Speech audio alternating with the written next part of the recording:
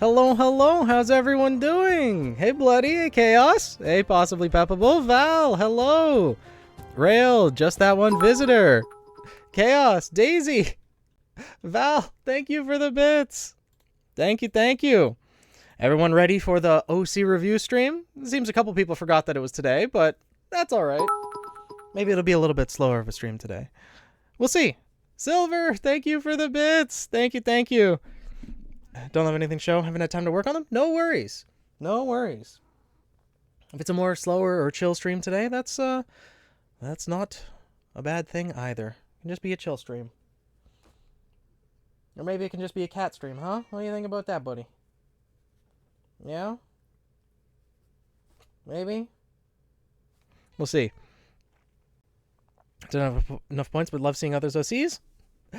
Glad these streams can be enjoyable for everyone. Yeet the cat, huh, Chaos? Also, hello, Atlantic. How have you been? Sage Savage, hello. Meow. Hi, buddy. Hello, hello.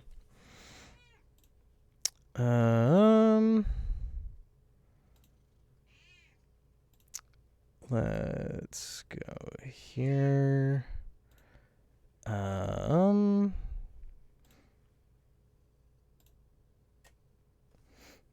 Do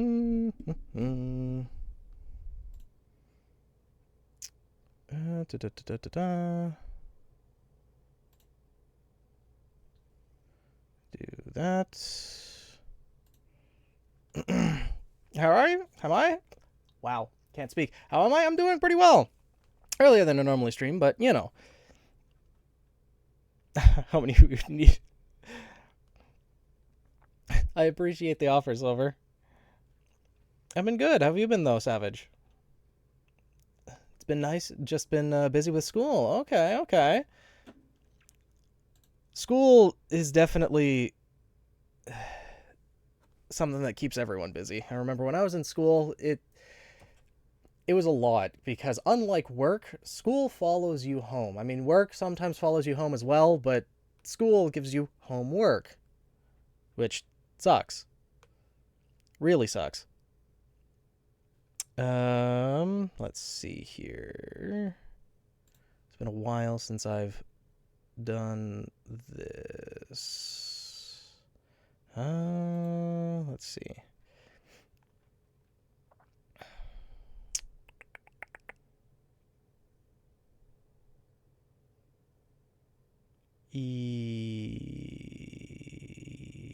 Yes, I think so. Okay. That was probably really loud. I'm sorry.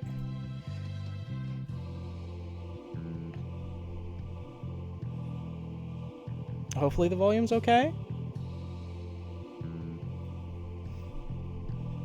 Good, doing well. I'm invited to a D&D campaign with 2 VAs. Nice, Savage.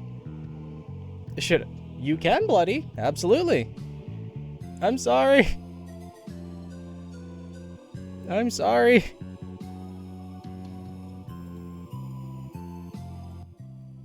I tried to catch it, but it started very loud.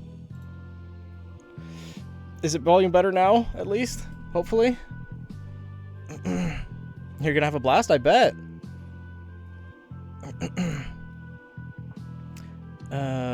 Been waist deep in Baldur's Gate 3 and your character's not fully ready. Music's fine? Okay. The redeem isn't set up yet. I just want to let people filter into stream first for a couple minutes, and then I'm going to open the redeem.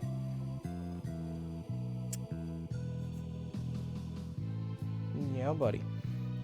All right, so yeah, I ended up privating the redeem after last OC review stream because I figured, you know, rather than just changing the amount of points that you can redeem it as, I could just hide the redeem each time afterwards. All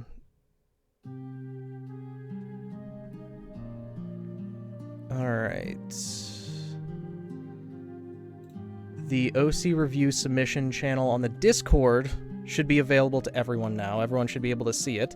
And as a reminder to everyone, only submit your OCs in that channel once you have actually redeemed. Soren, hello! Alright, now that a number of people are here, let's make the redeems public. I will start off by allowing 10 redeems, just so that ideally the first 10 redeems, people will still be here by the time I get to the 10th one. I don't want to allow like 20, 30 redeems and then, you know, someone ends up getting to the 20th or 30th slot and it's 5 hours down the road and they've had to go off somewhere else and they're not actually here for their OC review.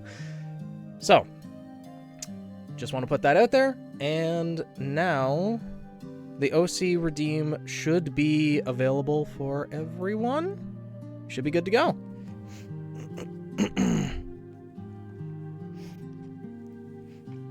And remember, only Word documents and PDF.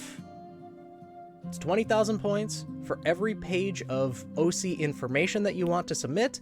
Extra pictures of artwork or pages of artwork and things are completely fine to submit. No need to pay for points for those.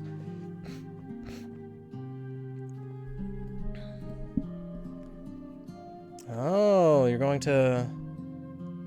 I think you mentioned that you were going to the football game. To a football game.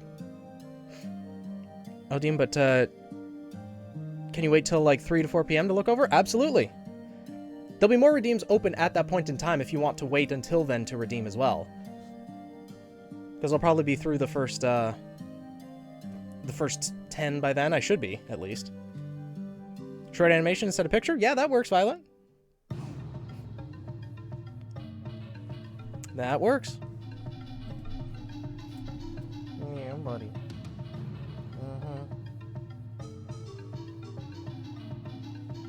Meow.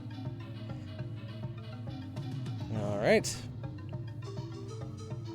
Rail's the first one to redeem. You wait then? All right, sounds good. Incoming bit of chaos. This is a joke. She is currently your most chaotic OC. Oh, this will be fun then.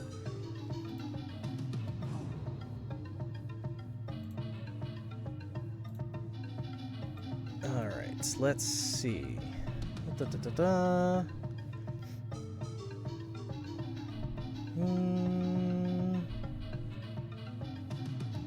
Yep, should be good. Alright, do I say cowabunga and go for it? Sure, why not? Marcus, hello. How goes?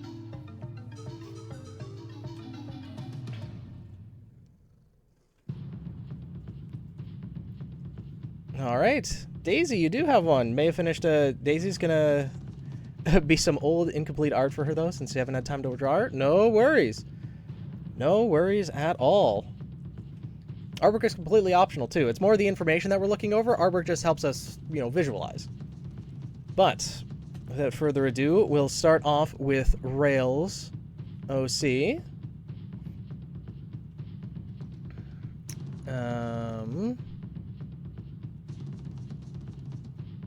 Yeah, I guess my face is kind of in the way on this one.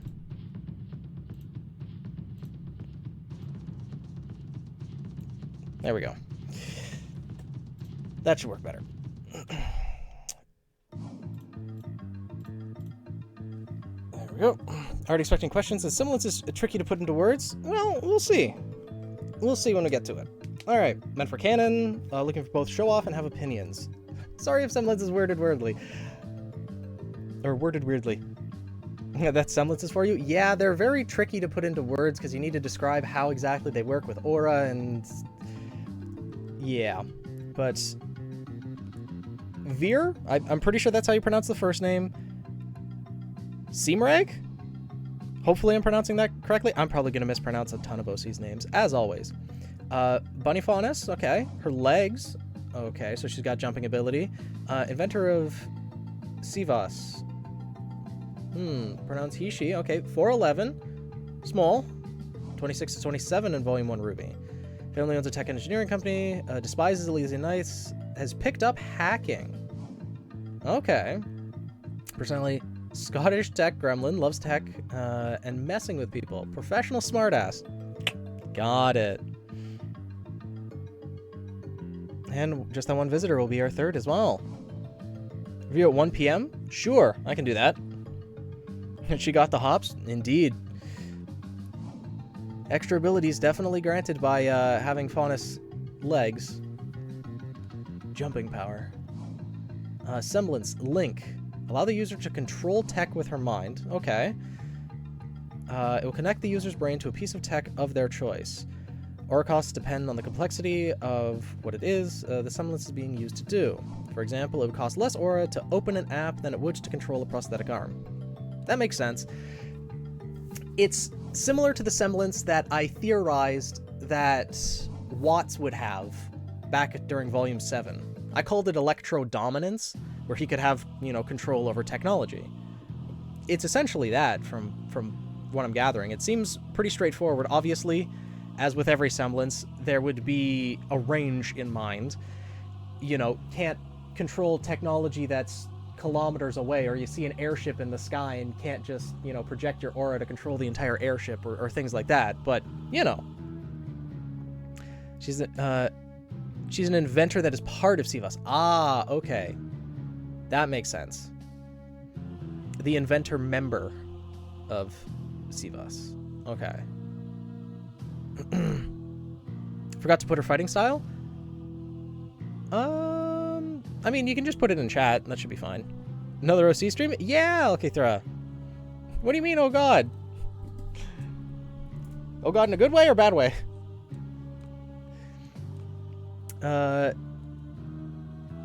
Weapons, Nuggets, and Arcanum. An M1911 pistol, a pair of drones that Veer developed herself. One drone is a scout variant called Surveil. The other is a combat called Trojan. Size range of the drones are relatively the same, although the combat variant's main body is more chunky to make room for the weapons and ammo. Both have a camera and are capable of VTOL? Not familiar with that acronym. They are stored on either Veer's back or on a dock on her arm, can be controlled by scroll. Flight time to be determined, but less than Surveil. So Trojan's obviously the heavier one since it's the combat variant. Ramming speed? I see. I mean, if you get into a sticky situation, use the scouting drone as just the distraction to get away. Because drones, in theory, depending on how complex they are, can be rebuilt, whereas, lost limbs in life, not as easy. Though prosthetics can be used. The fact that she can use her semblance to hack into or control a prosthetic arm is a scary prospect that I had not thought of. People could literally be strangled to death by their own prosthetic arms. Huh. Granted, it probably wouldn't be possible until that person's aura is broken or if they didn't have their aura activated. Because I've always operated under the assumption that if someone else is using a weapon or object as a conduit for their aura, that you can't actually control or manipulate that object unless either you break their aura or distract them and they stop using that object or item as an aura conduit. I mean, she wouldn't, but she could. And that is a threatening possibility that, could be used as an intimidation tactic or even as a joke in some scenes, or the ultimate state of why you little. If they control a computer system that's connected to others, can they use the connection be limited to that system alone? Can't send a command.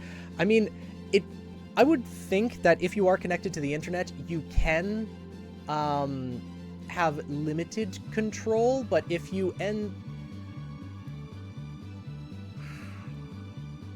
you'd probably only be able to control what's happening on that device, pull up web pages there and maybe manipulate things on there. I don't know if you'd necessarily, you wouldn't be able to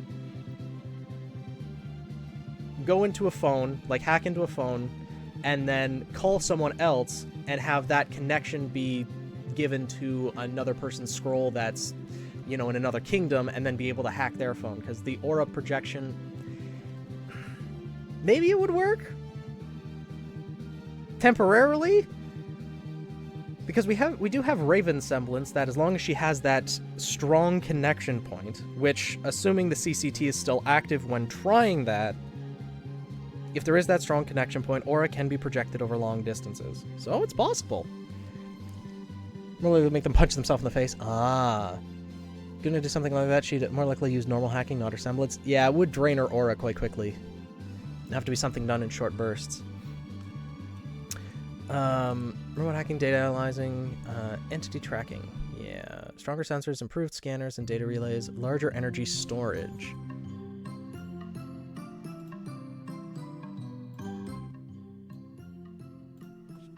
Okay, or just a semblance to make the hacking easier. Yeah. Trojan. Flight time, to be determined but less than surveil. Armament, a single fixed gun. Firepower is roughly equivalent to Veer's pistol, but with a faster rate of fire. Equipment, magazine, improved rotors, engines, tougher armor. Makes sense. Programs. Gun mode, while docked in the arm, can shoot by Veer firing a finger gun. Nice. FDO GIP or support mode. Flank a selected individual and fire on the targets. Defend mode. Defend, escort, selected person or item. And then, like, defense and offense mode, right? Yeah. Attack and chase the targets till it's down. Or command to target another. Okay. Interesting.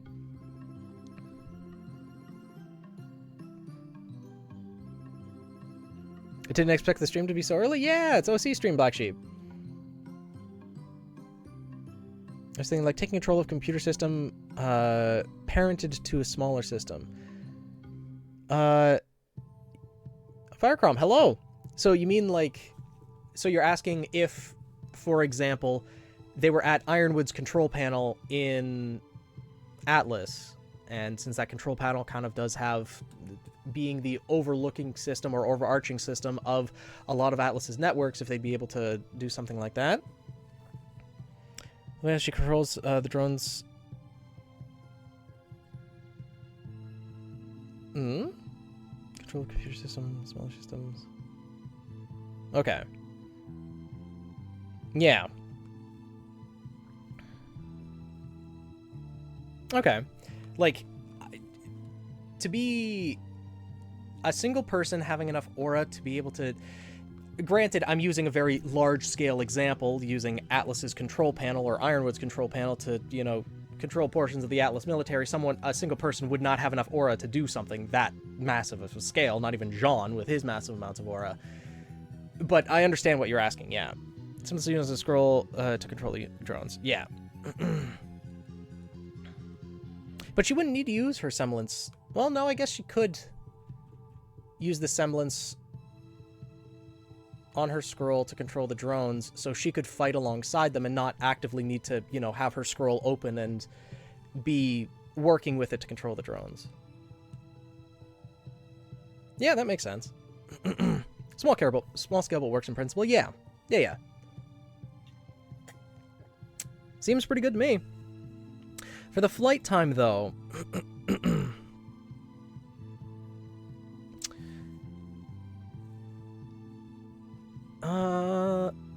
despises Elysian Nights, so am I to assume that she is from Atlas? Because tech engineering company, that seems very Atlas-esque, and also the dust that would be needed to build the technology and to have them fly. Working out the numbers on that end? Makes sense.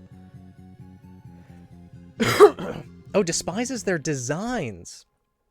Okay. That's a good distinction to make, because I'm thinking despises the Elysian Nights because of something that's happened in her past, a traumatic incident or something like that. But despises their designs is a nice distinction, because it's just like, those are just so ineffective. Why do they have to be, like, human-shaped in terms of drones and mechanics is a very ineffective way to create robots and things. So I've heard. I'm not an engineer nor anything like that, but having the moving limbs and everything doesn't really seem great. Why do they have heads? Yep. And they're so easily destroyed. Very true. And honestly, they're so easily incapacitated. Like, you don't even have to destroy the drone itself. Just cut off one of its arms and it can barely hold the gun anymore. Because they all seem to just have rifles that they wield two hands, like a normal human would wield a rifle, and then, you know, shoot. Take off one of their arms or both of their arms, and then it's essentially useless. Unless, well, I'm assuming all drones probably do have the capability to self-destruct, like that one drone did in Volume 8, and kind of temporarily, well, prevented Marrow from using his semblance to restrain Harriet and Vine and Elm, but humanoid drones are very ineffective at many, many things. Yes. Yes, indeed. But yeah, I'm guessing that Veer has an association with Atlas to be able to build this technology and to get the dust that would be required to have the drones fly. Because we need gravity dust for sure to be able to fly. At least fly silently and stealthily, that Surveil would need. Because if you use combustion dust, it'd be a lot louder and probably less efficient. It's just gravity dust is harder to come by. I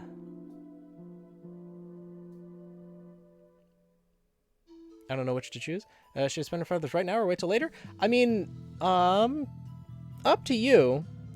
There's still, 2 redemptions after Rails. Just that one visitor and Painted Daisy. Daisy will be next, and just that one visitor requested to have their OC review after 1, so in 40 minutes from now. The one on the left. Hi, Roman. Fighting style is mobility focus, hit and run type. Hopping around, not be easy to hit, makes sense. Especially with her weapon being pistols and Trojan having a similar power of weapon, roughly equivalent to Veer's pistol, but with a faster rate of fire. I'm guessing a pistol, you know, is not going to be the strongest weapon that we've seen in RWBY, and is going to be better used for hit and run tactics. A very light weapon, very mobile, using the drones as distractions so that she can get away, and then she can distract to help the drones get away, and it's going to be very hit and run. Is going to be a fighter that, in terms of the Vital Festival tournament, would work well in biomes that offer a lot of cover, or, assuming fighting alongside her team, having teammates to back her up. If it's an open field of battle, probably at a huge disadvantage. So could you be third? Probably. I think we'll probably get to the third one just before 1. So we could do one of yours, Black Sheep, and then just to make sure that it's after 1 o'clock, we could do just that one visitor 4th, assuming they're okay with that. Cool. Let it be known, AK-130s had guns built into their arms alongside a blade. With similar problem, you have to remove the whole arm, not just the gun away. Okay. Trojan doesn't care about stealth. But the thing is, in RWBY, if Trojan gets too close to anyone, they're just going to cut it in half. I know it's more durable and it has armor plating, but when Trojan is separated from Veer's arm and separated from Veer's touch, it's not really being used as a conduit for her aura, whereas most weapons wielded by huntsmen and huntresses in close range are conduits for their aura, and bladed weapons can probably cut through steel in a lot of cases if swords are being used for but not as much as Surveil. Okay, not as much, yeah. So yeah, I'd assume because Trojan horse is a huge surprise attack. One of our teammates is Kalen from the last OC stream. Yes. Yeah, go forth. Okay, sounds good. Just that one visitor. But they're still easily destroyable. Yeah, the Elysian Knights are just not very effective. They're just the fodder enemy that you throw into war and hope that they can take out some of the enemy's forces. Before, the 200s were more designed for domestic peacekeeping rather than grim fighting. And that's the reason why they went with humanoid shapes and models to begin with, is because they're supposed to make people feel safe. They're supposed to be personable. When you see them roaming the streets, it's supposed to be like, okay, this is kind of tangentially similar to a police officer walking down the streets that just is covered in armor or what have you. It's supposed to not be like, okay, these are just hulking mechanical guards that are walking around. Yeah. Yes, she is 4'11". Small bean.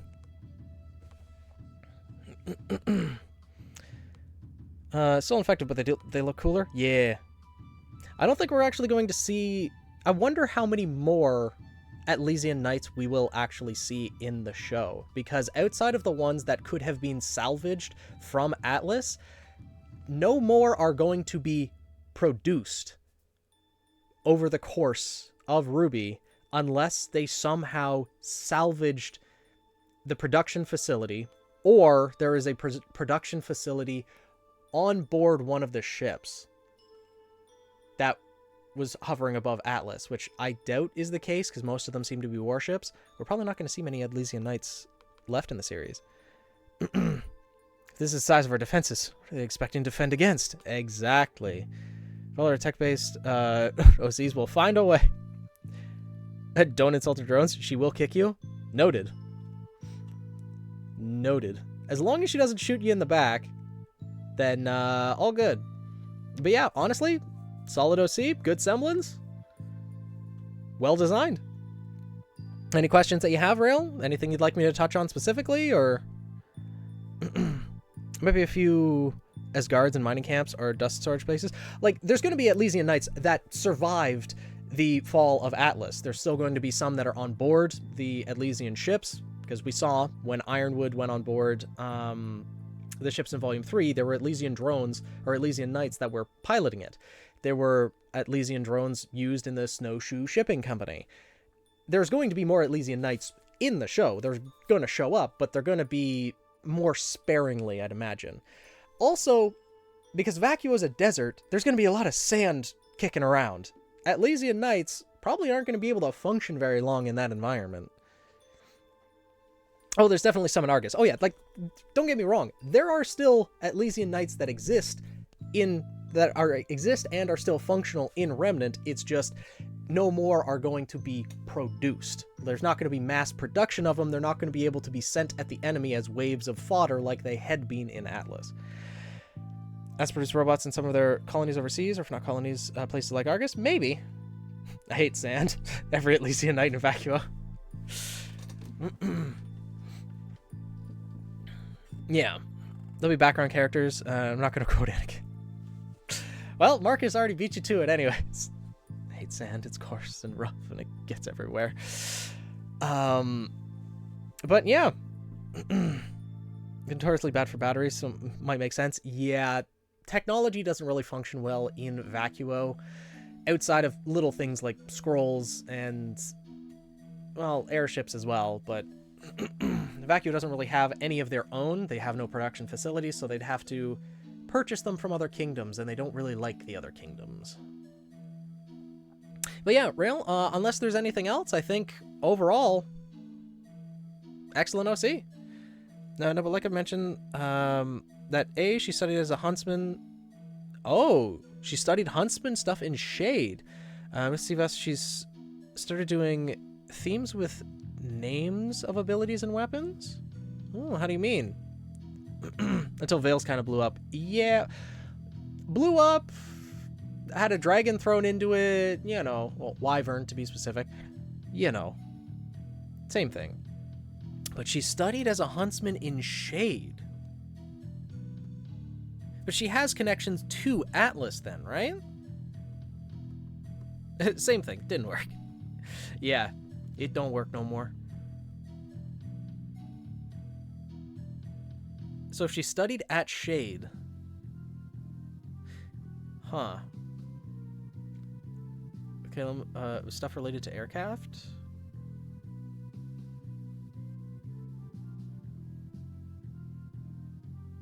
Like, how do you mean?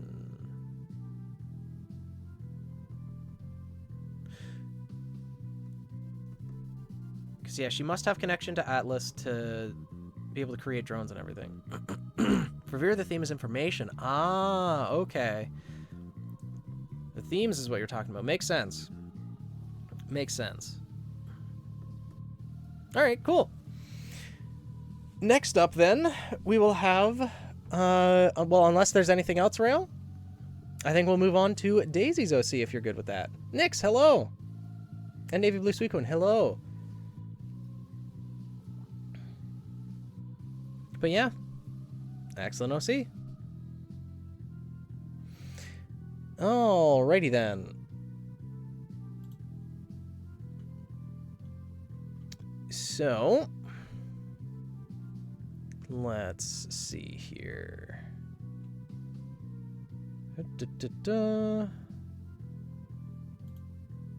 Okay. As for why Vera went to Shade, she wanted to see how they'd fare in Vacuo. The drones? Ah, okay. That makes sense. 10th way to get an OC reviewed? Eventually, Nix. You'll get there. I didn't want to be anywhere near the Elysian Knights. Ah, okay. But she is from Atlas. That was mainly what I was getting at. She does have those connections to Atlas to be able to build the drones and have all of that function. Good. Makes sense. Alrighty. And we'll go back to... Yep, she is Elysian. Excellent. So I'll move back to the center there. Go here. Close that.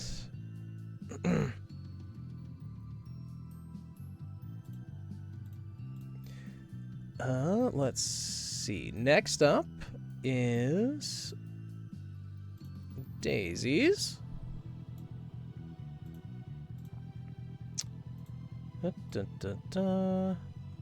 I remember you mentioning this OC before. The hula hoop. That's all for me, unless people have questions? Yeah!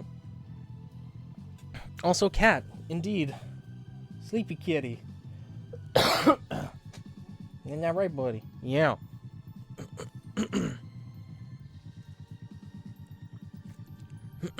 Have the feathers there? No received review. Hoopula? Yeah.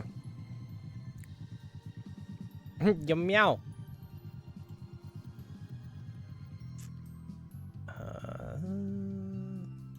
Let's go with that. And go back here. Switch back to here. Perfect. Try to finish up with Victoria too, but won't be able to stay after 2. No rush, Daisy. There'll be others. There'll be others. Rose! Forgot I was going to be eating early today. That's still eating dinner. Hello, Rose. How goes? Val! Thank you for the bits. Meow, meow, meow. How goes, Rose? What are you having for dinner, by the way? Food is important. And I'll be needing to eat in like 4 or 5 hours? I love seeing RWBY OCs. Yeah! Procrastinate on a homework. Yeah, that's... I mean, that's par for the course for just school life in general. I was the worst at procrastinating. And...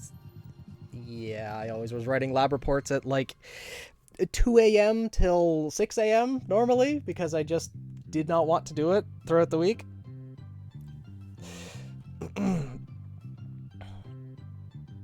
Ro Shaw is how you pronounce her last name, by the way. Daisy Roshaw. I know the English language is weird, but wouldn't that be Roxa? Just with the spelling?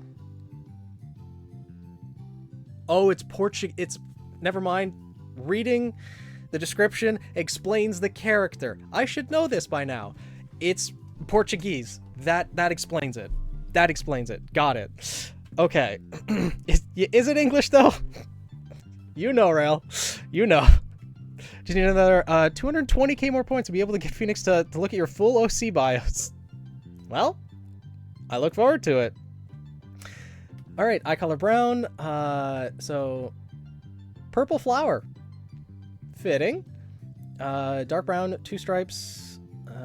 from your face dyed purple. And it seems like dyed purple in the back as well.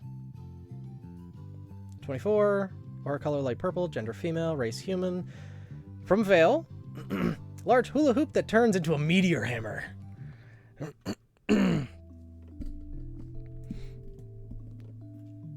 Procrastinated whole class to the last day. Didn't pass that class. Yeah, the worst that I've ever procrastinated is I had 3 weeks to write a whole research report. It was due, I think, 3 p.m. I forget what day of the week it was. It was a Wednesday, let's just say. It was due 3 p.m. on a given school day. And I started at 9 a.m. that day to do an entire research paper that I was given 3 weeks to do. Needless to say, I got the lowest mark in the class on that one. For next, all right, Roman. Sounds good. It's a new from what I remember. Yee. Yeah, down the back isn't meant to be there anymore. Ah. Start is old and unfinished. Okay. Language fail. Yeah. Probably gonna end up doing the same. No, I don't recommend it because I definitely failed that one, but the professor that I had was nice and gave me a 51 because apparently she didn't want to fail me. Anyways, getting back to Daisy's character, semblance is daydreaming. Daisy can create aura constructs of whatever shape she can imagine. Size and complexity affect the aura cost, with large flat shapes costing about as much as smaller 3D shapes. She can move these constructs, but they can't move more than 7 feet away from her. Yep, makes sense. Essentially, it's a more solid form of Neo's overactive imagination. Because she's creating, like, physical aura constructs that can survive more than a single hit, I would imagine. You guys procrastinated? Did all your homework reports and stuff always at the last moment? Then again, one of those students that never studied and still got B's and A's? Same. Well, in high school, that was always the way I did things. In university, I always procrastinated, did decently well, but in high school, I was always aiming to try to get 80s because I knew I needed the average to get into university. Once I got to university, all I needed was a 70 average across all my courses.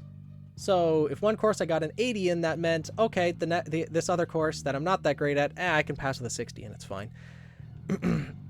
Basically, also not as complex or realistic. Yeah. Makes sense. And the range limit is good as well. It could probably be extended a little bit. I think that'd be fine. Assuming that, trains with the aura projection should be able to last more. It'd be harder to control, but yeah. Daisy's a very imaginative individual and seems to spend just as much time in her own world as reality.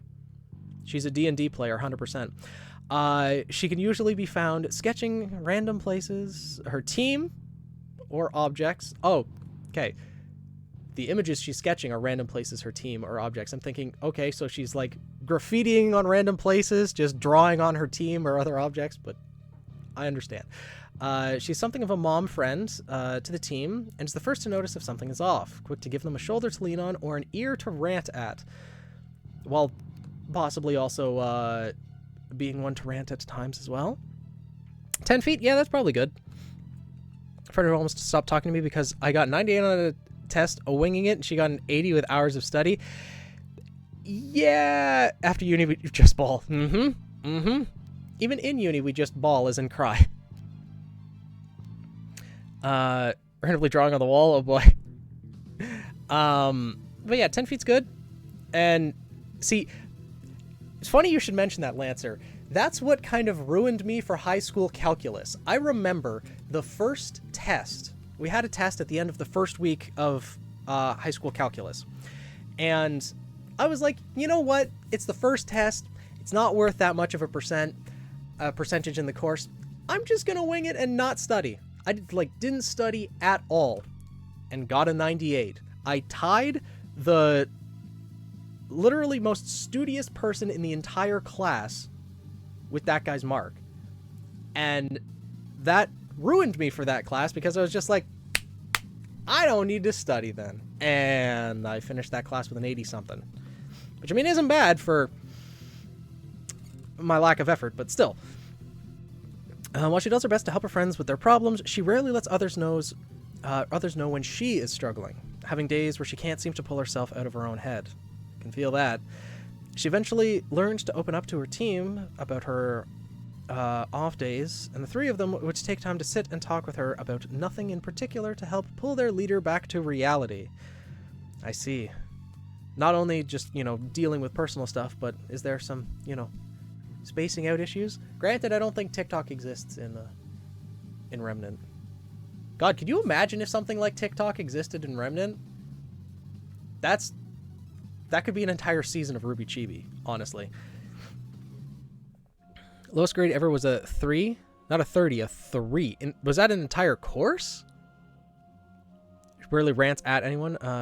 Big character development when she actually complains to the team about something for once. Oh, the global IQ of Remnant would go down.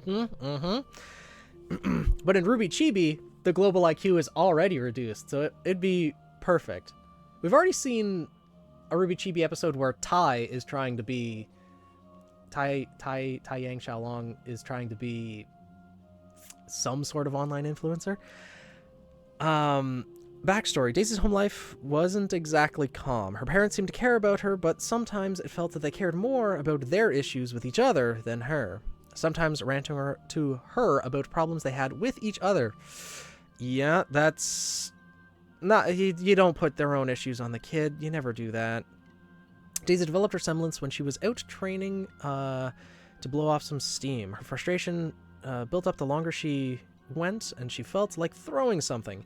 She mounted a stone in her hand and threw it in the direction of the training dummy, feeling shocked when a small purple object hit it.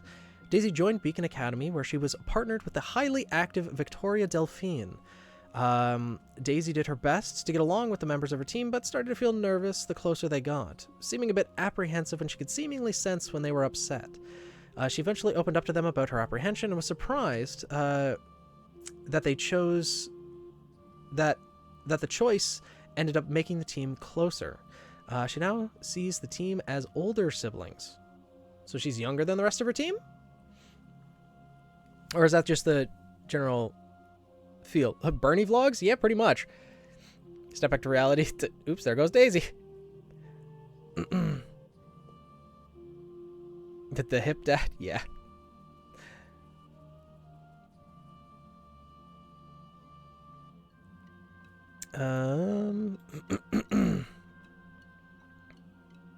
It needs to be in a Words document or PDF, Nix. That's the only file format that I'm going to review, and I'm going to have to be strict on that. But you can easily go to the Google document, go to print, and select print as PDF, and that will create a PDF file for you, and you can just submit that. That's just the... Yeah, no worries. It's just, I don't want to review Google Documents on stream because people can actively edit them on stream, and I know no one currently is the type of person to do that, but in the future, there could be less than savory individuals that might come in and do something like that. Didn't even catch that? Yeah, no worries, Roman. There's a reason for a semblance called daydreaming. Maladaptive daydreaming is when daydreaming becomes so intense that you're basically disconnected from reality. Oh, okay. He's the youngest on the team. All right, makes sense. Yeah. Honestly, good origin story for Semblance. Unfortunately, so many characters in Remnant have sad backstories in one way or another, whether it's, home life not being great, or there being some trauma with one of the parents or someone close to them dying or being in danger, or themselves, and awakening that semblance through going to blow off steam and something like that makes sense, and it fits for this what the semblance actually is, and it's good. Main characters all have at least one dead parent. Not Weiss, not yet. Well, up until volume 8, at least, she hadn't. Blake's are still fine. Ruby and Yangs are kind of up in the air at the moment. Someone will see a lost arm. Yep, definitely accurate. Yep.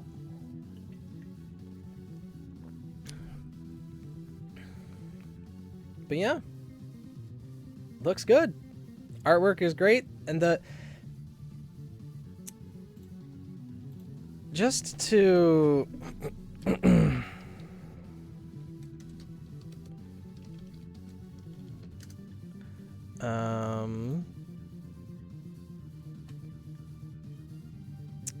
let's see.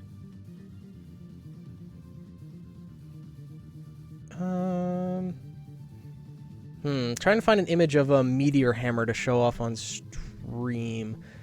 Do you have a reference image, like, of what exactly you're imagining? Because it seems like when I Google it, there's a bunch of different types of meteor hammers that come up.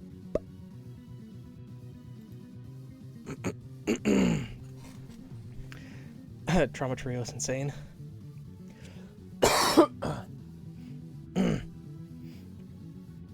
Alex, hello. I'm going to be working from noon till 8:30. Time is a US hour behind you. Try to pop in once in a while. Sounds good, Alex. Thank you for joining in. Few of OC still have their parents. Yeah, same here. Victoria's is finished, but I want to run it by you real quick before I submit it. Deals with some heavy stuff. Tried not to outright stay it. Makes sense.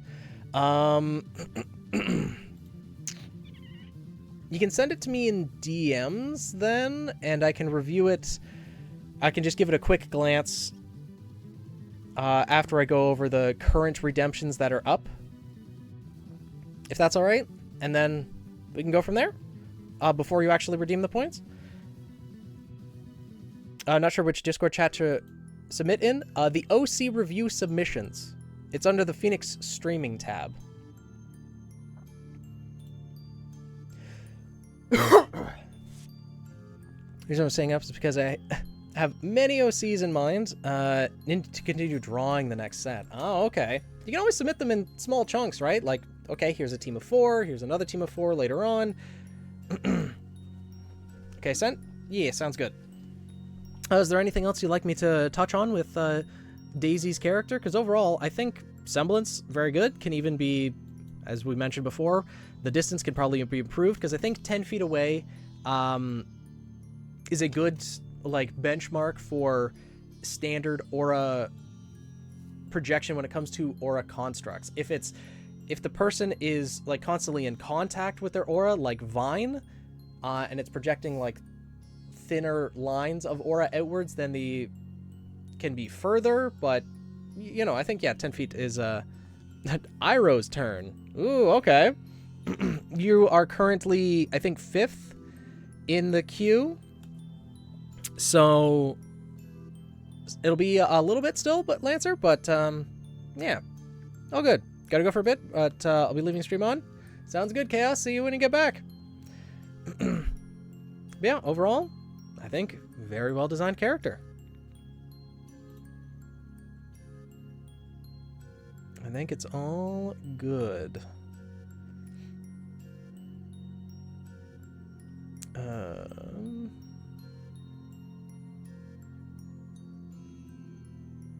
Yeah.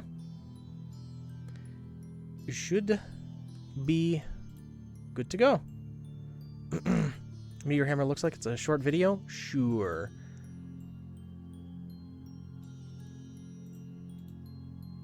Yeah, I knew what a Meteor Hammer looks like. It's just there's a few different ones.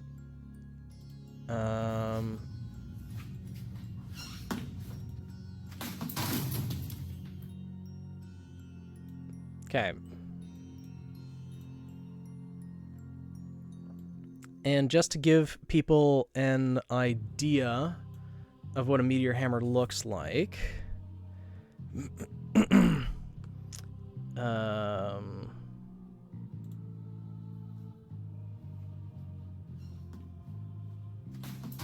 yeah, that kind of thing. So it's essentially goes out into a string, and yeah, a bit closer to what that guy uses. Yeah.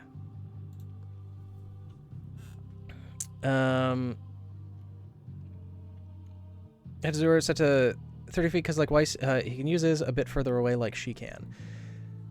Yeah, it depends on the size of the aura construct. It really depends on the semblance as to how much aura would be needed to project it further away and how much control the individual would have. Like, yeah. Not sure how to convert to a PDF on iPhone. Oh, it's on phone. Yeah, I'm not sure. But anyways, I think Black Sheep's was next. Then it's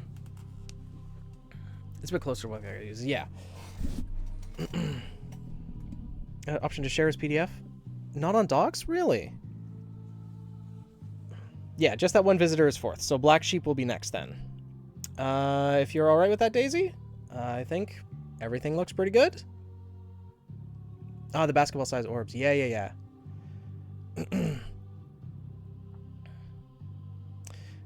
So, yeah, I think we're good to move on to Black Sheeps.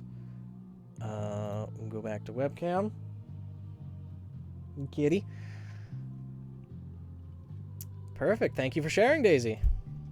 And thank you to everyone else who's submitting their OCs as well. I appreciate it. Let's see. Go here. Go here.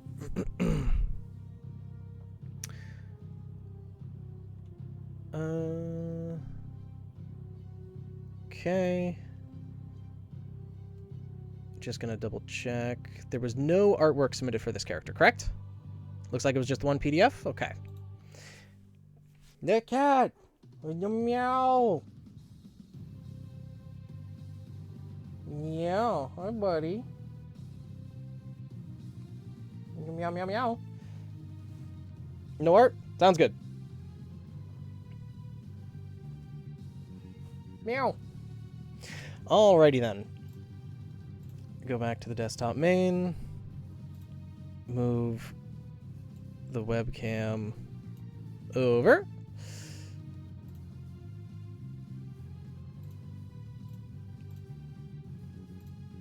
And we should be good. Probably watching because you're working on some 3D animation stuff, but interested to hear about these OCs. Nice. Should go, but yours is not shareable, Soren? Is that because the story is a little bit too graphic, or is it just you don't have it in a form that's shareable currently? All right. An AU character, and would like for him to be critically reviewed. All right. Yeah, 3D animation is pretty intense. Interest has been piqued. The quote, "Are the gifts bestowed upon us from the heavens? Are the gifts bestowed upon us from the heavens not an invitation to strife and tribulations? Our arrogance not the bane to our better wisdom for the price of fortune?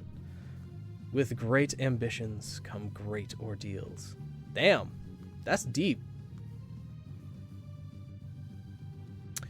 General information. Rufus, I'm assuming it's pronounced Rufus? Or is it Rufus? Rufus? Don't have the form of inform yet? Sorry? No worries, Soren. No worries. There's going to be other OC review streams. They're going to be essentially continuing indefinitely as long as people are still interested. So, Rufus. Okay. And Aegean, a shade of blue. Aegean or Aegean? Aegean. Yeah, I don't know how to pronounce things that... I just don't know how to pronounce things. A shade of blue, which is in reference to the Aegean Sea located in Greece. Rufus is the leader of Team Razmik, shade of purple. Nice. Did not know that color existed. He hails from Sunsprout Village, and is from the time period known as the Dawn of Kingdoms. His aura color is red. Okay, okay. Dawn of Kingdoms is an excellent name for an age. And Sunsprout Village. Cool name. I think it's pronounced with the J sound. Aegean. Then. Okay. Weapons. Is it just Connor or Conor? Again, I'm questioning every name I come across. In Philodoxia. Conor is a simple arming sword forged by Rufus's father and is very battle-worn. Okay. Sword, not necessarily passed down, but a well-used weapon like Jean's Crucia Mors. The name translates to endeavor in Latin. Philodoxia is a 4-foot-long tomahawk, and it means aspiration. Interesting. So instead of sword and shield, it's sword and tomahawk. Huh. G before EI sounds like... Or Y sounds like J? Is that a rule in the English language? Huh. Shatterforge. This is an augmentation type ability. It works by infusing aura into a conduit, and as the weapon is used in combat, it gains power with how much damage it receives. With every chip and crack, the weapon strikes become more powerful, and the more durable the conduit is, the greater the power its power increases. Upon full mastery, when the conduit fully shatters, it releases an explosion of aura that Rufus can channel into a final attack. Interesting. Now, I do have clarification questions about the semblance, but I'll read over the last music theme first. Music theme, Waiting for the Sky to Change by Starset. Not a clue. I don't listen to music, so I just have no clue about that. But this song reflects Rufus's adventurous and determined nature, and how he refuses to accept the reality of living in a world where Grimm force humanity to live and hide in seclusion. All right, sounds fitting. Shout like a J if it's followed by an E, I, or Y. Huh. Where did you get a shield? How do you mean? But 4 foot long? Oh no, there wasn't a shield on here, but I said, like, instead of fighting with sword and shield, which, you know, a lot of people do, Jean, Pyrrha, sword and shield fighting, but it's sword and tomahawk. Yeah. We smack objects with weapons and get stronger? I'd imagine so. But with the semblance, I understand how it works. Like, you infuse aura into an aura conduit. Violet Embers, hello, hello. For your characters that needs a bit of help, and the second is for his character to show off and get help on. Sure. You are currently 5th and 6th in the queue, just to let you know. So it might be hour and a half ish, just to give you a heads up. Oh, I said shield and tomahawk. Slip of the tongue. My apologies. But with the Shatterforge semblance, augmentation type ability, it makes complete sense. You use a weapon as an aura conduit, but instead of necessarily protecting the weapon from being damaged, it allows that damage to happen and is more strengthening the power of the blows. It's a minute clarification with the way that the semblance works, but I do want to know, if you pick up an already damaged weapon, say, do you intend for this semblance to immediately be stronger while using an already damaged weapon? Or is it the damage that's done within that specific combat? Because as with Yang's... I bumped the mic, I apologize. As with Yang's semblance, she has to take the damage in that combat, and then she can deal it back. Which I'm assuming that's how the semblance works. The damage has to be done in that combat, and then can deal a lot of damage. And if the weapon happens to break within that combat, then there's explosion of aura. Only increases within that specific combat. Perfect. Because that is the clarification I would have made if that was not the case. So excellent. Because power storage, there is no situation where we've seen where cumulative power storage carries over for a long period of time, because that would require a lot of aura to do so. Excellent. Really unique semblance. It's essentially like Yang's semblance, except it's kind of a combination of Yang's and Adam's semblance, which is really cool. I like it a lot. I like it a lot. Very good. yeah, it's a semblance that I think would fit both in canon and in the alternate universe story as well. So it seems like the alternate universe that you're writing is kind of your own different history of Remnant and how things are working out, but still, when it comes to the characters and the semblances, following canon rule sets. Yeah. Yeah, I always love seeing unique takes on semblances, like, you know, power augmentation, or like semblances that we've seen in the show, or just even unique semblances as well, and how you can work out little minute details of the semblance. Because when you just look at it, okay, the weapon gets chipped and cracked, but when most huntsmen and huntresses use weapons as conduits for their aura, it strengthens the entirety of the weapon. So, you know, prevents it from being damaged or takes less damage, and, you know, as well as dealing stronger attacks. But with this semblance in particular, the strengths of the attacks are increased, but the durability of the weapon is not. It's still allowed to take damage, still allowed to be chipped or scratched, and that actually increases the amount of damage that it can do. I really like that detail. Got it submitted? Nice, Nix. But is there any other questions or clarifications that you have for your character, Black Sheep? Because without really knowing more about the world and the story that you're writing, I can't really offer any advice or insight on that. The weapons seem cool, with a tomahawk and sword. Both weapons that would be able to deal a lot of damage and would slowly, you know, be worn down in battle, but would also be durable enough to last through many battles. Not really? All right. Well, thank you for sharing. Love the semblance. Character is very interesting. I like that they fight with, you know, a sword and tomahawk, sword and axe, which is different than the norm. Yeah, I really like it. Thank you. All right, and with that, we will move on to just that one visitor then. Right around 103. Excellent. Perfect timing then. Perfect timing. This is AU, by the way. All right, thank you for that clarification. I will go there. Go here.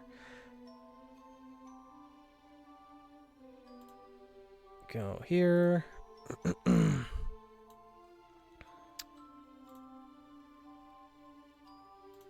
And grab this. Ooh.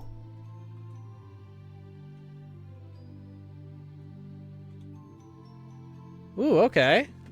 Okay.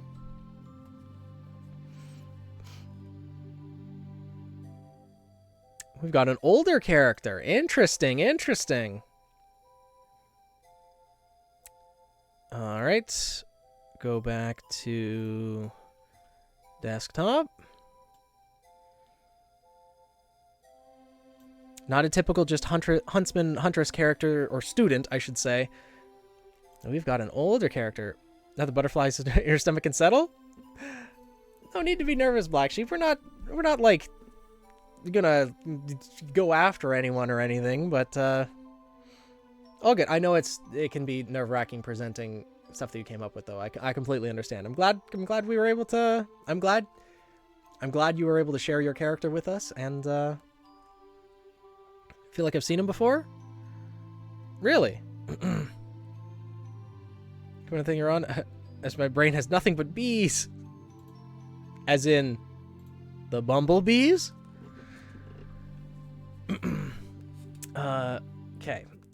This is alternate universe. Gender male, age 46, birth date September 14th, 6'3". He is a big boy. Elf owl faunus. Trait impeccable eyesight. This is a real owl, by the way. Okay.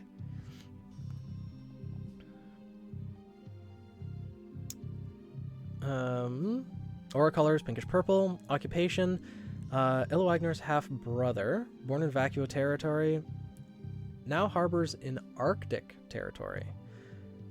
Weapon, glacial regalia. NR40 combat knife, for comparison's sake, and smoke grenades. Okay, so there's the combat knife. Ammunition types ice and water dust. Okay, so he's definitely an Arctic fighter. Not even the chats or anything? Is I submitted to OC, so nervous for my turn? I'm looking forward to it next. As in, I'm flipping between anxiety and excitement. Ah, okay. I hope it's not too nerve-wracking. But semblance, winter fracture. Ooh, or wintering fracture. Like the name. Is a semblance of Kunz. Yeah, because the name is Kunz? Kunz? Kushnikov. Kushnikov sounds like a Russian last name, if I'm not mistaken. Kunz, I'm not sure. Based on an RPK. RPK. His nationality would be Russian. Okay. What does RPK stand for? Does RP stand for role playing? But I don't know what the K would be then. Or is the RPK the weapon? But let's see. Wintering fracture is a semblance of Kunz. The semblance allows the user to rapidly freeze what they feel fit due to the presence of water, moisture, and what definition that may fall under. By harnessing water, however that may be, the user can rapidly freeze and manipulate what is transmuted into ice. If the user can sufficiently create an ice wall or a small mound, then they can. Okay. If the user were to need to traverse up a wall in a way that they can think of, they could. Offensively, this also comes in the terms of the user's creativity and intelligence as well. Wintering Fracture also allows the user to perform an ultimate finish on their enemy. This finishes by flash freezing an opponent's insides out, utilizing all of their internal and external moisture against themselves, assuming their aura is broken, most likely. Though it is alternate universe, so the rules may work differently, which we can clarify in a moment. This is obtained by the user having sufficient enough aura to spare, the opponent being weak enough, and having the absence of aura. I just need to read further. Though if the user was too low on their own aura, the semblance could potentially not trigger or simply punish the user by leaving them with no aura to spare with no gain. Makes sense. Consumption varies, like medium, and can exceed high. Alright. Combat, likely mid-range DPS, exceptional fist fighter, and playing field control. Oh! So even though he has a long-range weapon for the most part, he uses it as more of a distraction then to get in close. Kunz is a fighting style where he tends to bait his enemy into attacking him so that he can oppressively punish and capitalize on any mistake he can find. Being observant, he knows when to use his mid-range capability to watch his enemy and studies their keen movements and behavior. Likely depraved from his sport for hunting. After making his enemy likely uncomfortable, he doesn't mind to bleed them from exhaustion as a waiting game. Okay. Treating fighting like a card game. You've activated my trap card. He doesn't tend to show all of his tricks and fight dynamics, even to those who are objectively challenging fighters, as well as to Grimm. It's not enough character for Kunz to shit-talk his opponents, even when he's at a disadvantage, to make the stake of mental games with clever pettiness. Even as far as taking a sip of alcohol in a fight. I see. So he's a bit of a shit disturber in and of himself then. In tandem with his semblance, Kunz has access to moisture and water with his environment. With this, Kunz can play safer, though he may arguably play risky. That being creating cover, creating movement opportunities, even in a dead-end situation, even harming the opponent. Okay. There's something to help provide water and ice to his disposal. Yes, that makes sense.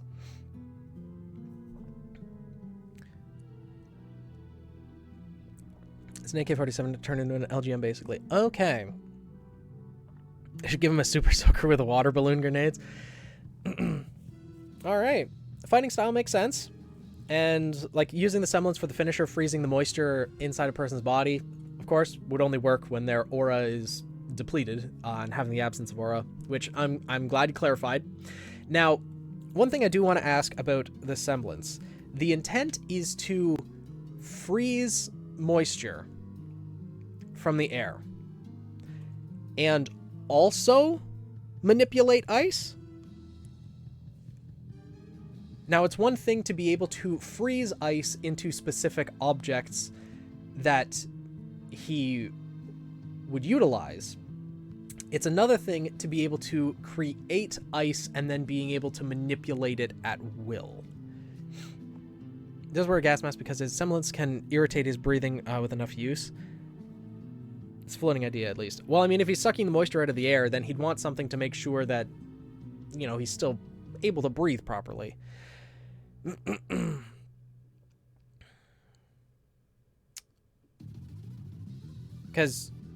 But yeah, I'm curious about the clarification for the semblance. Harnessing water, however, that may rapidly can freeze and manipulate what is transmuted into ice. What extent can he manipulate what is transmuted into ice? Isn't as open-ended as it sounds. Because because when it says and manipulate what is transmuted into ice, that makes me think, okay, let's say he creates a ball of ice from the air and then can shape the ice into multiple different forms, because that sounds like a separate ability. Now, if he had a specific idea in mind before condensing the water and then said, okay, like I want to make steps on a wall to be able to climb the wall, he can freeze the water into those steps, but then they're permanently frozen as those steps until they thaw. Hopefully my description makes sense, but that's where I'm thinking the semblance makes sense as a single ability. If he can then still make those steps and then take that ice and turn it into something else, then that's a different ability entirely. Okay. Good.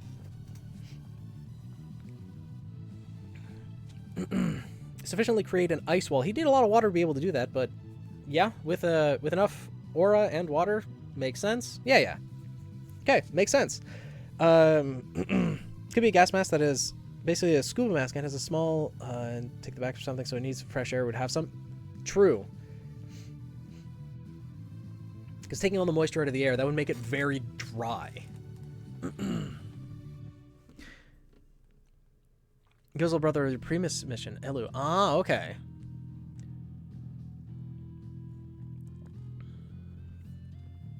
Okay.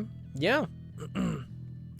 Honestly, I think you've pretty much thought of most of the little hiccups when it comes to creating a semblance like that. What would the range be for creating objects with ice? Like, because being able to condense water into ice, I think would need like physical contact with the area that he wants to create the ice. Like using the scaling wall example again. To create each step, I'd imagine that he'd have to like hold his hand very close to where he'd want that step created to be able to condense the ice, and it'd be a slow process to create each individual foothold. Code Runner moment. Hello, Kitsuban. I have to go do laundry? No worries, Roman. No worries. Because that's what I'm curious about with the range.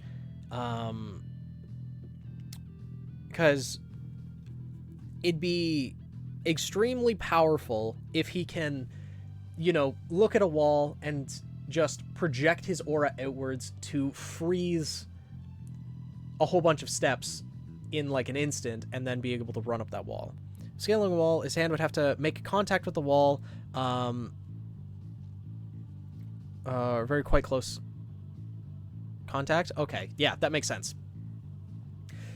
Because it's to condense water is not necessarily an aura intensive thing. If it's something small, if it's obviously a large ice wall, it would be quite aura intensive, but it would require close proximity and aura precision to be able to condense in the moisture.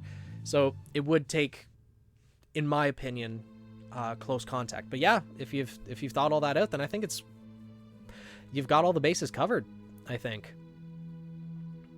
And all I can think of when you mentioned the finisher being, you know, freezing the internal organs and flash freezing them from the inside out, all I could think of was the freezer from Fullmetal Alchemist Brotherhood. Some of the details of the complexity has been left out, unfortunately, which is an unfortunate side effect of limiting everyone to a single page. Some complexity might be left out to fit everything in, but that's why we can ask clarification questions, right?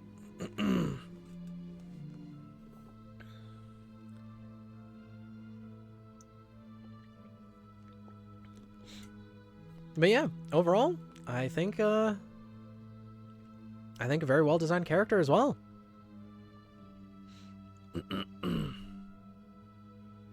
He's a hard counter for Irvina. One of your OCs, Kitsu?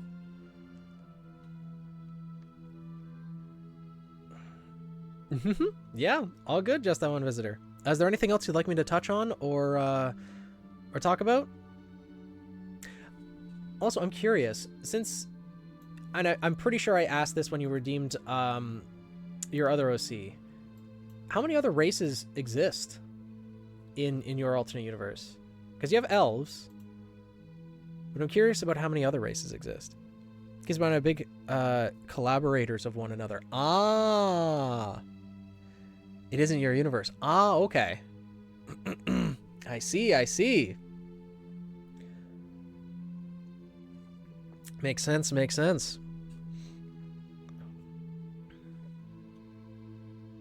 All right, cool. You can explain this? All right.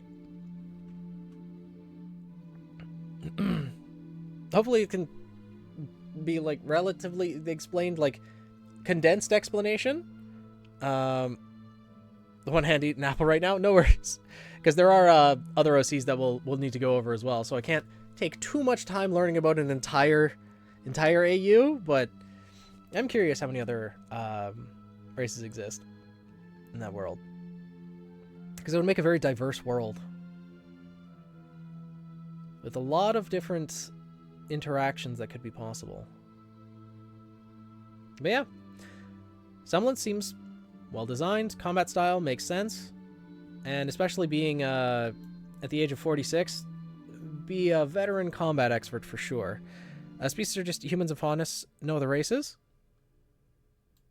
What about elf though?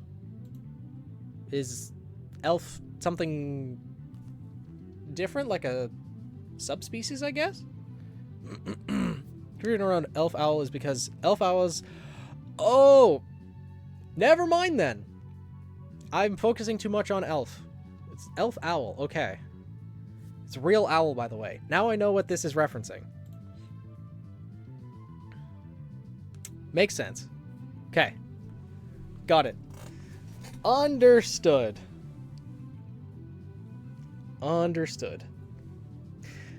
All right. Well, I think that pretty much covers it from my end, because I always focus a lot on the semblance, because I want to... That's where I feel my expertise is. I mean, I know a lot of things about the world of RWBY and Remnant as a whole, but considering this is alternate universe, semblance is the main thing I focus on. And, you know, I've asked, most of the clarification questions that I wanted to ask, and I think you've pretty much thought of most little interactions for the semblance, and I think it's pretty well designed. Is there anything else you'd like me to touch on specifically, or... Yeah, unless anyone else in chat has other questions. But it seems like everyone's just... social aspect of Remnant is interesting to be sure. Yeah! It seems like everyone's just enjoying hearing about the different OCs. His combat knife is on his shoulder. Ah, yeah, I see that right there. The different pouches, I'm guessing, are different dusts that he would use for his weapon, like ice and water dust crystals. And ammunition.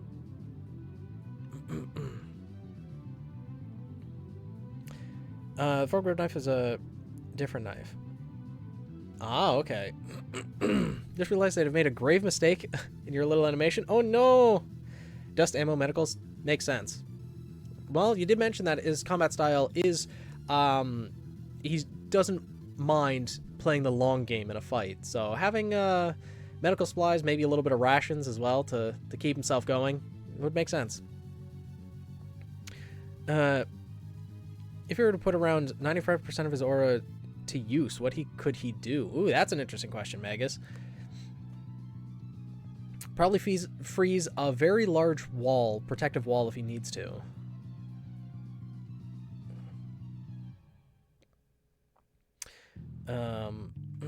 Yeah, I'm guessing Magus meant in one go. Would need the water to facilitate it, though, because that's one thing that his semblance relies on. Because if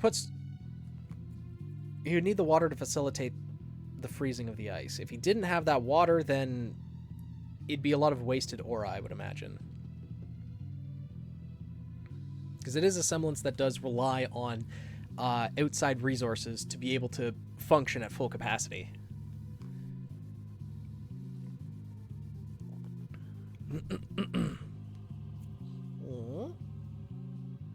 Meow. Meow. Yeah, buddy.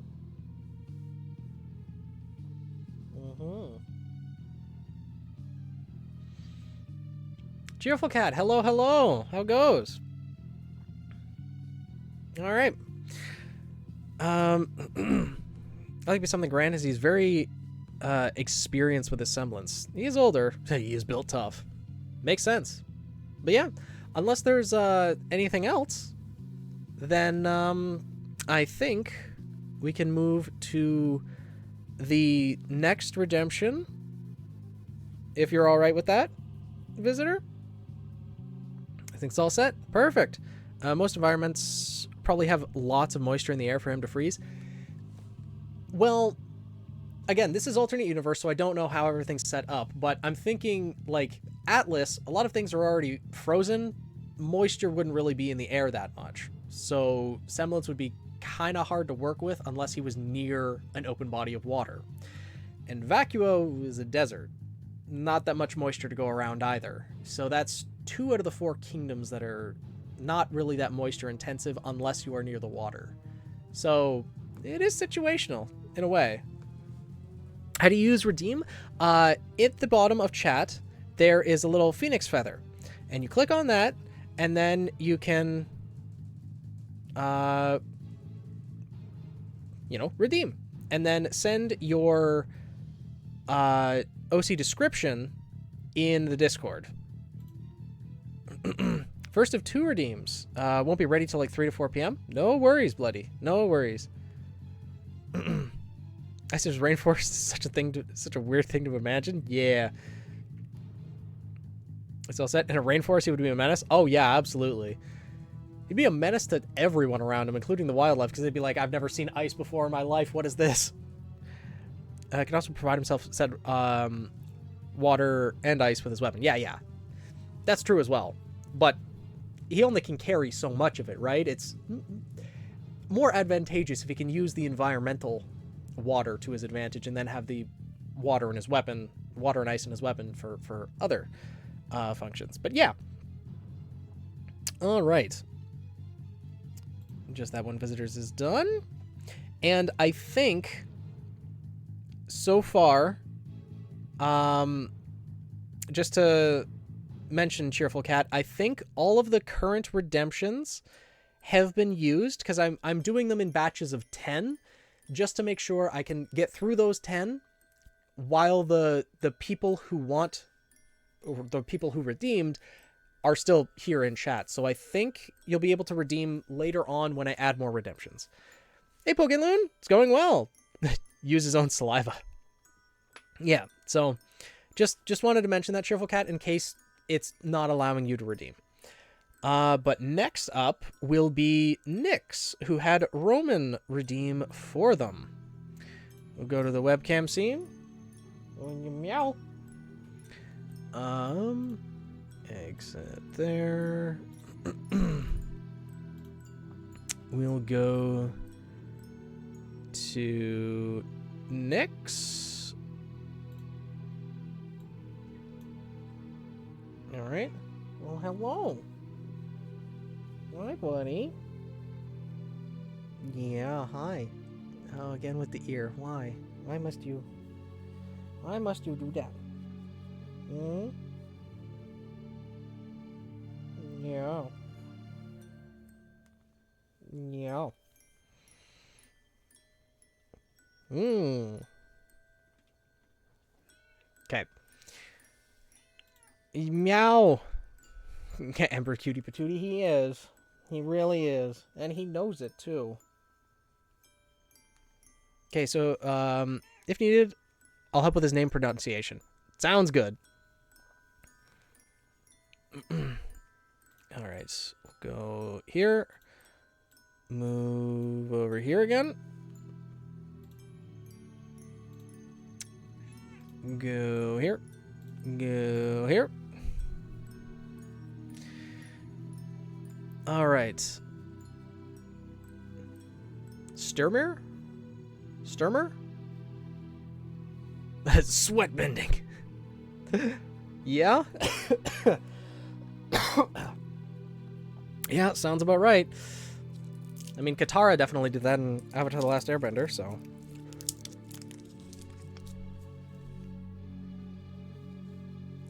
Alright. Is this for alternate universe or canon? First question I should ask. Sturmir. Okay, Sturmir. Got it. It's for canon. Are blue dragons creatures that exist in our world? Like a bearded dragon type thing? Or like a full-on dragon?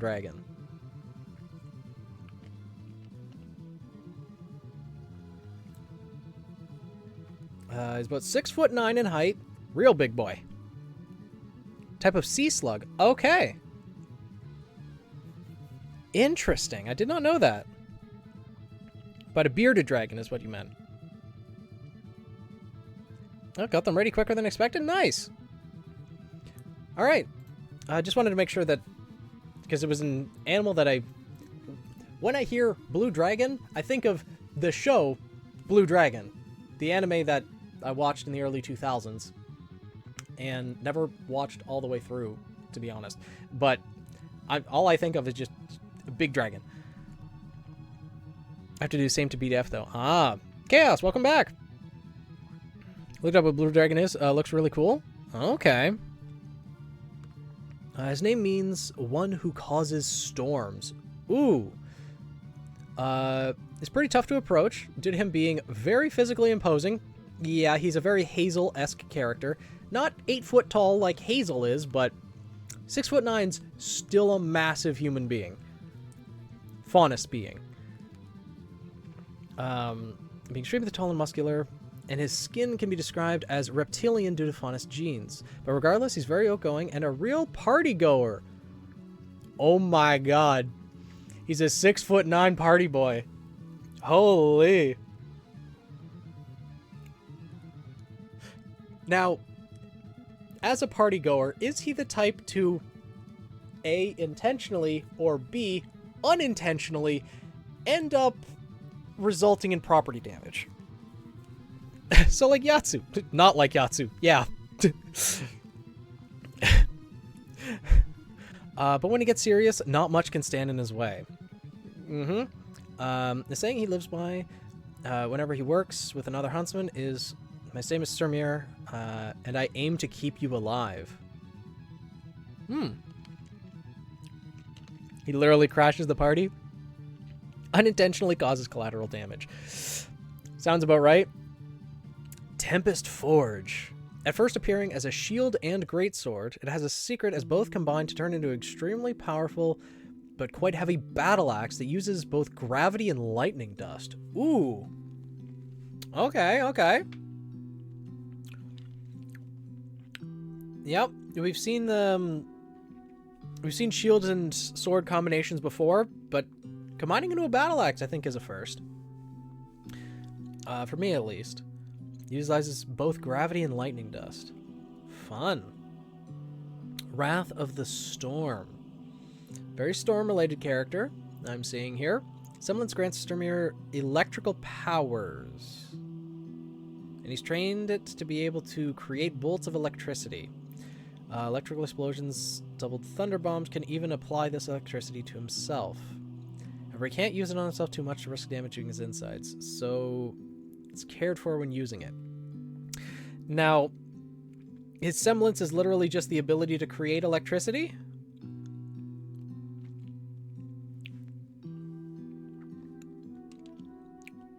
Reinhardt?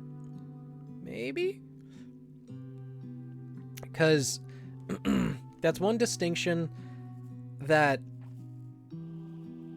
I've always mentioned, is that semblances cannot by themselves replicate the abilities of dust. Generate and cast out words with a semblance. Words?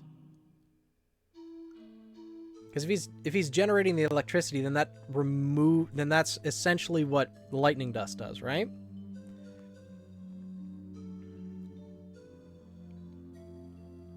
It's more of aura than actual lightning. Well, yeah, but it's still lightning created from aura, right? And it would have the same effect as lightning dust would, right? Like Levy from Fairy Tail? Well, it's specifically electrical powers. Because being able to just turn one's aura into electricity, that just is elemental capabilities, which, as we know, were separated back when the God of Darkness atomized humanity. Elemental capabilities became dust, and semblance is the power that remained within humanity. Like lightning-shaped beams of aura. Anyways, backstory. Born and raised in a village outside of Vacuo, he was a gentle giant and admired by his peers, human and faunus alike. It was until his village suffered a devastating grim attack while he was away. Traumatized at the sight, Sturmir vowed to always fight for the weak and unlocked his semblance to become a formidable huntsman. It's part of Team Atlas. Okay. Lightning-shaped aura. But it still has the powers of electricity, yes? Because it's... like, the semblance grants Sturmir electrical powers. Trained to be able to create bolts of electricity, electrical explosions, dubbed thunder bombs. So, I like seeing the interplay between semblance and aura. Aura is a finite pool, so you're forced to be creative in combat. Yes. Because if it's aura projectiles that are shaped like lightning, that's one thing. But if it's actually granting electrical powers, then that is replicating lightning dust with aura alone. But it's still granting electrical powers with aura. Now, if that's the case, like, because a semblance, we've seen no case of a semblance replicating the effects of dust on its own. As with the previous character that we went over, he can use his semblance to create ice using water. It's converting one thing to another. Now, if the semblance is absorbing electricity and then being able to conduct it through his own body and use it for his own means, that's something that could easily work. Gotta go, but still leave stream on. Just DM me whether our OC is okay or not to show. Sure, will do.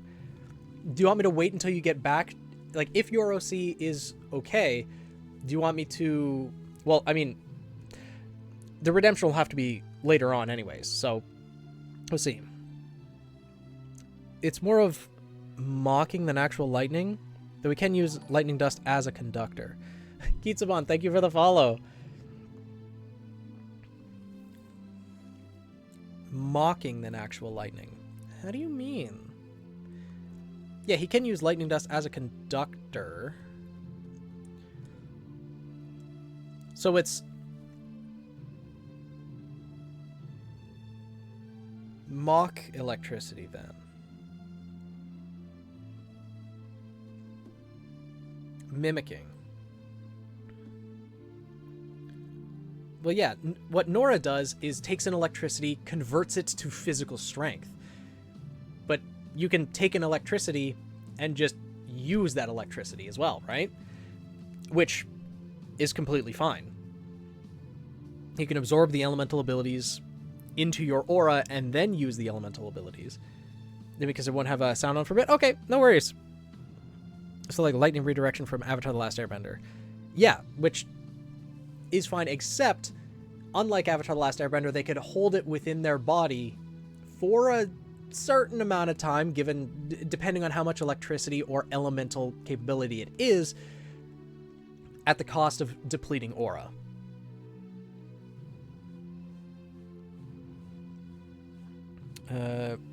Duck, I already sensed it won't have your laptop. I can still spend the points. Sure. Yeah. If I'll look through it once I get through these redemptions, these first 10. He can mimic lightning with his aura, but can also absorb actual lightning and use that. Now that's kind of getting in the territory of two separate abilities. If he can actually absorb electricity as well.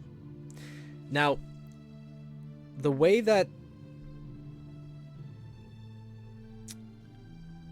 if I may make, see you in a bit, Daisy. If I may make a suggestion. To make it work in the way that you're describing, Capcan, hello. Let's say the Semblance's main ability is to use mock lightning. So it's essentially just aura projectiles that look like lightning but do not have the properties of electricity. But since his weapon has lightning dust in it, he can then use that lightning dust in a similar way that Blake does. He can use the lightning dust to augment his semblance. So how Blake creates her shadow clones, she has different dust types in her weapon. She cannot absorb the different dust into her body, into her aura, but she can augment her clones to make elemental clones. So in a similar way to that, Styrmir, I'm going to be mispronouncing the name, I'm sorry, can have the mock lightning, but then can augment it with the lightning dust to create like actual lightning bolts, essentially to electrify the fake lightning bolts. And in those cases, the opponents wouldn't know if it's fake lightning that's coming at them or real lightning. That type of thing. Because that could create a number of interesting situations. Even if the opponent knows, like if the opponent doesn't know what his semblance is, all of a sudden there's just lightning bolts coming at them and they have no idea. Once they find out that it's fake lightning, they'll get overconfident. And then all of a sudden a real lightning bolt hits them in the chest, and then they're like, oh my god, what the hell? I thought this was fake. And then they won't know what is real lightning, what is fake lightning, and it would give him so much control in battle. I think that would work very well as a semblance, would allow for some very tricky combat, and works within what we know about semblances. What do you think? That seems much more practical. Yeah. How much damage can a fake lightning do compared to real lightning? It's still an aura projectile, and you'd have to figure out the range that would be good for like how far Styrmir can project his aura outwards, how far he could, throw the lightning bolt, project the lightning bolt. I'd imagine it'd probably be a distance similar to... Well, lightning bolts would be thin with aura, right? Maybe a little bit further than Vine can stretch his aura? It would. Depends on how much dust he uses. Well, I'd imagine the actual lightning bolts, the ones that are electrified, would be used more sparingly. But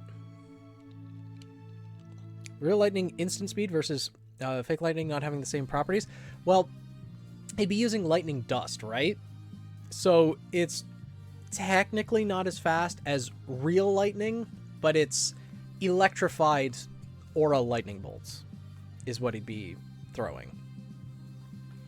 Like the fake lightning, I'd imagine would just be kind of blunt force trauma if it makes contact with an opponent. Range about 30 to 40 feet. His Mach bolts aren't lightning speed. Yeah, that sounds about right, honestly. See what we saw Amber did when she used lightning against Em and Merc? Yeah.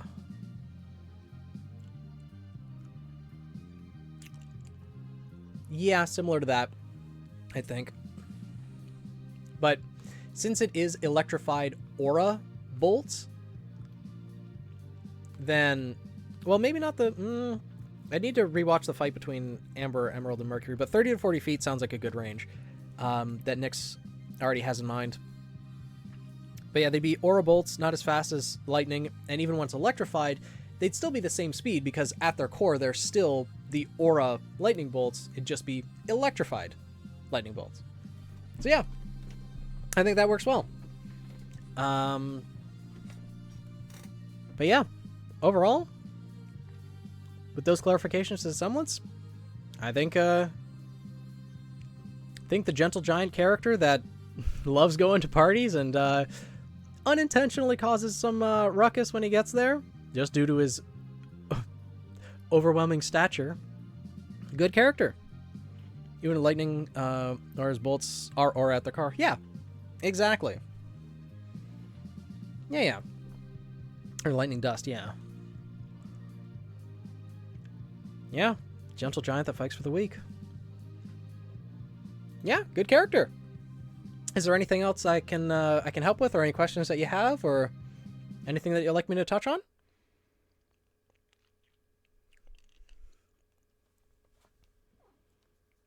Yeah. Because overall, I think we covered pretty much everything that's included here, at least. I think we got the general basis of them. Cool. What's the command to see the rules? Exclamation point OC help. It should be... Yeah. It's in the stream title.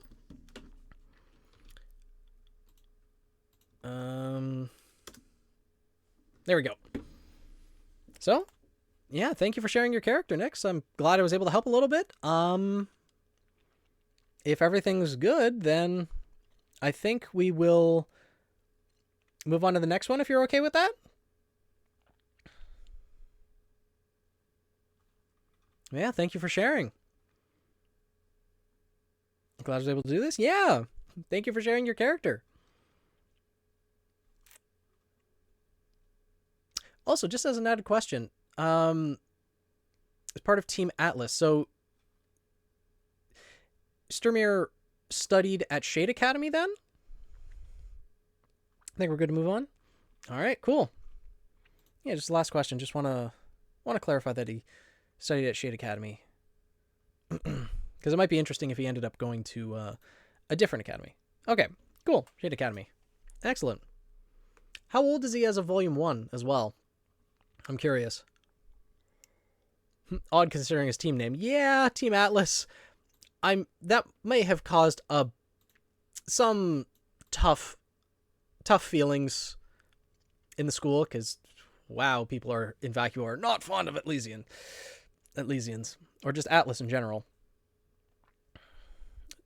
As of Volume 1, about 30. Okay. Older character. Interesting. But cool. Now we will move on to Lancers OC. So let's open up that. Get that here. Go here. And here. All right. Go with that. Perfect. Okay. Lancer, you still here in chat? Same sorcerer as Naruto when he was a kid.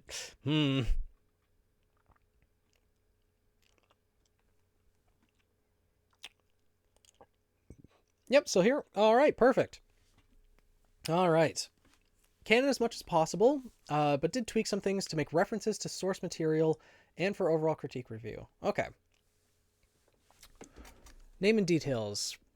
RWBY? I'm guessing that's how you pronounce the name. Cat faunist from Mistral. Or her name. Iro or Iro, maybe?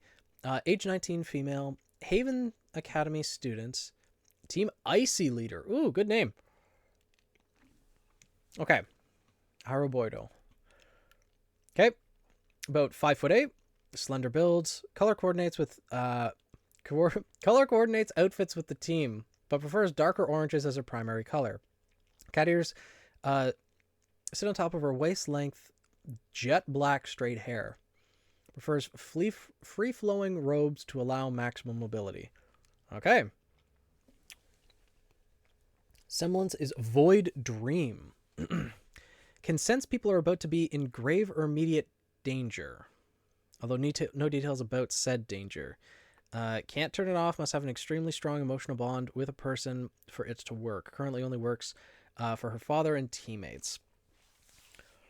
Now, the issue with that is that's essentially a form of future sight. Like, it's not an overpowered semblance, but it is one that conflicts with the rules of the RWBY universe as much as we know. Also, the music stopped.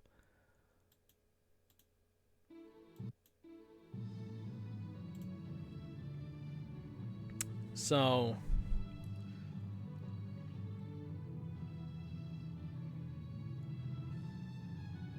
how do you mean?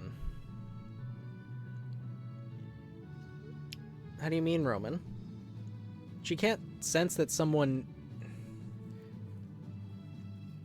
She knew Yang was in trouble on the train and saved her. But that's different because she knew that Yang was currently, at this point in time, in trouble, not going to be in trouble. There's a difference there. Because Raven, with her kindred link, is linked to the people that she's close to and can kind of get a general sense of their current well-being. So when Yang had her aura broken, she knew that something was wrong. That's different than being able to sense into the future that something's wrong.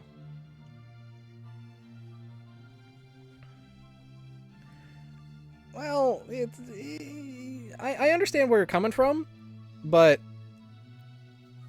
Raven combined with spider sense, but see, and that's a clarification I want to make. Can sense when people are about to be in grave immediate danger. Now,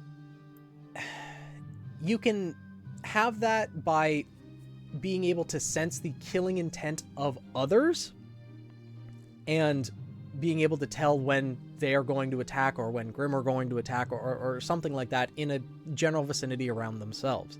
But when it comes to people that they have a strong emotional bond with and they can sense when that person's going to be in danger, that is a form of future sight. Meant to be immediate, not far-flung future, but it even if it's a couple seconds into the future, it's still future sight. And anything that comes to the past or the present is the realm of the relics. The relic of knowledge is all about the past. The relic of choice is all about the future. And semblances do not delve into that realm. The same with permanent creation and permanent destruction are realms of the relics, realms of the gods. These are the gods' powers and are not something that semblance should ever be able to replicate, which is why I have such a problem with Rumpel's semblance. Spider sense is only in the immediate though, but spider sense is sensing, one, it's the danger around themselves, and it's more sensing the intent of other people, sensing an object coming within, you know, his range. Like, there's minute differences when it comes to that.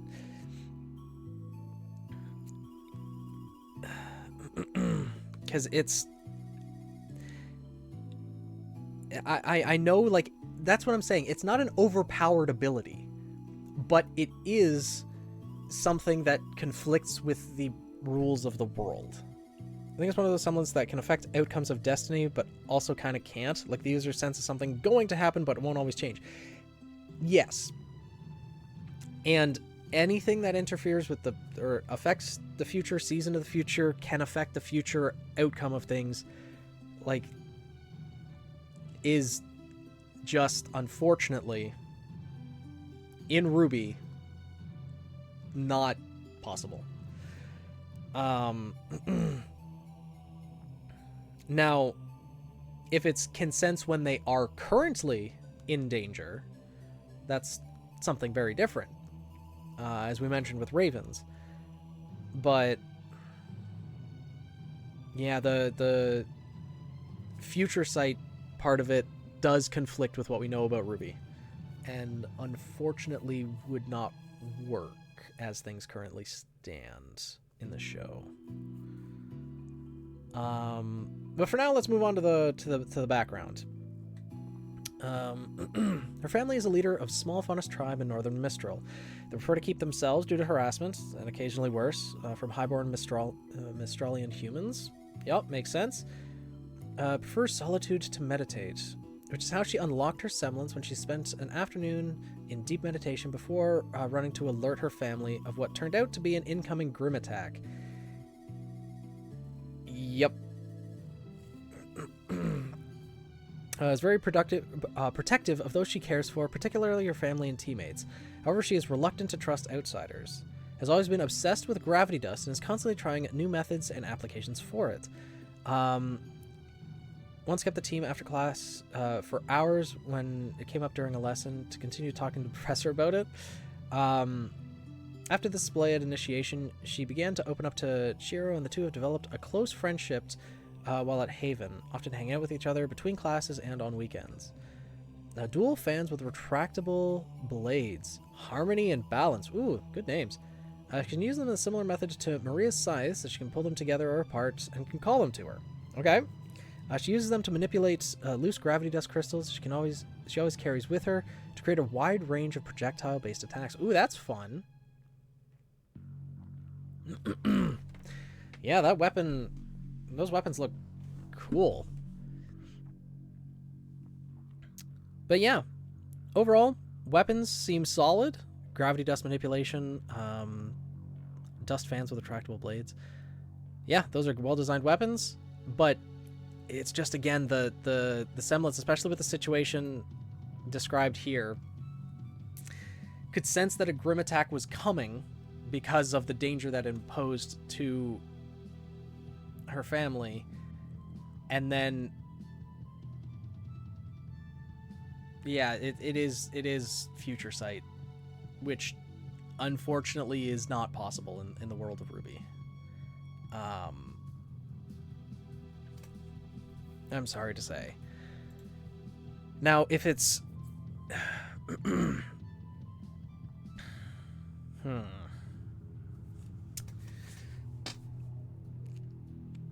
Because the intent is to be able to prevent dangers or sense dangers incoming to her friends and family, people that she's close with. I'm trying to think of a way that can work within the rule sets of RWBY. My mind is immediately jumping to that. Similar to Raven, she has those close bonds, and she has the sensing capabilities similar to Raven, like similar to her kindred link, without the portal creation. So those bonds would be stronger, and she'd be able to get a better sense of what's going on.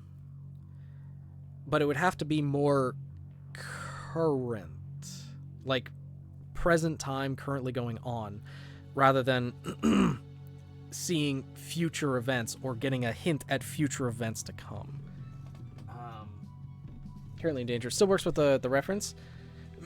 And if you know the reference, oh boy, is it OP.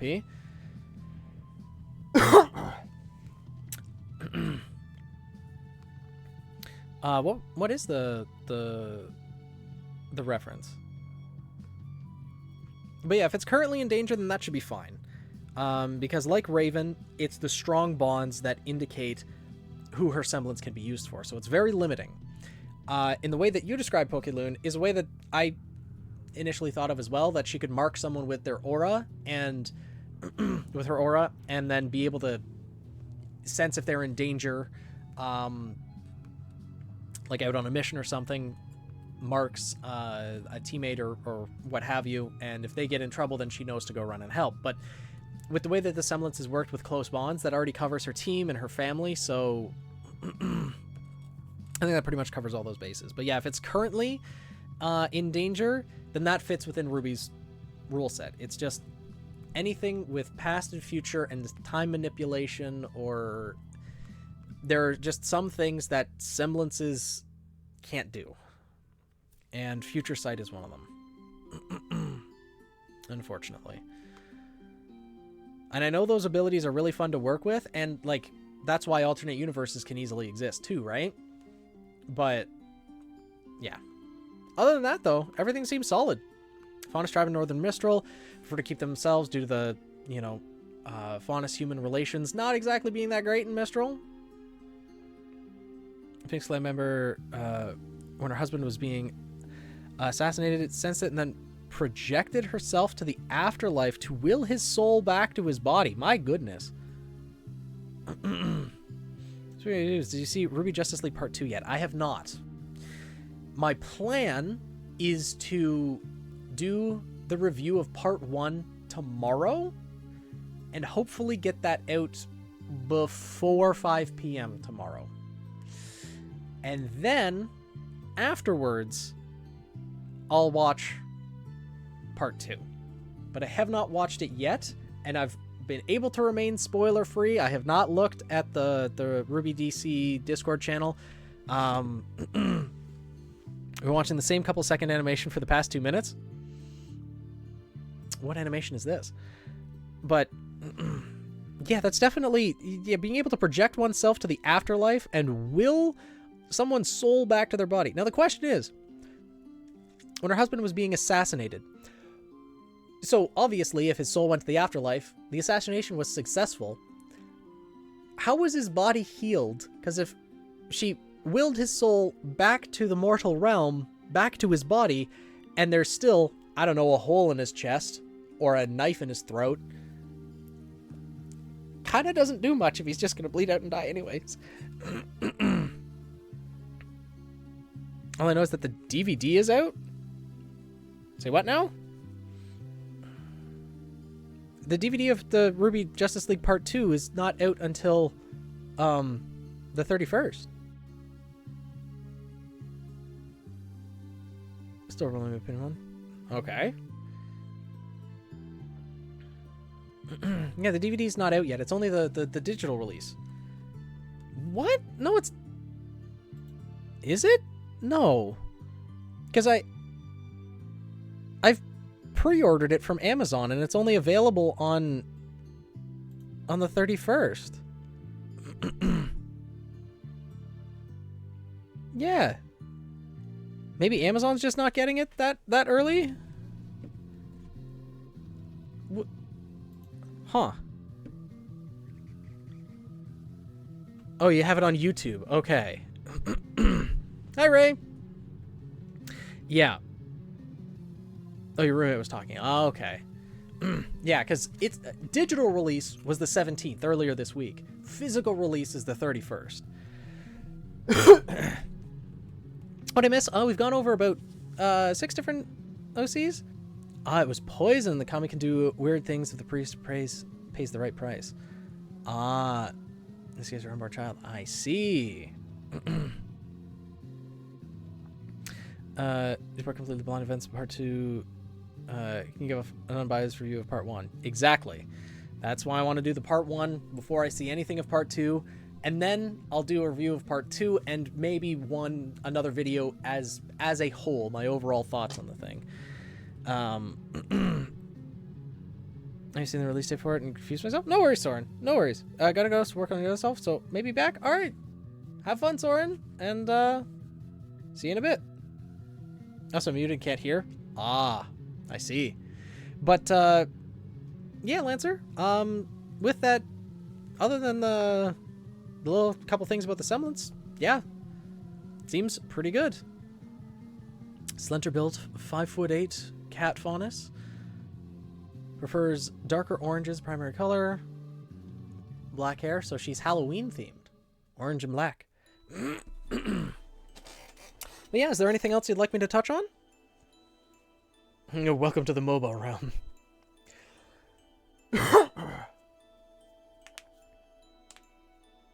This is the one that Daisy ships with your other character. Ah, I see. I see. I know, all good. Thanks for the tips. Happy to help. All right, thank you for submitting your character. Thank you. I appreciate it. Thank you for the trust. And then in that case, next up is Violet.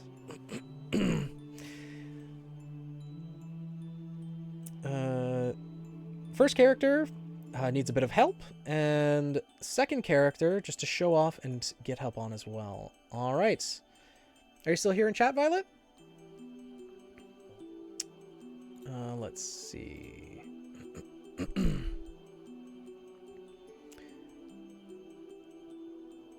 Octavia.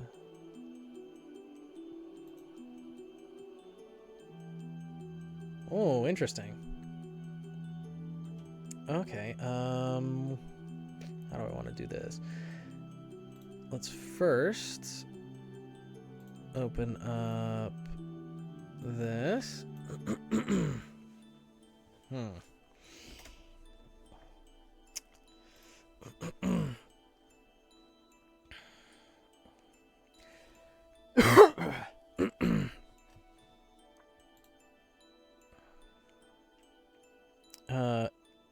Is Nyx and Peppable not here? I think Nyx is.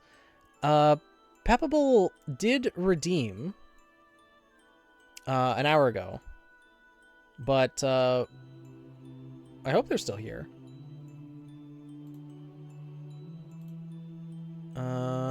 Let's see. Okay, Violet is here.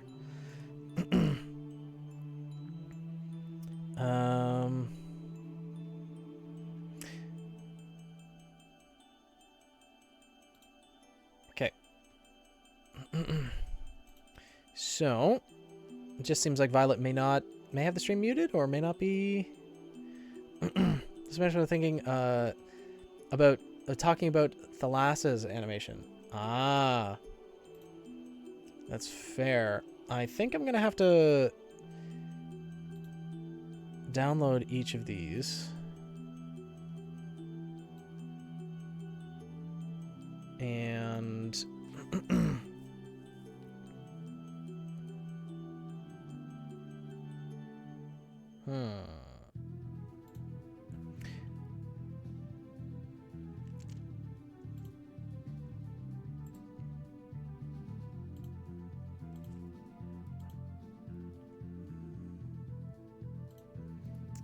okay.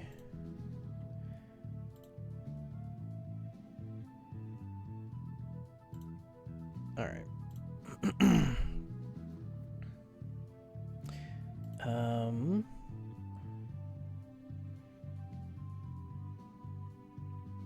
Let's see here. Okay. Yep, 2 pages.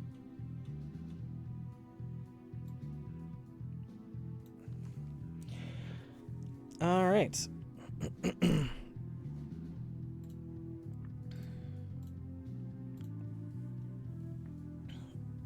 Oh. Violet, Are you here in chat? I know Violet has a stream open, because I can see that Violet's here in chat, but not actively talking, and hasn't talked for a little while. So maybe not currently. Maybe just has stream open?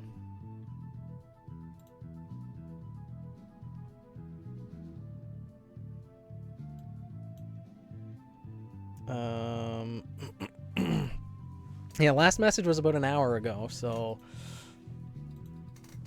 maybe not here, because I don't want to go over the character when Violet isn't here.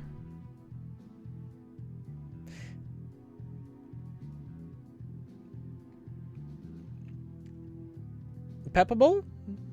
Are you here? Because we might be able to start with your review first. If Violet's not available at the moment. Yeah, we may then start with yeah,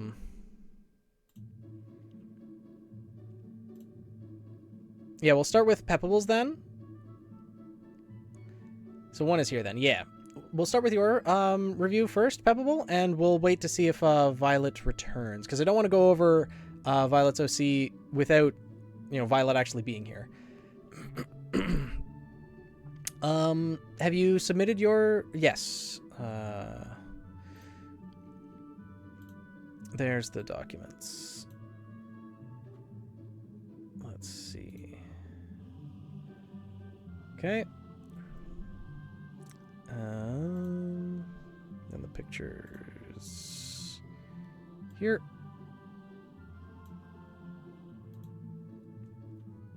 Perfect.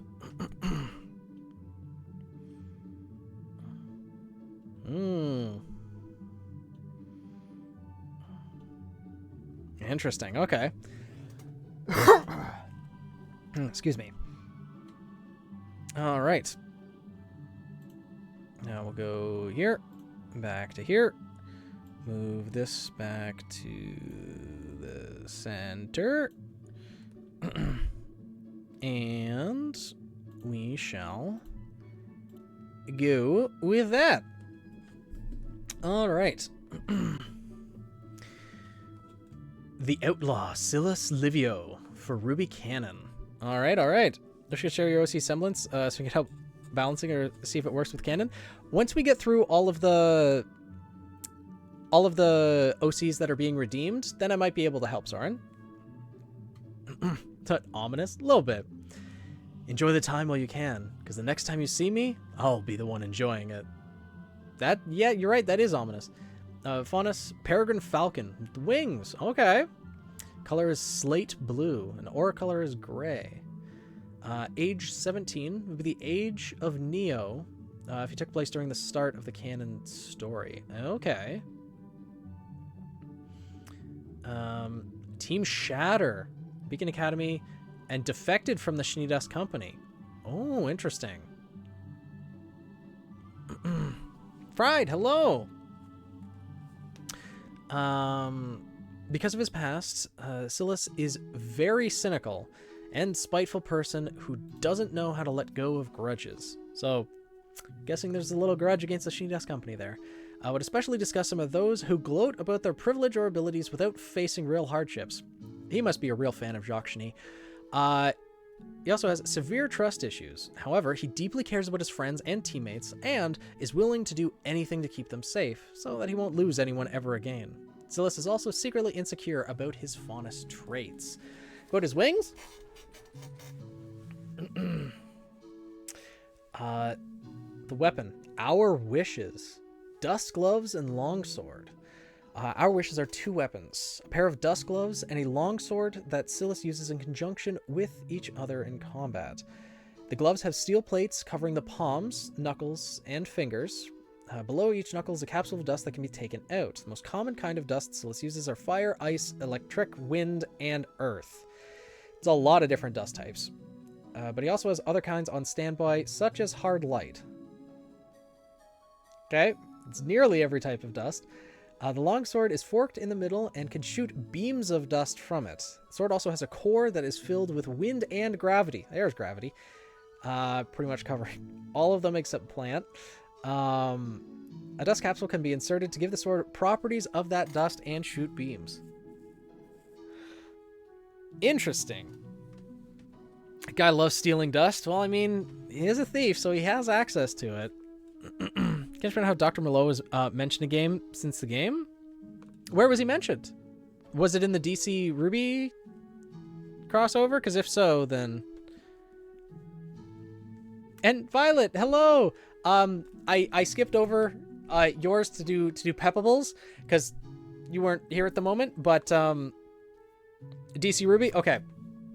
Then I'll find out later, because I haven't seen part 2 yet. I think, no worries, Violet, no worries. We're just gonna go through Peppables first, and then we'll go over yours. Hopefully that's okay with you. No worries, Savage, no worries.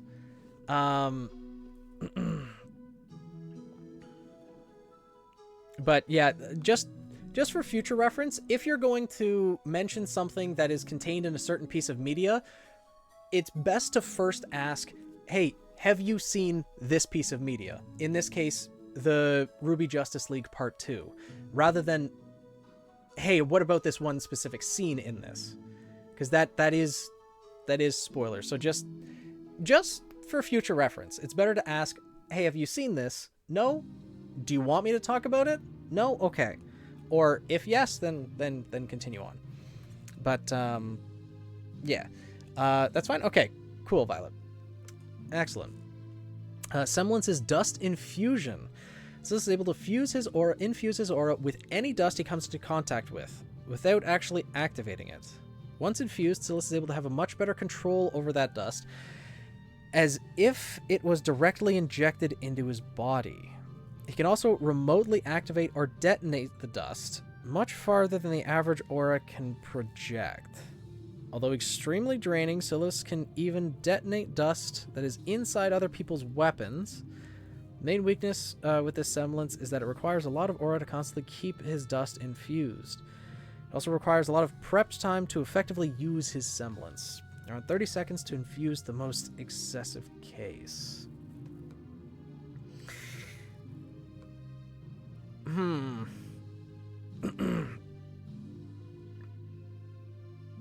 I will say that this semblance borders on extreme versatility.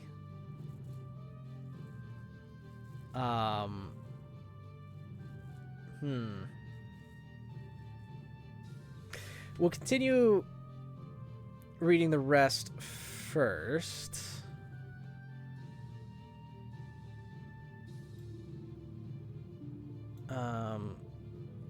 Yeah, it's a bit cracked. Just a bit. Because every semblance that we've seen that's, you know, an absorption type semblance has worked with one element. Nora can absorb electricity.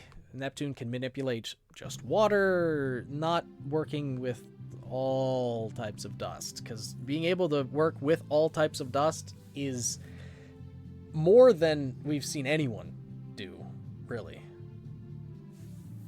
To able to blow up someone else's weapon, which I'm going to state that right now, it's not possible if they're using that as an aura conduit.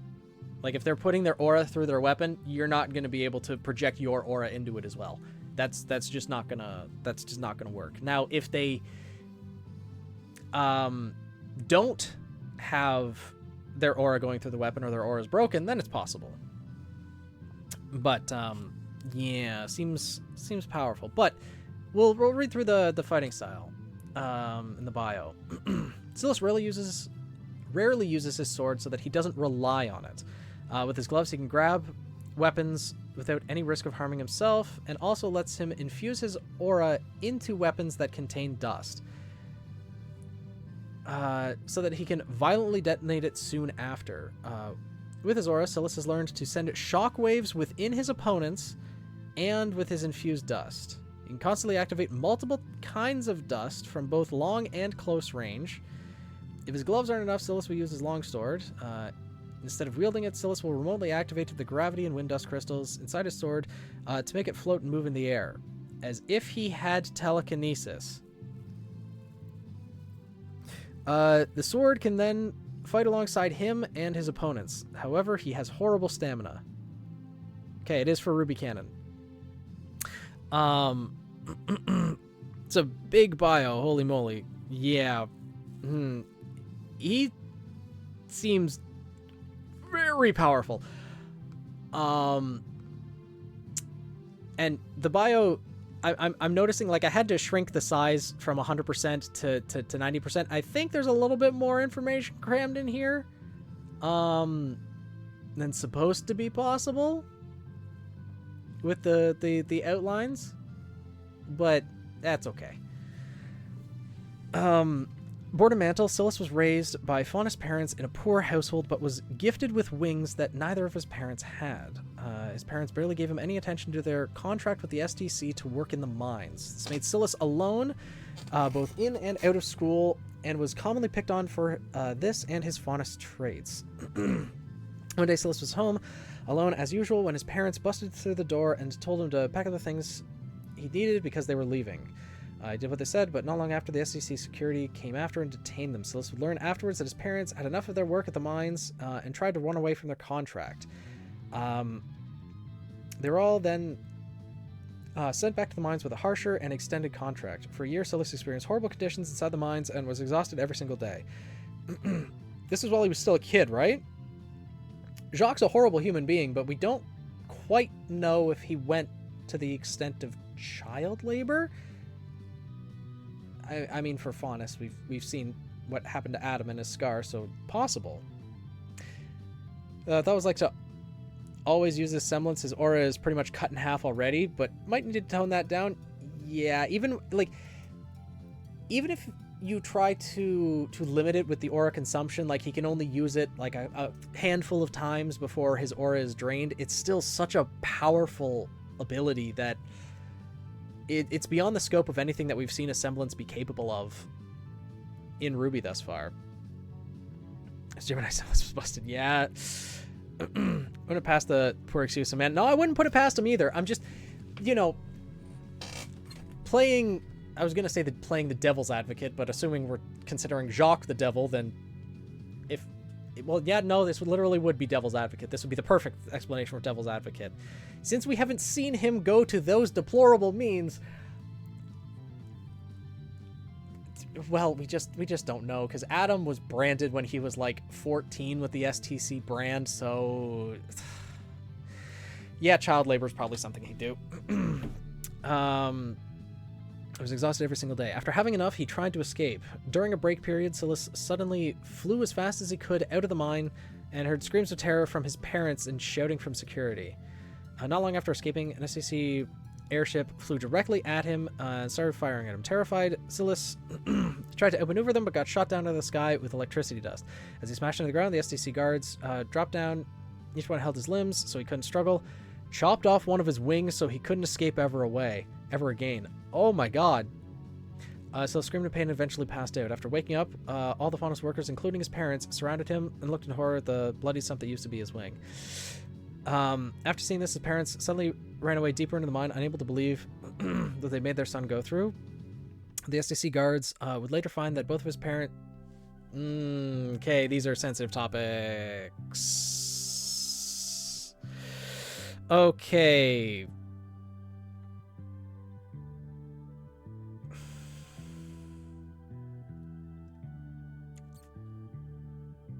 Yeah, I'm not going to read any further because that's dealing with some very sensitive topics that need trigger warnings. Yeah. I'm going to stop reading there. And instead we'll focus on the semblance. Yeah, just as a note to everyone, if there's going to be sensitive topics like that, make sure to put the trigger warnings out there because those are very, well, triggering subjects. But focusing on the semblance, it is very, very powerful.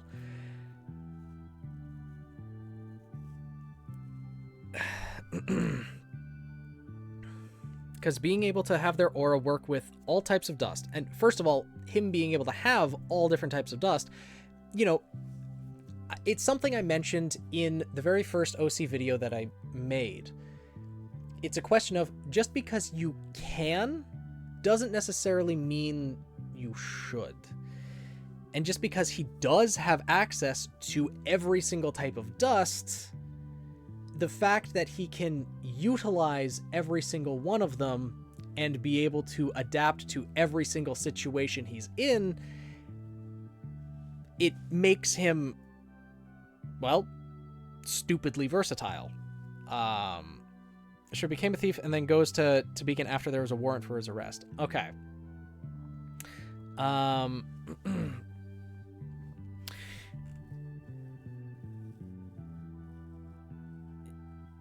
Because the sword filled with wind and gravity dust, and the fork in the middle that can shoot beams of dust, that's fine. That's fine. And having the different dust capsules that he can put in, sure. But that means he would have to carry all the different dust capsules on him and everything, and the sword alone kind of gives him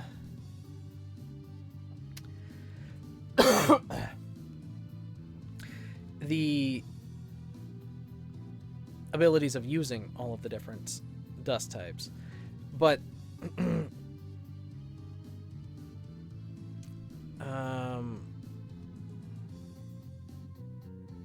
now, one thing I am curious about, when he says remotely activate the gravity and wind dust crystals inside his sword to make it float as if he had telekinesis, he's doing that with his semblance?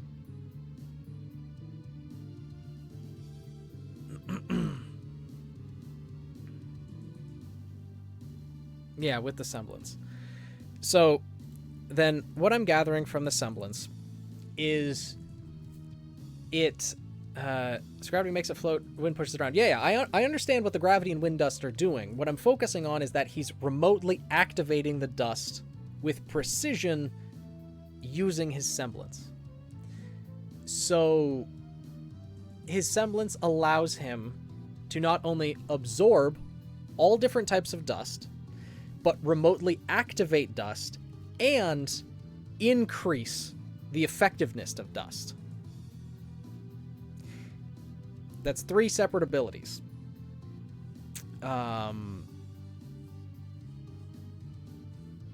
Which is the thing.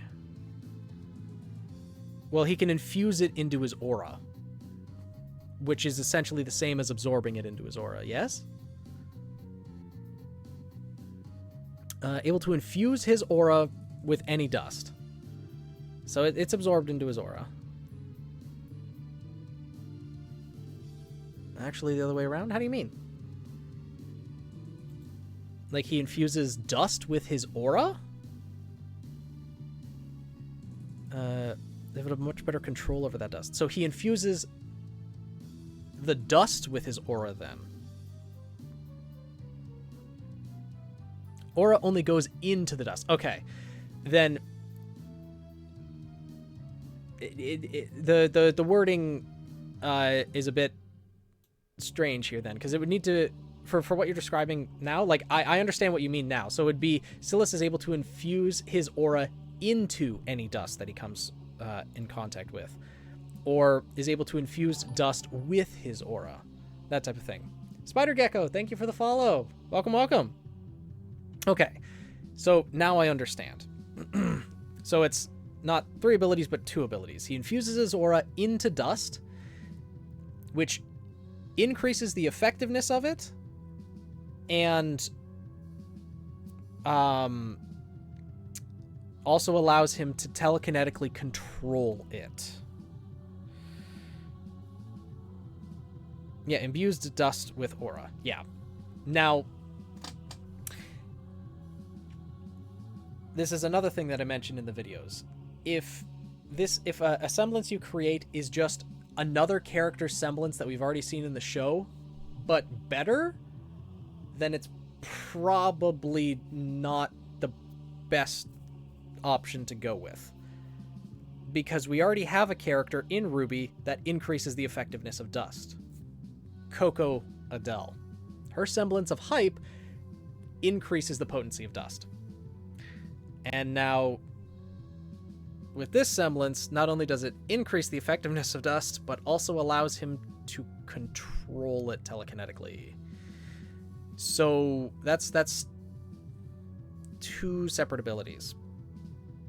From its core, it seems like the main ability that you're intending is the increased effectiveness.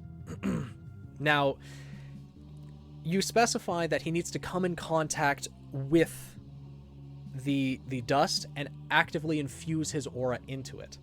That is a specification that Coco's semblance does not have, which means that Silas could have a higher effectiveness or a more potent effect than Coco would, because Coco is able to do it from a short distance away, but she doesn't need to infuse her aura into it first. So there is a distinction there, which could make this semblance more potent than Coco's, because Coco could have a more varied, like widespread effect. What if I scrap the effectiveness and just remote detonation activation?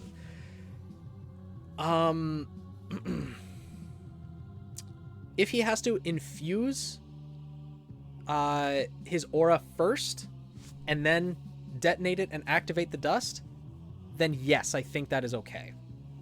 And that would work with multiple different types of dust. If there's a specification that he has to infuse it first, and, you know, certain range has to be established and aura consumption, everything, I think that would work. But the telekinetic control of it, I don't think would work alongside that. Because the telekinetic control ability sounds like a separate ability. But yeah, the remote detonation, that works.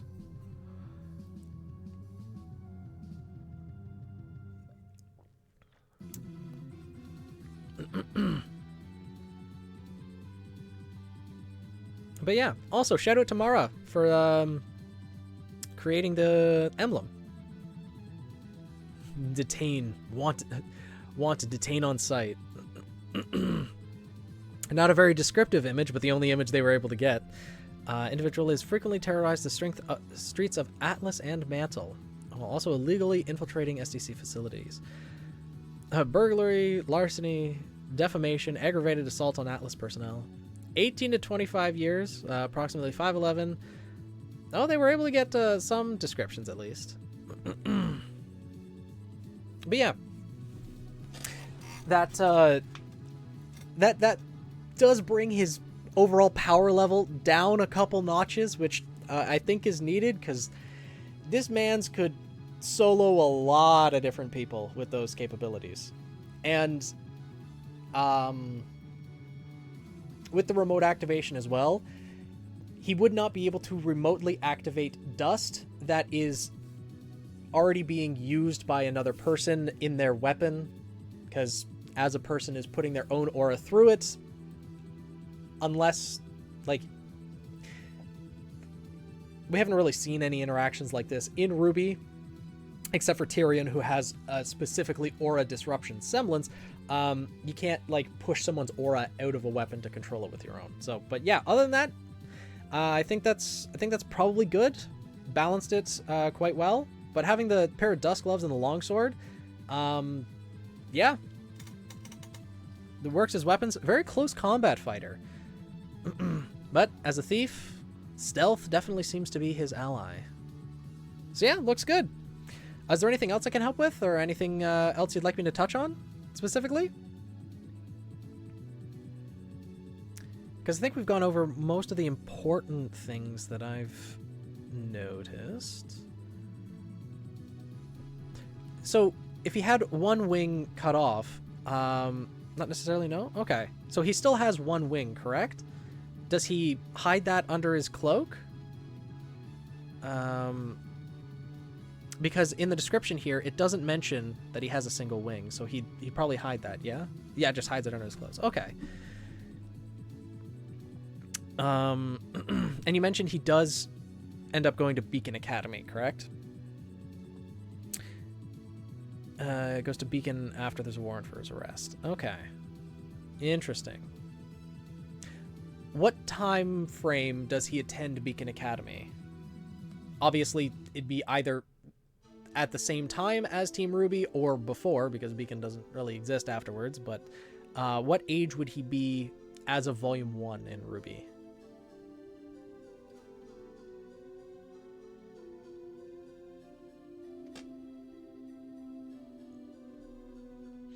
I'm curious. Around the age of Neo, which is like 22-ish. Ah, yes, you did mention that. Yeah. Okay. Perfect. Cool. Overall, yeah. This dude and Pelos both have STC heavily involved in their backstories. What are polar opposites in how it's handled? Yeah, this one definitely has a dark past. Silas has gone through some hardship for sure.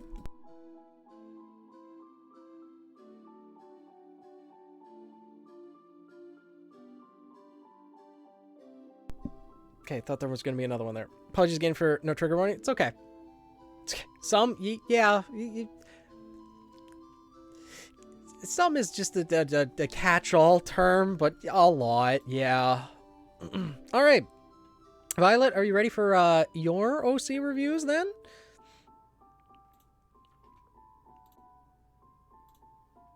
All right, see you, Ray. Thank you for joining in. Let's see.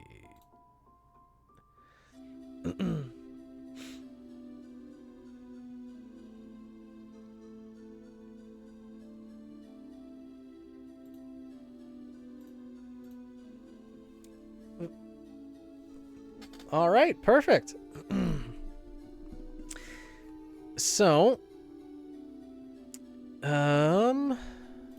let's start here. Oh no, not again? What do you mean, Soren? So, first thing I note, the name Thalassa. Goddess of the Sea, huh? I may have also used a portion of that name in some of my characters as well. Or one of my characters, at least. Stuck watching Thalassa's animation for the past few minutes. So I know the inspiration for the name Thalassa, that's for sure. Semblance is hydrokinesis. Can control water and generally uses it to shape water into basic weapons and combines it with her ice dust to turn it into hard, brittle weapons or shields in battle. While she does have the ability to control a lot of water at once, it does take a huge toll on her aura when she does that.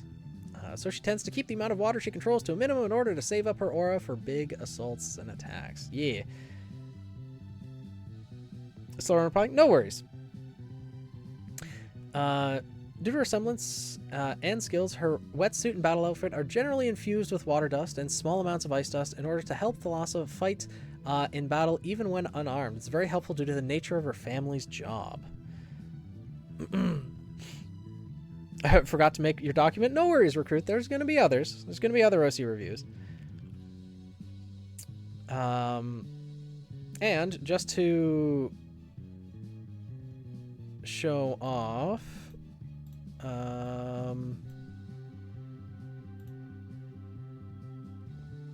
okay. I had the wrong one opened, so... yeah. To get an idea of what we're looking at here...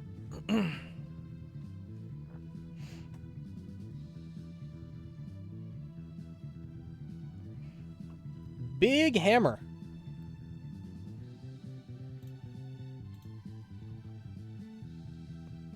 Good animation. I really like that, Violet.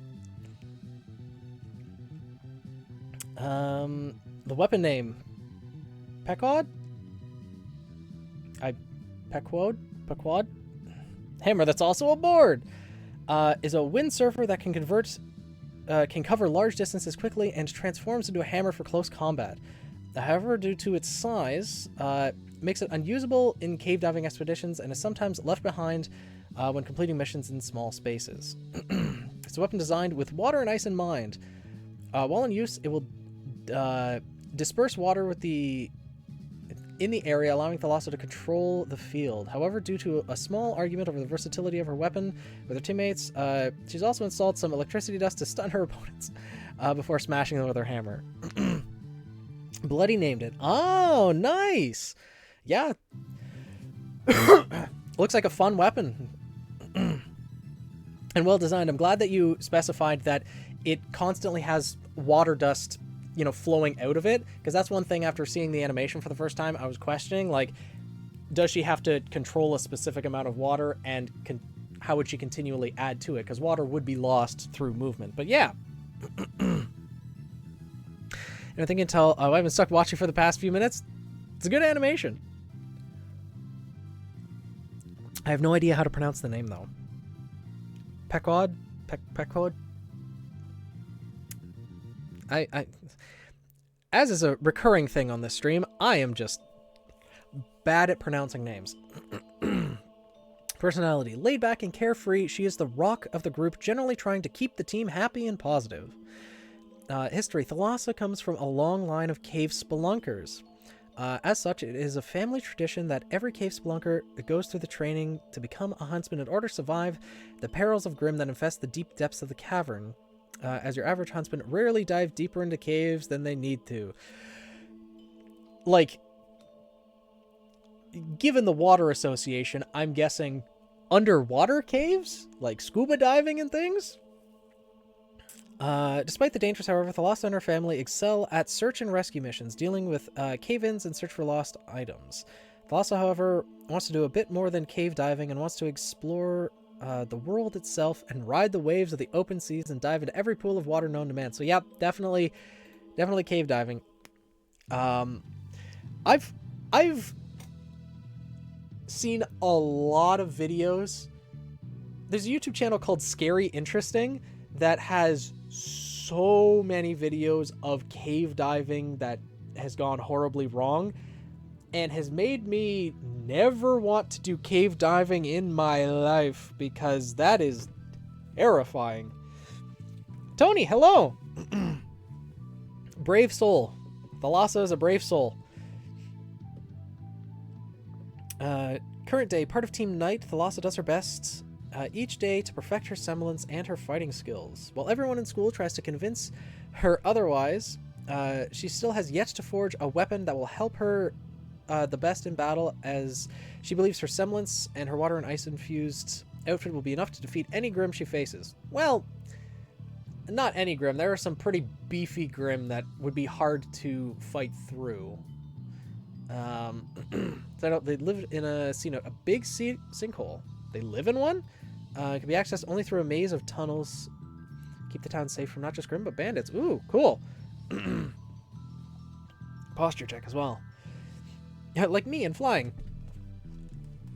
Yeah, though I feel flying is, at least from my perspective, safer than cave diving. But interesting. Like that her semblance and her water and ice infused outfit, like if she comes in contact with an Ursa, for example, it'd take a little while for the ice to penetrate deep enough to kill the Ursa, right? Unless, well, she could freeze its head, I suppose. But with just the semblance and ice and water dust, she wouldn't have necessarily the blunt force to be able to, like, freeze the Ursa's head and shatter it, right? But I mean, working alongside her team, haven't got around to looking at yours yet. Posted a while back, at least what she looks like in her weapons. Yeah, I'm pretty sure we did.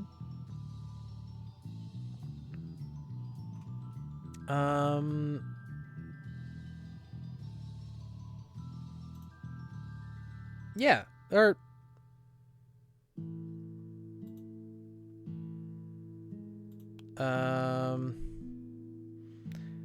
Wait. Did you redeem, Tony? Do Grimm need breath? Yes. They are soulless beings, but they technically operate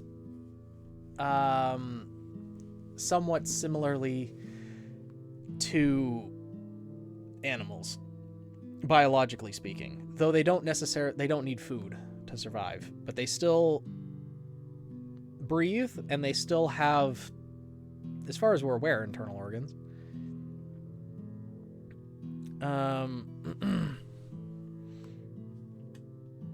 But yeah, Tony just joined stream now, so I don't think you redeemed this stream, because for me to look at the OCs on stream, you need to go through the OC redemption process. I've worked to make Watergrim. Nice. I've also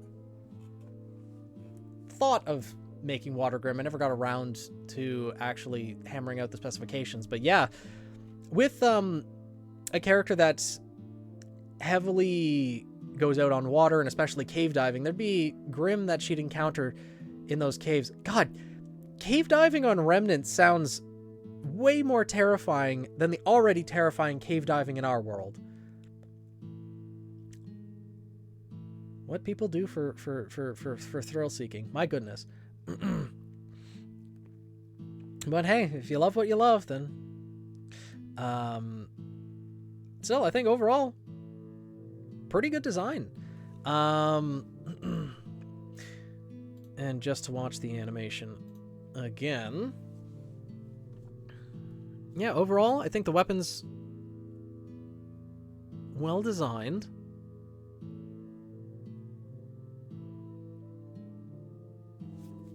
Yeah. Let's see.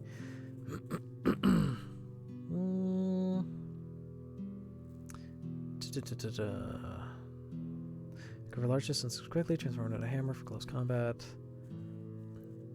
Yeah, it's a very large hammer.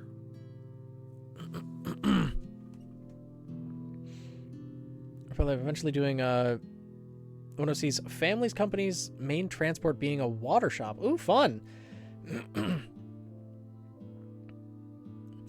I was looking over and reading through a little bit, but yeah, I really like the character. Such a unique design.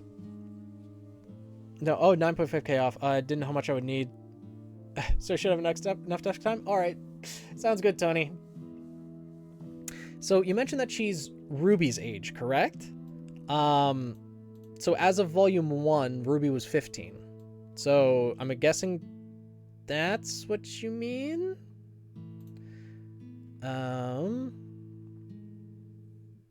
I don't think it mentions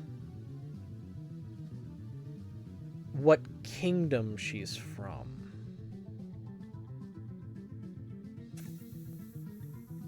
Yeah, it doesn't say in the history what kingdom she's from. Oh, ship, not shop. Typo. Ah, okay. Halfway to the 20k feathers. Yeah, exactly. So, I'm curious, because to get that much water dust, I would imagine, because the technology to build a weapon like that works with water dust and everything, I would guess probably Mistral or Beacon, because Vacuo wouldn't have that much dust. I don't think. But I'm curious what the intent was. Have her fox form done for next time? What do you think about the semblance? 2 OP? No, hydrokinesis is essentially what Neptune's semblance is. So, being able to manipulate water and control water, granted, it would be water that she first has to infuse her aura into, but if it's, you know, water dust that she has on her, then yeah, that works fine. Before going to college. Ah, okay. Mistral. Perfect. She does not skip grades. So, as of volume 1, she's Ruby's age? Because when will the next time be? I seem to be doing them every 3 months or so, so it'll probably be in the new year, in January, I think. That'll probably be when the next one is. Okay, but Mistral definitely fits. Because I'm just wondering, if she's 15 at the beginning of the RWBY series, then 2 years later, she'd be 17, and by then Haven's already closed down. Because 2 years have passed since the beginning of the RWBY series in-universe. And Beacon is shut down, Haven is shut down, Atlas is now rubble. Okay, 2 years have passed up until the beginning of Volume 8, I believe.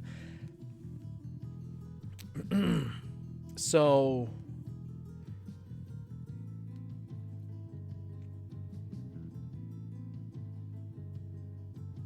so when you get back from the con, probably, actually. That'd be a good time frame to schedule it for. Maybe give myself 1 weekend of recuperation so I can catch up on sleep, because I have a feeling there's going to be... maybe more than one hangover on that weekend, and I would like to just have a weekend of just sleep. Hydrate. All right.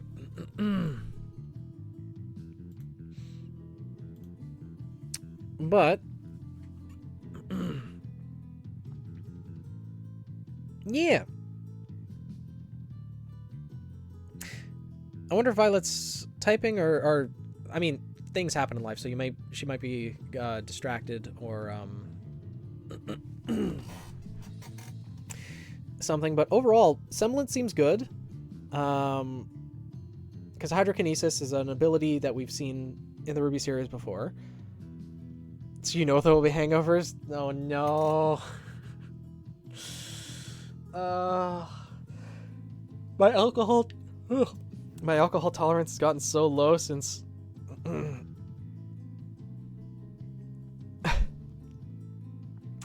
does that mean Hunter Education is completely stopped in 3/4 of the kingdoms?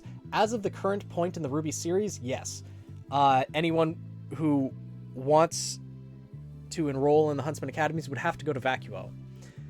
I don't know how many new students they would be accepting even in Vacuo at this point in time. But it's also because if she's the exact same age as RWBY,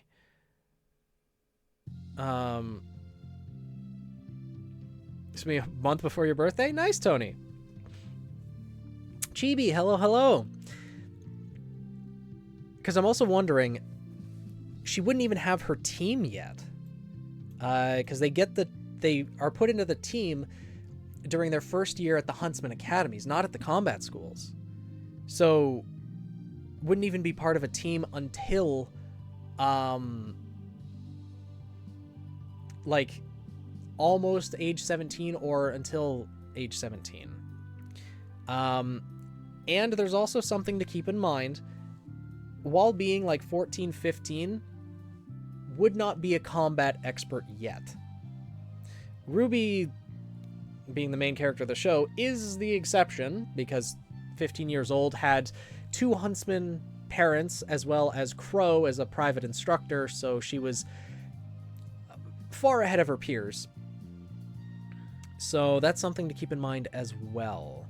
Because you mentioned with her team, believes that her semblance and her water ice infusion outfit will be enough to defeat any Grim she faces.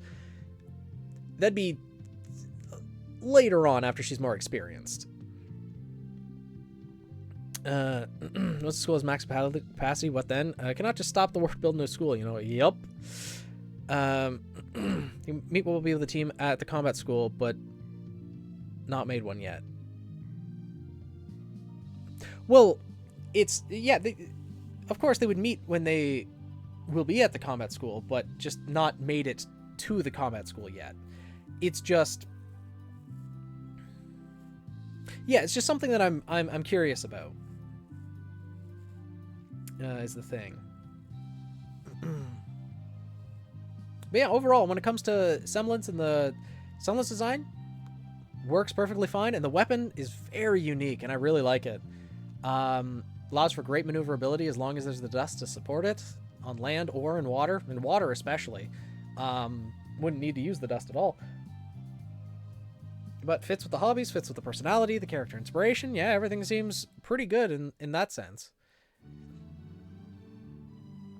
So it's out of class instead of building a new school. True, but I don't know how much space there's going to be outside of class either, given that the remaining population of Atlas and Mantle has just been dropped on Vacuo's doorsteps. Can't believe places that fill out to the Huntsman Academies. Granted, not fully, but it's just a thought. Well, it was confirmed in Before the Dawn and After Fall, the books written by E.C. Myers, that the students from Beacon Academy and Haven Academy transferred over to Shade Academy. And although it is crowded, they're having to stuff more students in each dorm room, they're all able to fit within the academy. Val, thank you for the 100 bit, the cat tax. You're a sweepy kitty. My goodness. Not even waking up.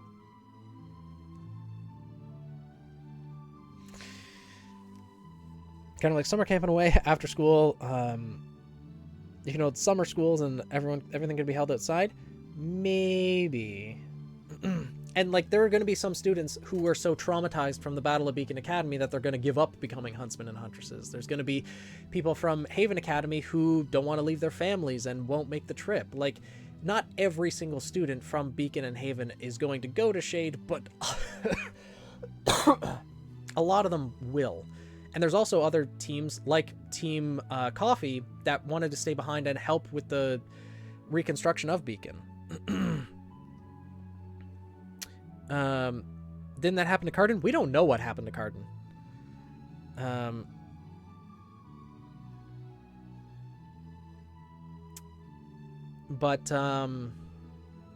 Yeah, like everything about Thalassa's character seems pretty solid. It's just determining the age that she is, the experience that she has, and at what point in the story she is at what age. That's all I'm curious about, really. Didn't he give up and return home?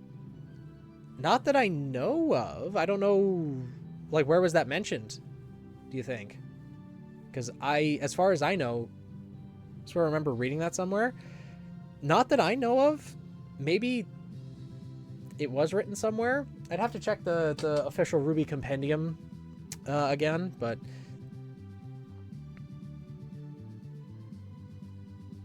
maybe the off chance he died. He might have.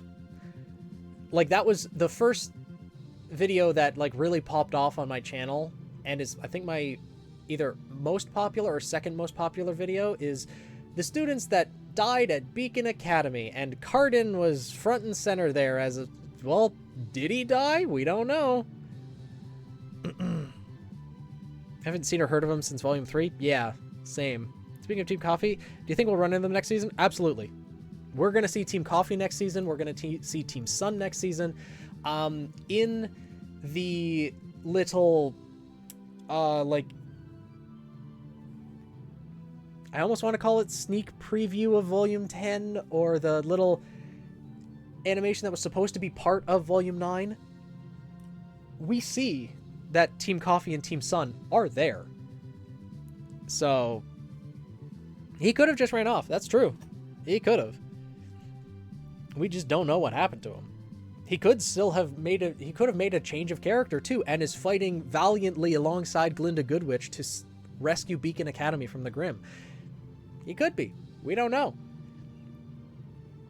But yeah, other than just where Thalassa is placed within the story and the age and everything like that, that's the only thing that I can really think of. Is there anything else you'd like me to touch on with Thalassa, Violet? The dude was scared of Pyrrha to an extent. I would not be surprised. Chibi, Pyrrha is a terrifying individual. Her semblance, the ability to manipulate polarity in a world where every huntsman and huntress wields metal weapons. She's a force to be reckoned with. Not only that, Pyrrha soloed his entire team, as she could probably do to any first-year team. So yes, I would run too, exactly. You either kiss up to her and try to get in her good graces, or you run. Unless on her team, well, I mean, Pyrrha could solo Jean, Ren, and Nora in Volume 1. I believe it. Yeah, hi, buddy. But yeah, unless there's anything else, Violet, I think, yeah, I think Thalassa's pretty good. Hope Sun doesn't ruin what's going on with Jean and Weiss. Sun has no interest in Weiss. I think you mean Neptune, but we'll see. It better be a track star to escape her. Either that or have no metal on your body, though Pyrrha does have a lot of stamina, so we'll see. But in the meantime, I think everything seems pretty good with Thalassa, unless there's anything else. But so then, I met Neptune. No worries. Nothing to say. If Cardin lived her, what happened to him? Yep. Nora would be tricky. She could take down Ren or Jean, no problem. Thing is, if she has no electricity to boost her own strength, then Pyrrha would be able to take her and just make sure that all of her strikes with her hammer missed thanks to Pyrrha's polarity, because Nora wields a metal hammer. So I also want J vs. Pyrrha because of what happens to metal when you heat it. So the next character, Octavia Bordeaux. See bits of Junior Detective and RWBY, I swear. Well, depends on what they're doing out in Vacuo. Octavia Bordeaux, age 32. Okay, so not a teammate of Thalassa. Faunus traits, under pair of stylish shades. Use your imagination. Semblance haven't decided yet, but want a sight-based one. Okay. Someone's idea is clarity. Can see the auras of people and other living things. However, due to it always being on and her faunus trait, she generally wears glasses that both hide her faunus trait and obscure her vision. Without her glasses, her senses will be overloaded and has difficulty discerning objects. While she has struggled with her semblance, she is trained enough to have some control over it, and even evolved it to an extent where she can read others' aura and their semblances. Currently can only discern the type of semblance one has, or it active awakened, such as RWBY having speed type semblance or Nora having absorption type semblance. Most missions she ever takes is generally search and rescue type semblances. You can easily find most people unless they are not alive. I'm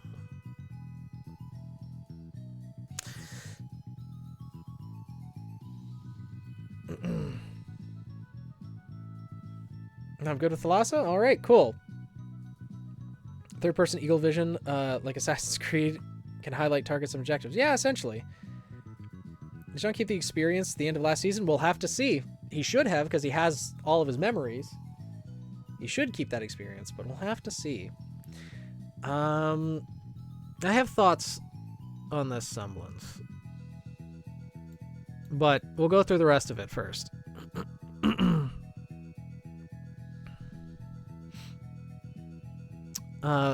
The weapon name, Board of Education. Still indecisive over the name. I like Board of Education is nice. Is a simple weapon that is very versatile in both kicking butt and taking notes. Revert to animation for what it does. Yes, hi, buddy. Hello. Board to sword action. It's a clipboard that transforms into a sword. I like her design. The sunglasses look quite interesting. Yeah. It's a clipboard that turns into a sword. I like it. The pen is stronger than the sword, but what if the pen is the sword? I mean, the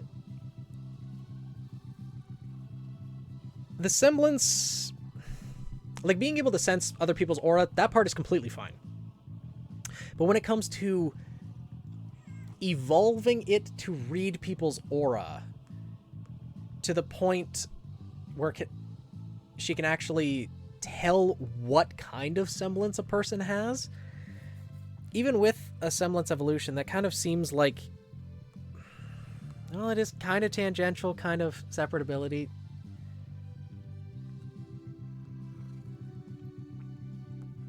You okay there, buddy?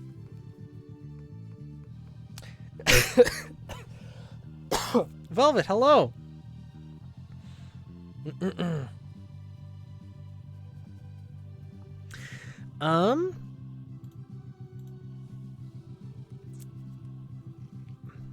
But yeah, currently can only discern the type of semblance one has, or even if it's active awakened. Like, being able to discern whether they have awakened a semblance or they have a semblance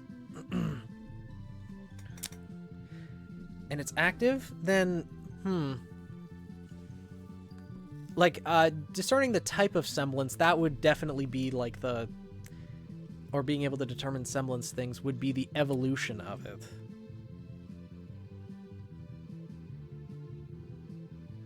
Yeah, I think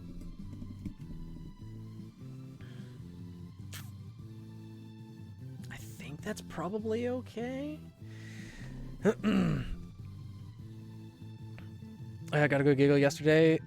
I thought I ordered a Neowig, got an update if it was submitted, purchased another one. First one arrived weeks ago, now the second one arrived yesterday, so now you have 2 Neowigs.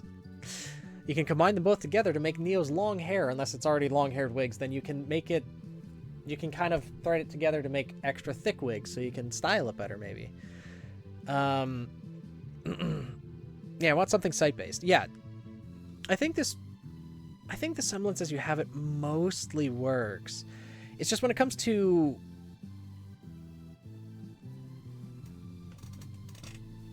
evolution and stuff, it becomes an interesting territory. But yeah, I think everything's, like, nothing's overpowered or anything like that, and I think it's probably okay.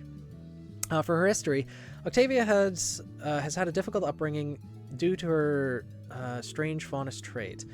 Due to this, she generally hides her faunus heritage behind a pair of stylish sunglasses and hardly ever lets anyone know who or what she really is.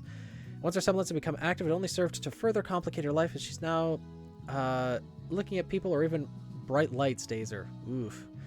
Due to her eyes being so sensitive, she has opted to use mostly paper and pen as opposed to... Why are you staring at me? Opposed to scrolls or other gadgets, as her eyes make most screens blurry or otherwise leave her with a headache. She carries around a heavily modified scroll to keep in touch with her friends and family, but rarely uses it otherwise. As a member of Team Blood, they were huntsmen for hire, traveling around the world not just to help others, but their own wallets. After battling many Grimm, most of the team has decided to settle in a small town and help those who cannot defend themselves. Pay isn't that bad either. Nice. Works with most of her old teammates to help train the new generation to defend not just themselves, but other people when out in the world. She's also known to hire huntsmen from outside of town to fight the students in order to help them to become more flexible, as they're more than just Grimm they need to worry about. Yeah, sounds good. Yeah, Team Blood? Alright. Is a Volume 2 hairstyle, but honestly the wig is so long. Could pass the Volume 7 hairstyles for RWBY. If you have 2 wigs, then you can make one for early volumes, one for later volume.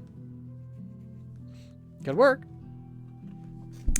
But, yeah, overall, I think as a site-based semblance, that works quite well. And having it as a semblance that can't be turned off, the only issue with that comes with aura consumption, right? Because that makes it a passive semblance. And when it comes to aura consumption of a passive semblance, it needs to be minimal so that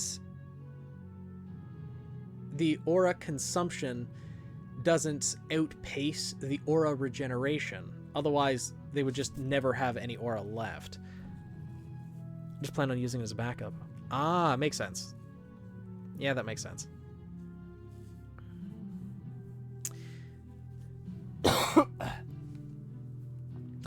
And also,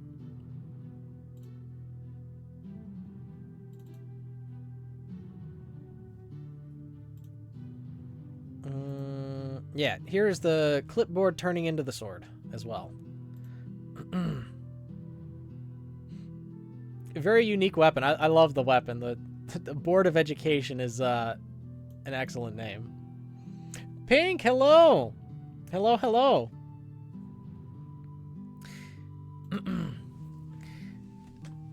But everything seems pretty solid with the character. It's just the semblance is all right as it is, being able to see the aura of others who will educate. We will educate on your failures. Innocent character model was made in Void. His character build looks Void based, huh? Can't do OCs, don't have enough points. No worries, Pink. No worries. There will always be others to save up for as well. But yeah, the semblance is fine. It's just if it's constantly active, I think that would drain too much aura for a passive semblance.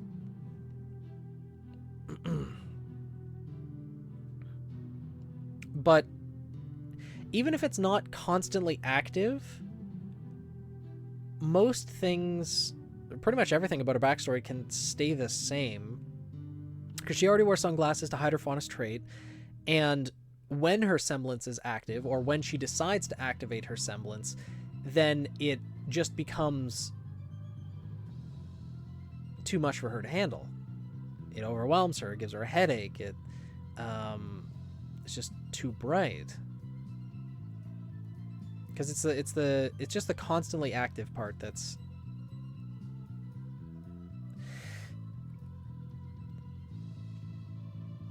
the hiccup.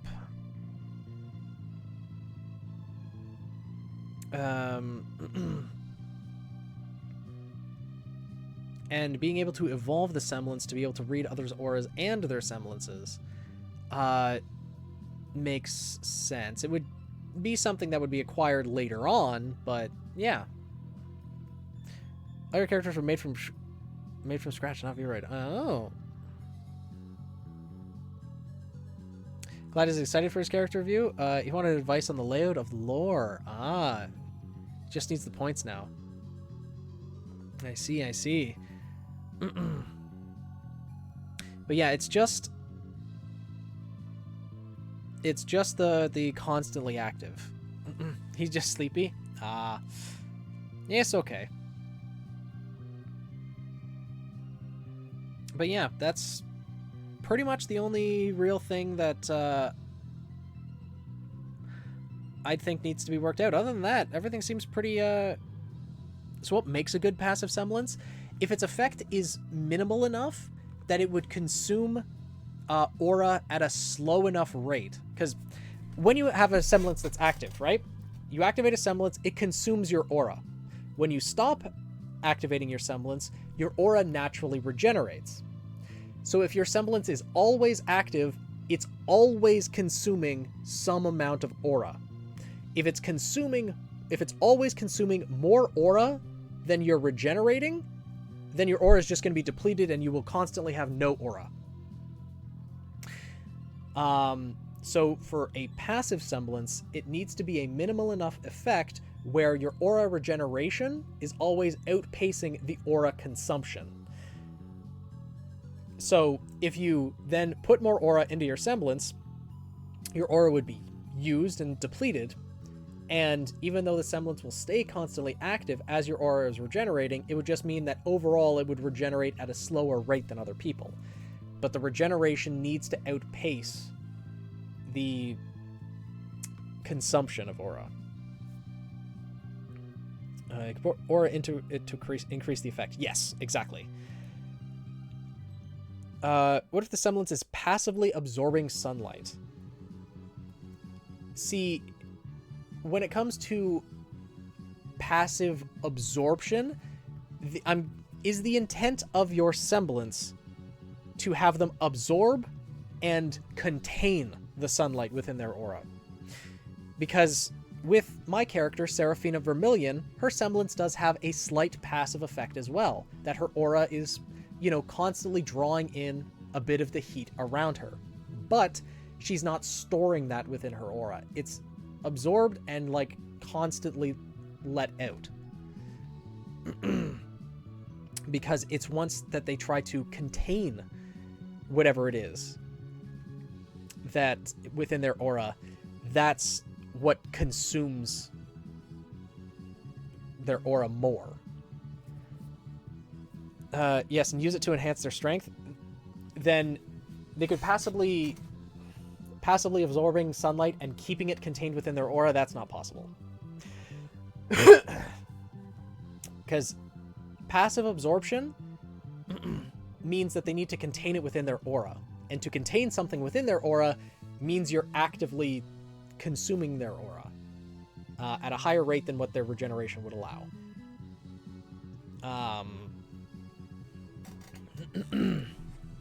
So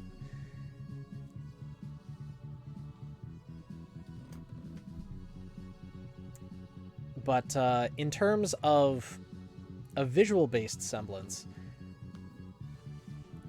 it could be written in a way. You got it for semblance for Chaos then? Oh, referring to Sarah when you said that. Ah. Yeah, because boyo. It's unfortunate because I understand the idea of, like, passively absorbing something and then having it to use later, but to absorb anything into aura and contain it within the aura is an active effect. And I made sure to specify that when I was writing Sarah, as she absorbed heat before she went into the battle with Nile. Her aura was already somewhat depleted before that battle even began, because she had absorbed and contained that heat within her aura. Because I know sunlight is, well, it's light, so it's not got really that much mass or anything like that, but to absorb a large amount of it or passively absorb it, if they're just laying out in the sun like for 12 hours straight, passively absorbing all that sunlight would give them a huge boost in battle, and that should come with some aura costs, right? I was thinking to be passive to see aura, but need to use more aura to discern someone's semblance. I assume it's degenerate when she sleeps.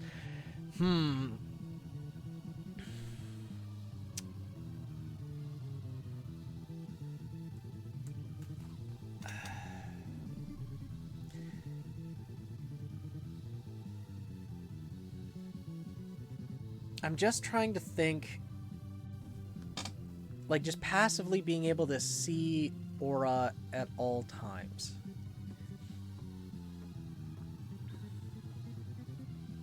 That might not consume that. That might work as a passive. As a passive semblance.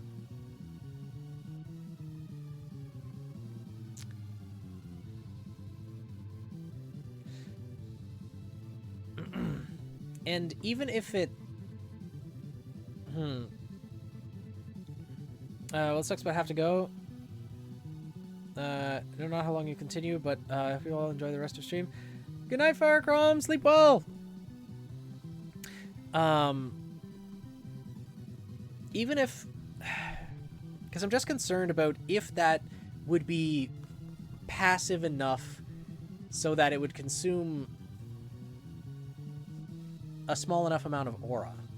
Even if it doesn't, though, that could be an interesting character point where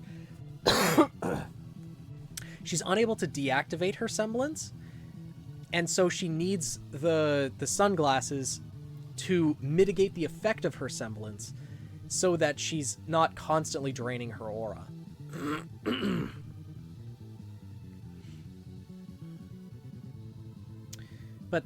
then technically her semblance would still be active even with the sunglasses on, even if she's not seeing aura.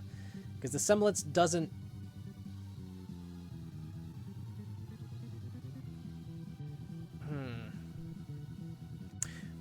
What range? Like, how far away can she see people's aura?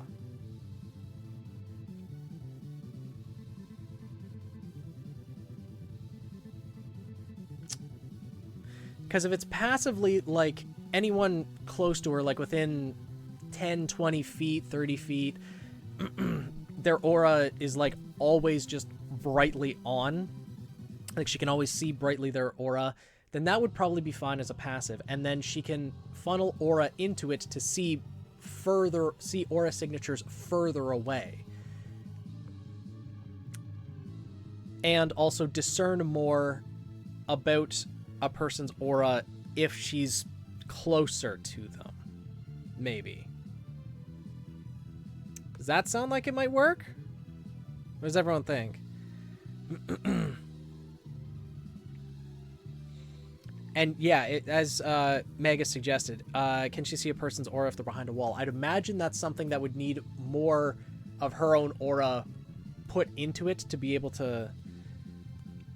Song about wearing sunglasses at night? Yeah, there is. Personally, just seeing aura would work as a passive depending on the range, and if she can see through walls. Yeah. Exact same thought process, Rail. Yeah. I think I'd agree with that statement. I assume the same amount as a regular person?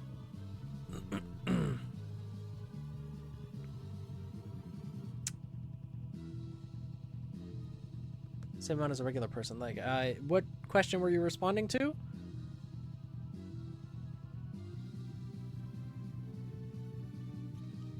Because... like, yeah, I think that would work as a passive semblance as long as you determine the range in which it's active, and it should be, like, a fairly short range, like 10, 20, 30 feet, maybe? I like the idea of distance. Yeah. And then she can activate the semblance, like, funnel more aura into it to see aura signatures further away. But it would make sense where she constantly has to have the sunglasses if, you know, the people nearby her, she's always seeing their aura signatures, in which case, you know, these people are just glowing different colors in front of her, which would be blinding and does make sense. So yeah, I think that works. I think that works. If we incorporate distance and put in the proper limitations to allow it to be a passive semblance, then yeah. Yeah.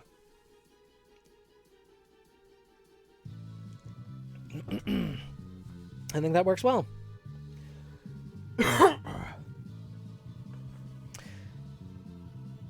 Cool. Now that we got that covered, asked about how far she sees aura. Okay. Well, I mean, a normal person can see another individual like kilometers away, right? Just with your everyday vision, you can see, like, assuming no visual impairments or anything like that, you can see people if they're standing on a sidewalk a kilometer away or things like that. And being able to sense someone's aura like a kilometer away, she'd probably need to funnel more of her own aura into her semblance to be able to sense the auras of people further away. That type of thing. And the passive is just whenever people are close to her, like, she's seeing their aura. If that makes sense.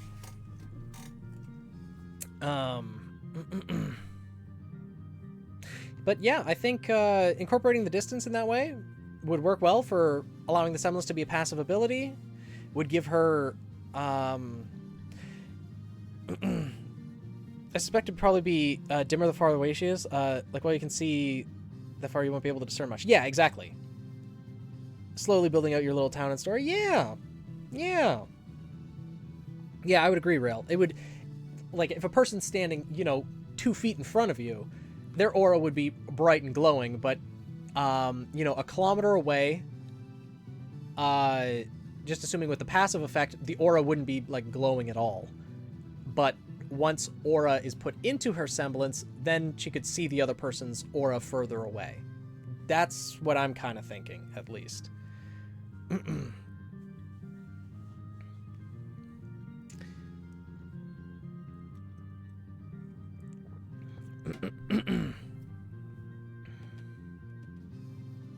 But yeah, I think that works. And I think that works. Is there anything else you'd like me to touch on, Velvet? Or Violet? Apologies. Makes sense. The whole seeing dimmer further away, yeah.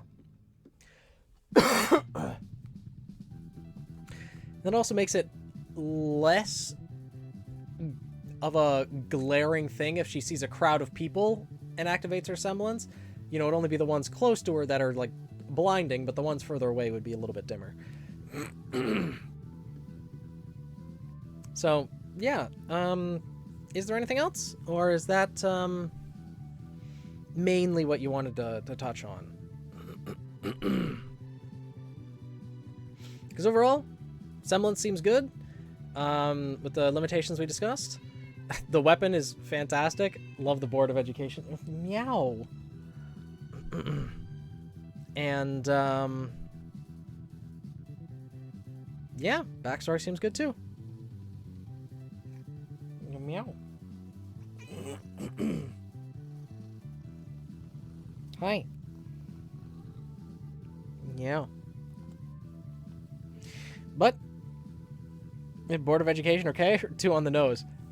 Father, I crave food. Nah, he doesn't need to get fed for another 6 hours. He's fine. He's got food downstairs. I fed him this morning.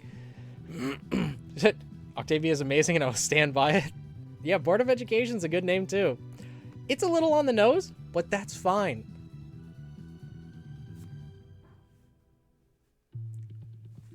There's a few weapons that are a little on the nose, and that's completely fine. Like Neptune's weapon, the Trident, called Tryhard. This is what RWBY's all about. It's all good.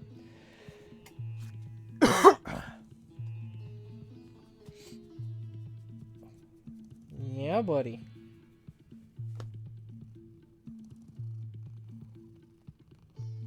Yes. Yes, hello. Just those things. Also have a video. Okay.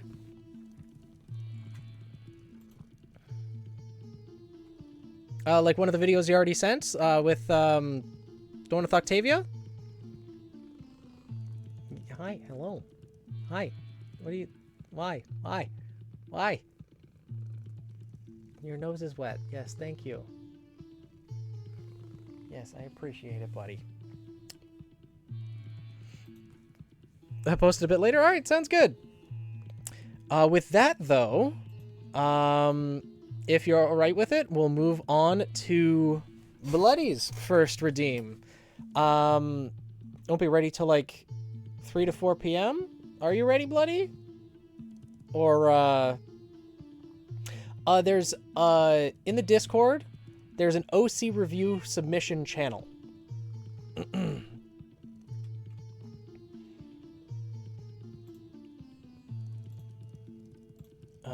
That would be where it is posted.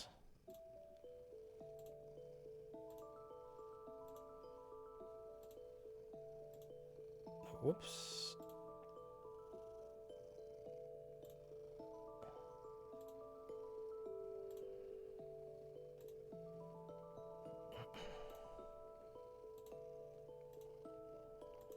Cat, stop.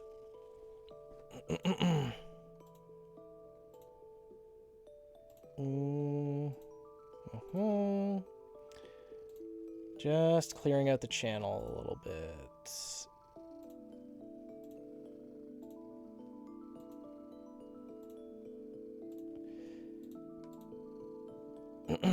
You're sharing bully NPCs today. Huh. So, me put more effort than needed. No worries.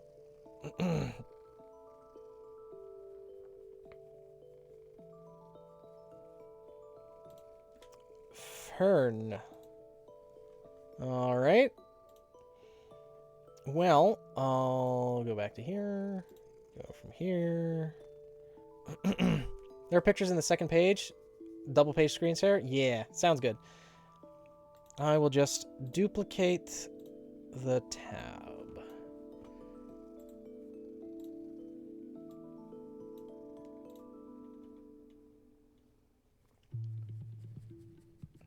She's the bully?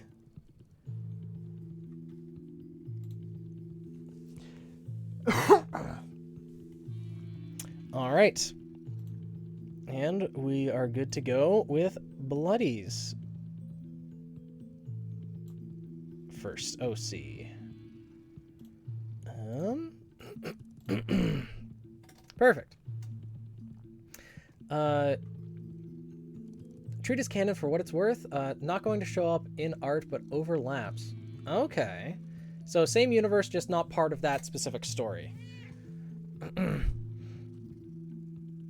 She looks kind of tired in this picture. Not gonna lie. Fernet or Fern Guard. Leader of Team Fern S. Team Furnace, got it. Graduated Atlas Academy 2 years pre the fall. Age 23 at Beacon's Fall. Oh, same as Team Seraph. One-liner, the spoiled child of a private security company CEO and a fashion icon. Spoiled rich kid? Emblem of security company logo that references fencing's On Guard with a fern added. I get Attack on Titan vibes from this, not gonna lie. Square picture is based on a meme. Post the OG in the chat. Okay. Fern is the toxic elitism of Atlas Incarnate. She looks like a gardener. She's the toxic elitism gardener. Huh. Illusion, avant-garde fashion. Oh. Garden without the N. Ah, makes sense. Also, she was a throwaway bully NPC that kept getting attention. Interesting. Coincidentally, the creator of New York Fashion Week and a former director of the Council of Fashion Designers of America is named Fern Malice. That is Zen Garden and Ivy League. I do get it. I do get it.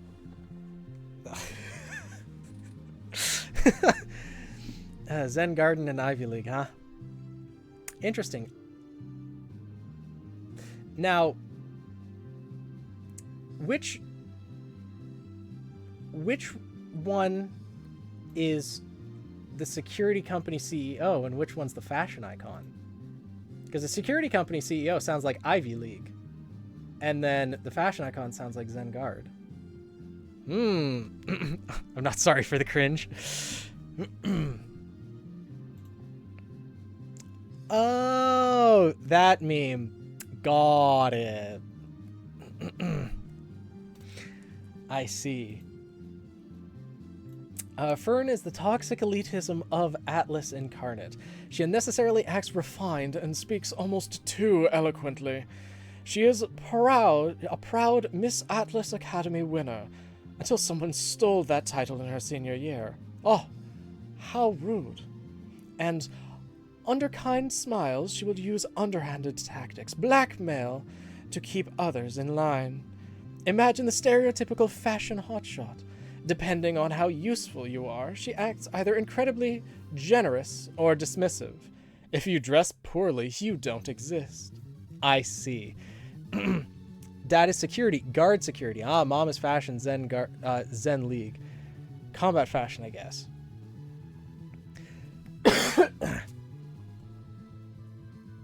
Huh. Humbling arc inbound. Maybe. There's no name yet, but we'll take Rex. Crossbow dust-shaped or dust-tipped rake. Has a collapsible handle, and the rake's teeth are crossbow bolts. Interesting. So she pulls the teeth off to... Okay. The bolts can fit into the body of the crossbow when transforming to the ranged mode. Thick silver pieces above the rake's teeth are the bow's halves. Now I see the Atlas elitism. Post-graduation. Because here she seems like, oh, just, you know, She's a gardener. But then...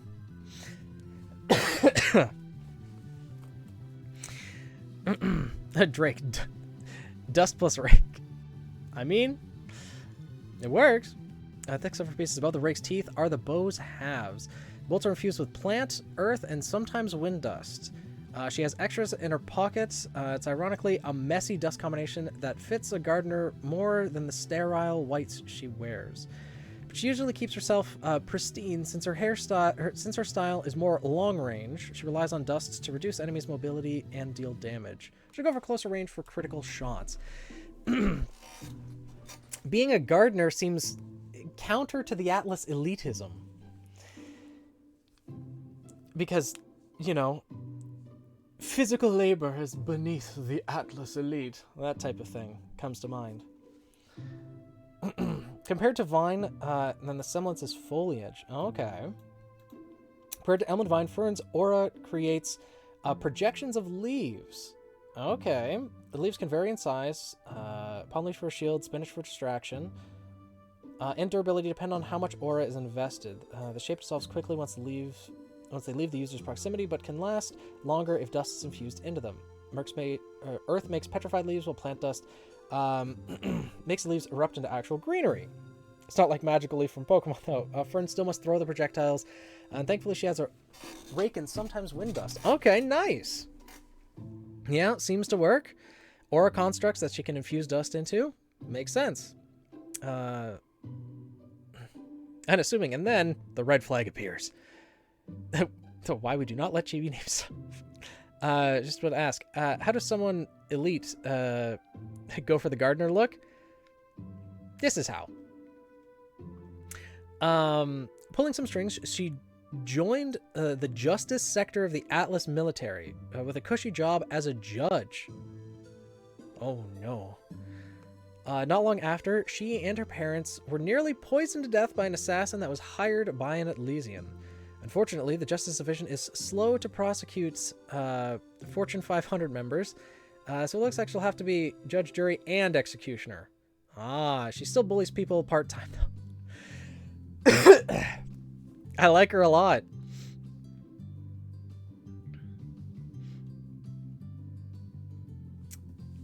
Name for the weapon, though.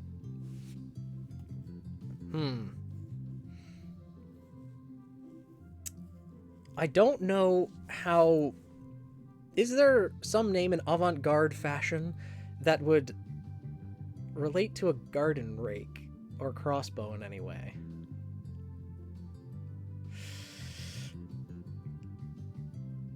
Huh. Interesting. Fashion isn't your forte, hence why I struggled? Makes sense. Yeah, fashion's definitely not my forte, as I probably wouldn't exist in her world at all. So, yeah, I don't know. Overall, though, weapon seems fine. Semblance is great. No real additions or changes that I would suggest, honestly. Yeah, making the aura constructs. I'd assume making an aura construct, like an aura shield strong enough to stop bullets, would be quite aura draining. But you already mentioned that how much aura is invested, so yeah. For medicine, Fern is the shape of the amniotic fluid. Pregnancy stuff. Went under a microscope. Huh. Interesting. I saw ferns on the floating Atlas outskirts. This is true. Looks more fashionable than any of my OCs. Yup. Well, I mean, avant-garde fashion. It's supposed to be fashionable. And especially if you dress poorly, you do not exist. Should put kids aside in the halls and yell at kids for horrible fashion sense? Either that, or just want them gone from her sight.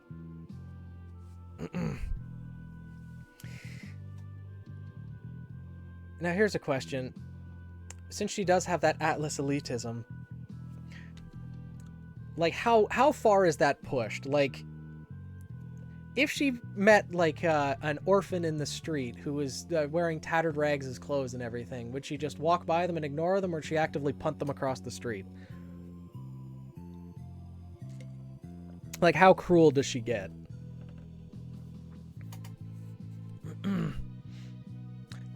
Okay, so human orphan just walked past. Faunus orphan punt across the street. Got it. Though she may not want to get her boots dirty with anything like that. I don't know. Fashion racist, yeah. She would pretend to care before betraying them, humiliating them. Ah. Sadistic as well. Got it.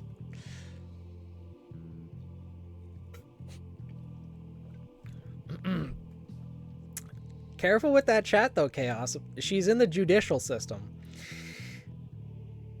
So, you know, she can probably get away with a lot of crap. Hey, Neo, we got a new friend for you. I mean, Neo is supposedly reformed after Volume 9, so... Also, I don't think Neo would be that fond of the Atlas elites. Honestly. I don't know, but whatever Phoenix does the Atlas elite, I keep on thinking of his Oliver impression. I think my Oliver impression's different than the Atlas elite, but I know Chibi's joking, but still, it's worth it to point out.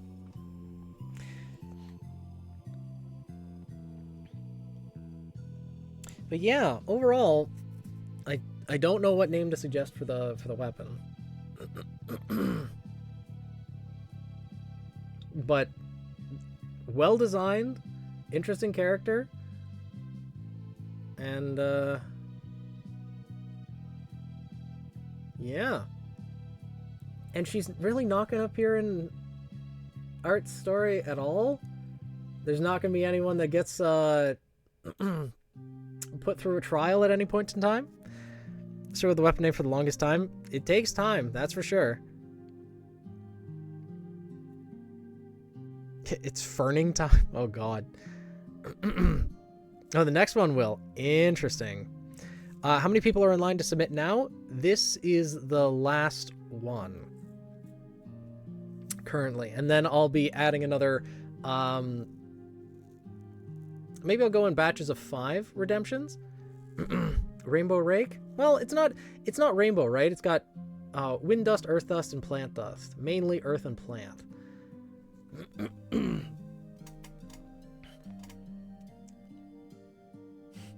All I could think of was from an anime that I watched when I was really young. Character used a weapon that they literally called Battle Shovel. But I feel like that's not avant-garde enough.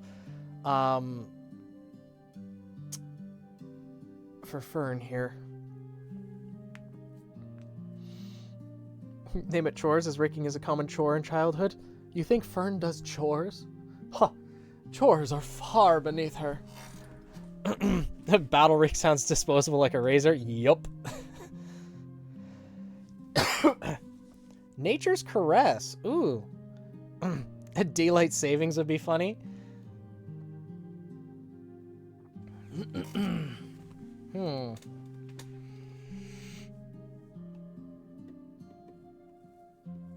I don't know if I spelled it right. I mean, Nature's Caress doesn't sound bad. Anyone know any royal plants? Huh. A royal plant could be interesting. The Dark Embassy of the Corrupt Eternal Flames of Halagon Prime? Oh my god.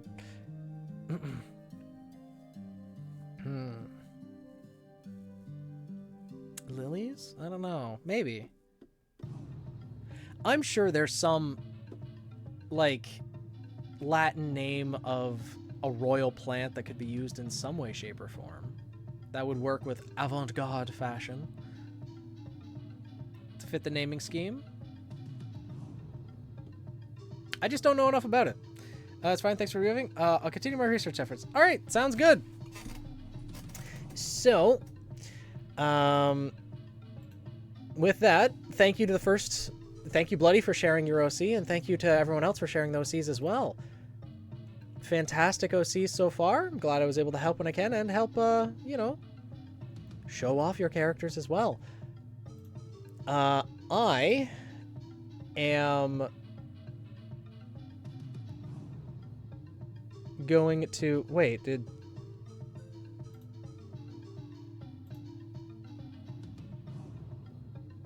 Twitch chat's not showing up on stream? Why? There we go. I didn't have Twitch chat added on here because sometimes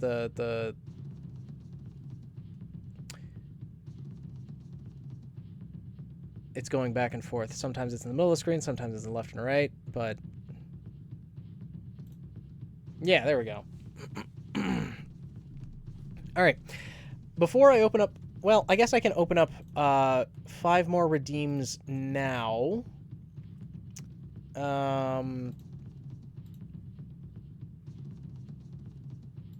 Channel points, manage rewards.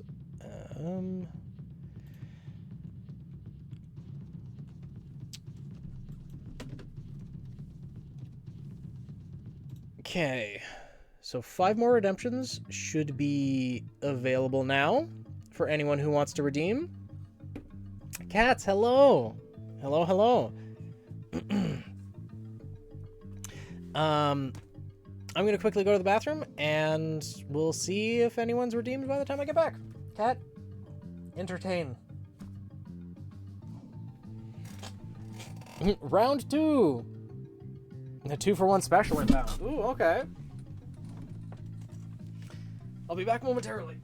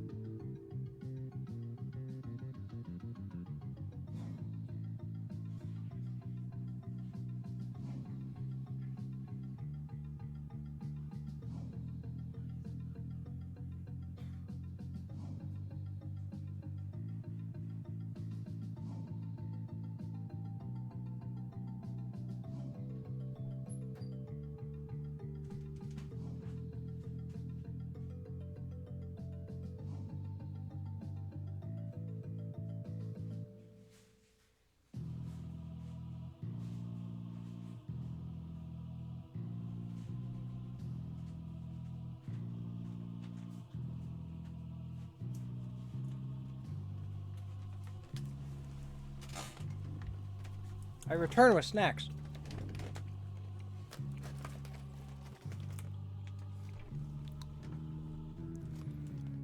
Had to, it's not enough points to do them individually. Oh, okay.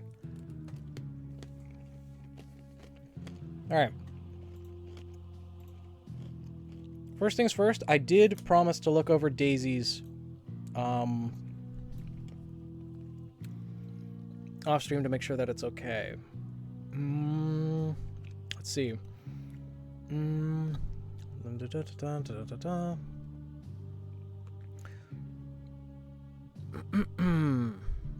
Let's see. Oh, I see what she was talking about now.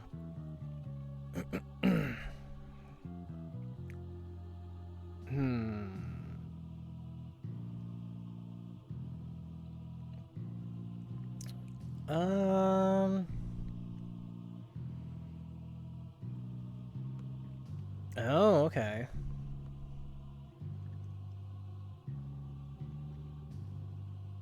I think that should probably be fine. Yeah. Okay.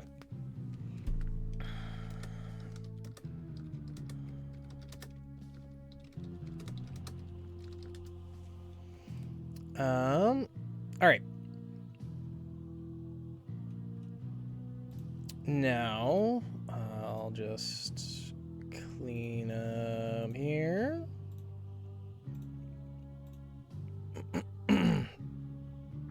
All right, so yeah, flower redeemed. Flower redeemed, Velvet. Oh, she said D&D.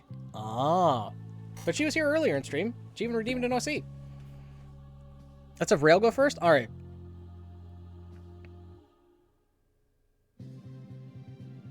Well, she didn't. She sent me the information because it dealt with some sensitive topics, and she wanted me to look over it first to make sure that it was okay to show on stream before she actually redeemed it. So she hasn't actually redeemed it yet. She might later on when she comes back, though. The salt at the bottom of the bag. If you take all of the salt all at once, it's a little bit overwhelming, but little by little, yes. But yeah, we can have Rail go first.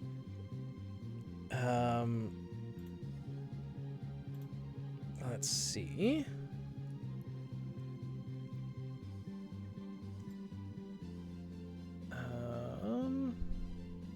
Cool.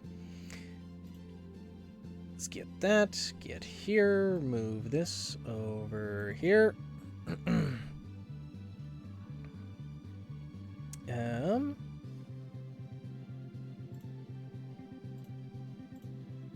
Go here. And here.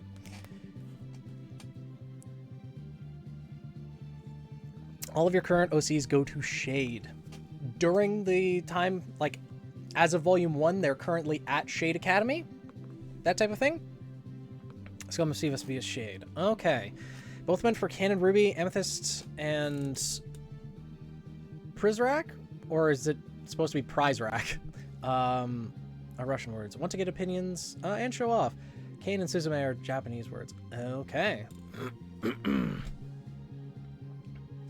Human sniper. Okay. Way before that. Okay. Random thought question. Can a character be a master of aura control and never unlock unlock a semblance? Yes. Yes, they can. Because you can learn to control your aura by channeling it through, like, the weapons you use as aura conduits. Being able to channel how much aura you are putting into your aura cloak. That type of thing. And be able to more efficiently channel aura in those different ways. There's also aura sensory capabilities. Like, you can be a master of aura and never have your semblance. But there are different aspects of aura.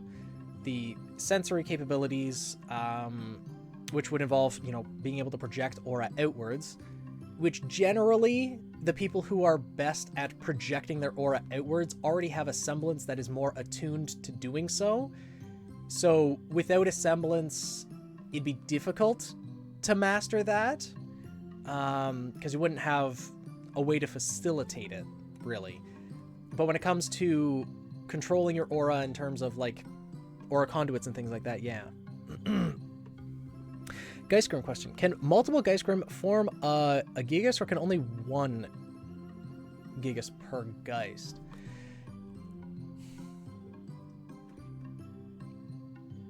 I don't know, actually. I'm assuming more than one Geist could possess, like, a suit of armor or a rock structure. I don't think it would add any extra benefit, though. I guess the ages weren't obvious. They're roughly 10 years older than Weiss, Yang, and Blake. Okay. Well, I mean, age 26, 27, RWBY Volume 1. Yeah, all I had to do was read further. Again. But Amethyst Prizrak. Human Sniper of Sivas. Pronouns? Yes. Height, 5'11".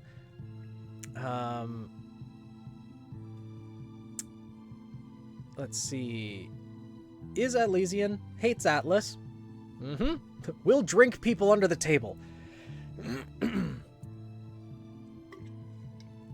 Got it. Like 3 dogs in a trench coat. Pretty much. Maybe independent moving limbs? Yeah, like, that could work. But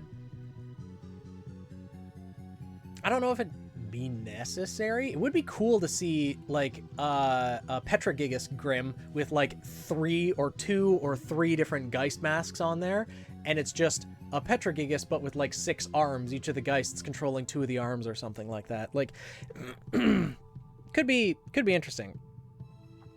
It means all of Team DPLD. I think diploid when I see that, but I don't know if that's a color. Doppeled?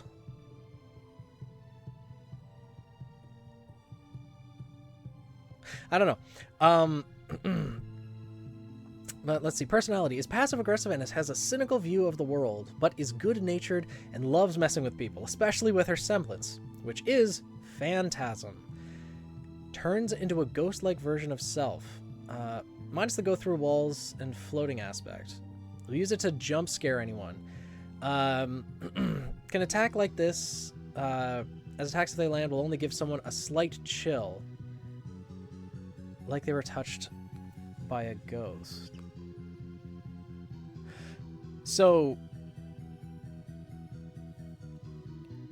in other words,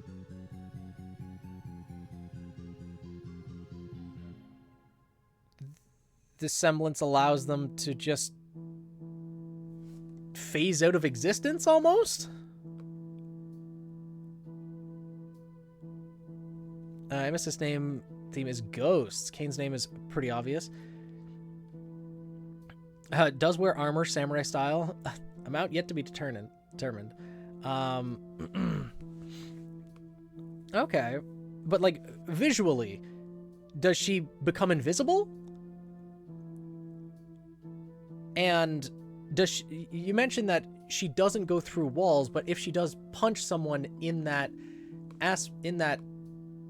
while activating her semblance, does the fist go through them? And it's like a chill, like they were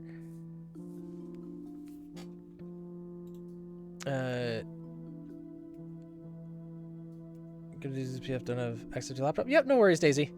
No worries. More transparent. Okay.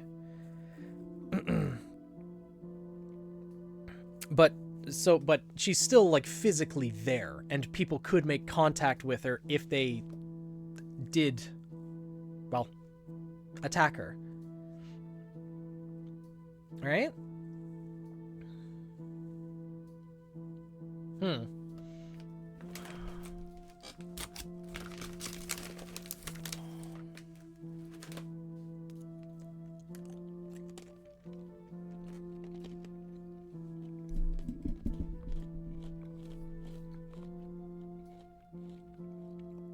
It will stop her fist, but do basically nothing to them otherwise. So she loses the force of her attacks in exchange for essentially jump scaring people. Because if she's not completely invisible, is she?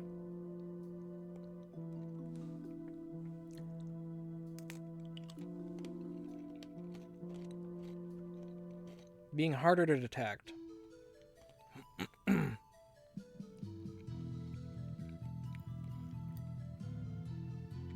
I mean, since she doesn't phase into anything, or phase through walls or anything like that, she can activate it and deactivate it at will without any consequence other than the aura that it would cost. Okay, so she's not completely invisible.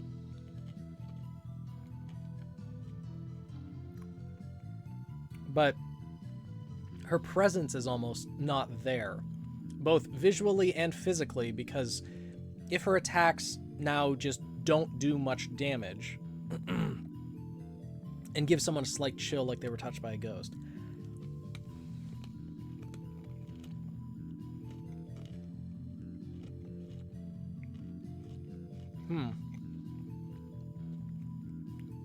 Okay, I mean, I think it works. If I was gonna... The hypercritical part of my mind focuses on the slight chill that... like, well, she'd need ice dust to be able to accomplish that. because having that additional aspect added to the semblance is technically a separate ability, but like she can ghost herself, unghost, hit and run, ghost again. I mean, maybe, but if we think of May Marigold, right? She can create an invisibility field around herself and others, and she can attack while still being invisible, right? How many redeems do I have so far? 3 out of the 5 that are currently available. So 2 left.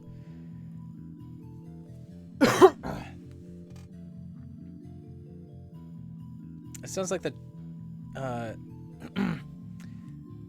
chill is psychic and not elemental. Yeah, like, no, I'm not saying it mimics the ability of dust. I'm just saying it kind of sounds like a separate ability-ish. Like, she makes herself, or they make themselves ghost-like and reduce their presence, but then also give a chill. Text concealed just makes it more difficult to find her if you don't know where to work. Yeah, makes sense. Let's couple this together, but I did develop one of your characters from your Goddess of Empathy story a bit more. Okay, nice. Currently 4th in line then. Oh, don't know where to look. Ah, okay. Makes sense. But yeah, overall, I think that's probably fine. Because the slight chill, I would think, maybe needs a small amount of ice dust. Wouldn't even need to use up the ice dust. Just the presence of it would probably be enough. Bert, M82 that turns into a Bardic? Bardiche? Fighting style prefers long range, but is still alright at close range. Okay, cool. Chill part is just flavor? Yeah. That is fine then. I mean, still just being... Even having slight contact from something that you don't know is there would still be enough to startle anyone. And then she can phase out and, you know, knock someone out if she wanted to. Yeah, makes sense. Sounds good.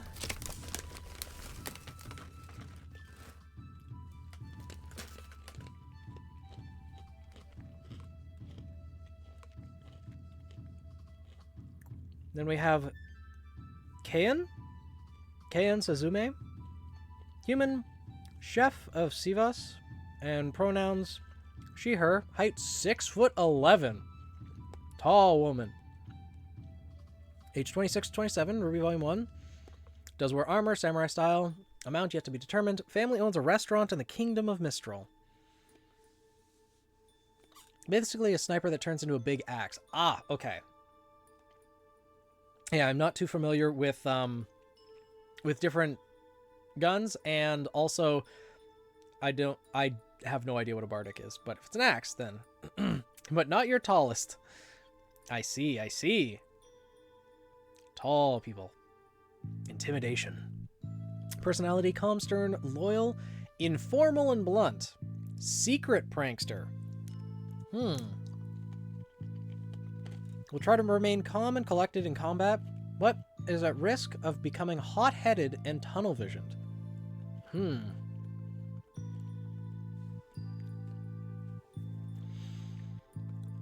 loves music. I mean, if there's a chance she becomes hot-headed and tunnel-visioned, can she... She's not necessarily all... Well... Slightly conflicting, but... still works. It's an axe polearm. Okay. Mostly calm, but sometimes can get hot-headed. Makes sense. Semblance is Curry. Can absorb the kinetic energy from the hits derived from an opponent and spread it out to strengthen a max of 3 attacks. Okay. Have a nice 2-page bit ready, but only 36k feathers. I mean, there'll be another OC review in a couple months, so you can always wait till then. Or maybe I don't know if you'll be able to hit and get another 4,000 by the end of stream. I don't know if that'll be possible. However, each attack must come from the same type of attack. Punch followed by a punch, slash followed by a slash. Interesting restriction. Strength of each attack is determined by the amount of energy that Kaon focuses into it. If not all used up in the prior attack, the semblance would immediately use it in the next attack of the same nature. Huh. But, based on this description, wouldn't she only be able to use a maximum of 2 attacks?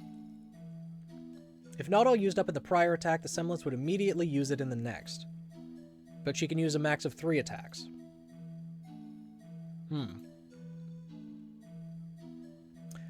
Weapon is Cleaver. An Odachi with a cleaver-like blade. Okay, cool. Fighting style, obviously close quarters. Yep. Now, when using semblance, will manage the energy like she's managing spice. Spread it out over 3 attacks. Appetizers, main course, and dessert. I see. Expect questions about this semblance? I mean, it's a power storage semblance that kind of works similar to... Well, it's a midpoint between Yangs and Atoms. Absorbs the kinetic energy from attacks. And where Atom has to release the stored up energy in a single attack, Yang has to release it in a barrage of attacks. Kaon just has 3 attacks. It's a midpoint.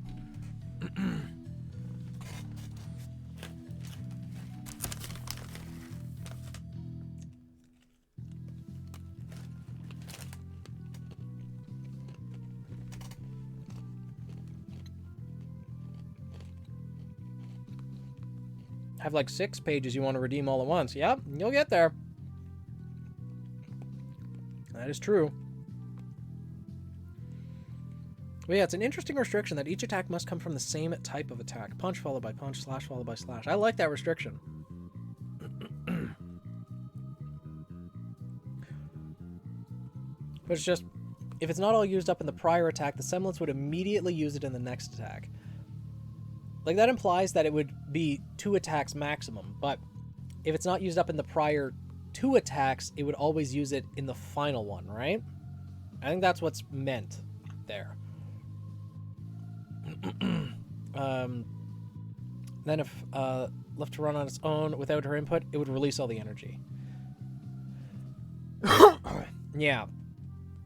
Like, the 3rd attack would be the final one and release all of the stored up energy that she had. If she used it all up on the first 2 attacks, then that 3rd attack would just be like a normal attack. But if whatever energy's left... Now, what would happen if she has taken a couple of attacks, right? She's absorbed the kinetic energy and she attacked once and then twice and then takes a hit. She didn't use up all the energy in those first 2 attacks. Still had energy left over. Would that next attack interrupt her semblance and she'd have to start over from the first attack again? Or would that just taking that hit in between the attacks make that 3rd attack that much stronger? Hopefully I worded that all right so that my meaning is conveyed properly, but...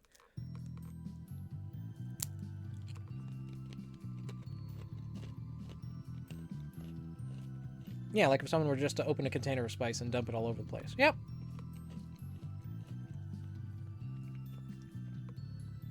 But I'm curious what it would be like if she's attacked in the middle of using her semblance. Would that strength get added to the next attacks, or would it interrupt the semblance? And she'd have to start over from attack 1.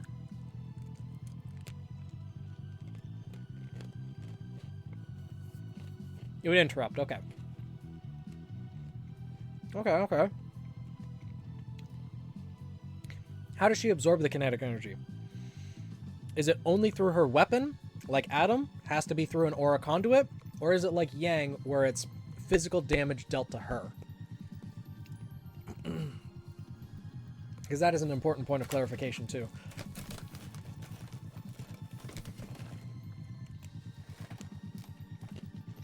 More like Yang. Okay. has to take the damage herself and then deal it back. All right. Makes sense, makes sense. So, she doesn't use any type of dusts, right? So, unlike Yang, she can't use it to give a flurry of dust-charged blows. Increased in power by her semblance. It would be just slashes or punches or kicks or... Interesting. Okay. Just pure power. Yeah, that would suck coming across her with her big weapon. Yeah, Nodachis are the very long swords, right? Power!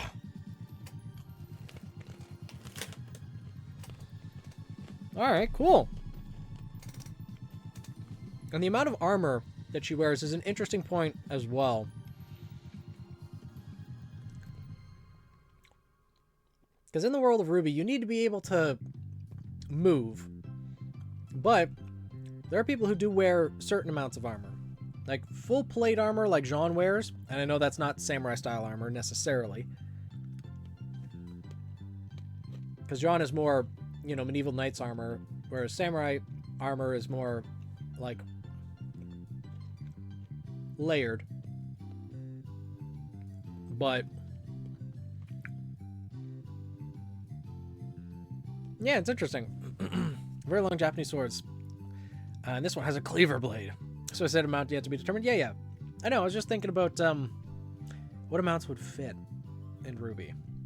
Because Raven has a shoulder guard that's kind of samurai style. Same with Yatsuhashi. No, wait. Yatsuhashi has a shoulder guard. Raven has the forearm guards.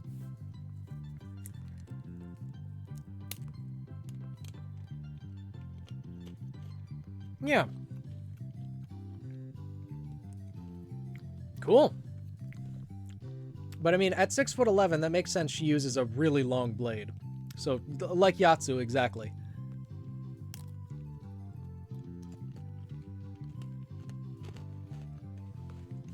So a long-range fighter and a close-range fighter. I see how they can work well together. And she's also the chef, too.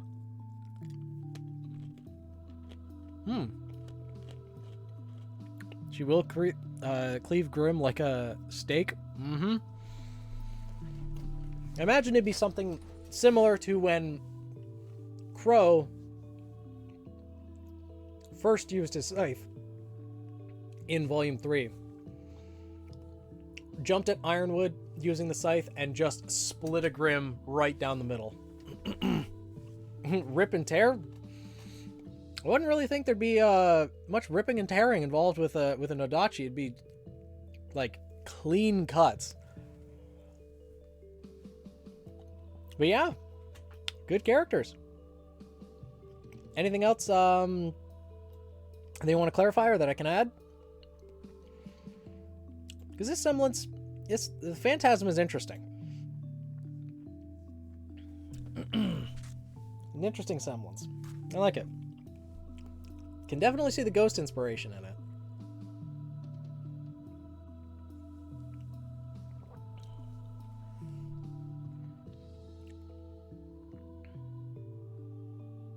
But yeah.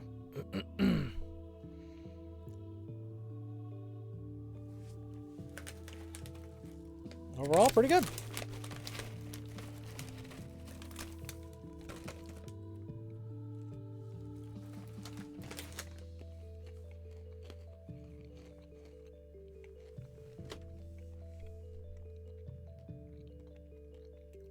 Yeah.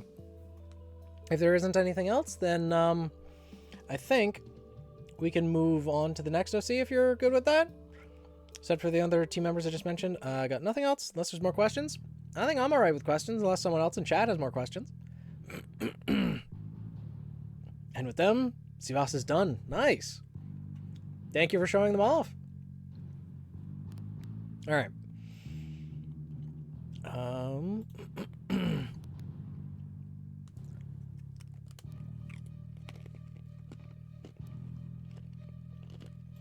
Let's go here.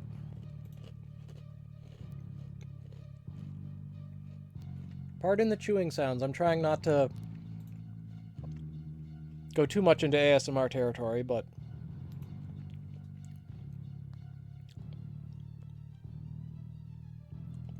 So, next up, Bloody. You okay to go next?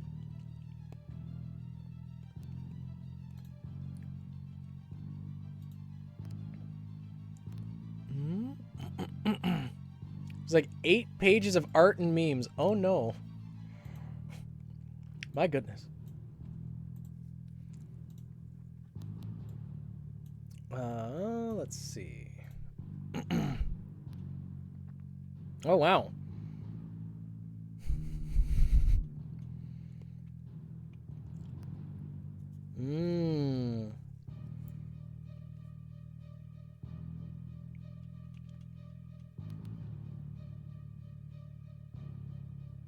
I see, I see.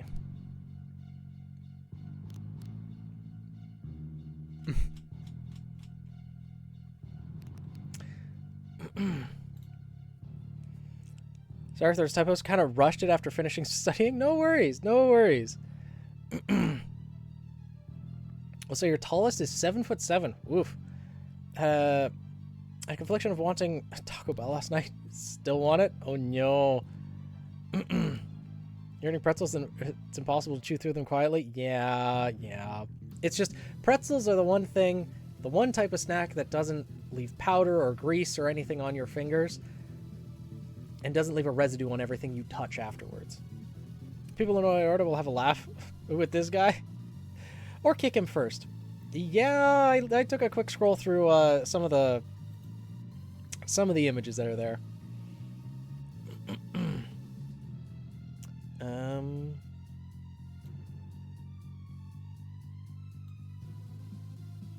Yeah, let's go there. Just so I don't block that too much. Yeah. Go there. Sure, but Veer, you've met both of your copy of Seth's ones. Oh, nice. All right.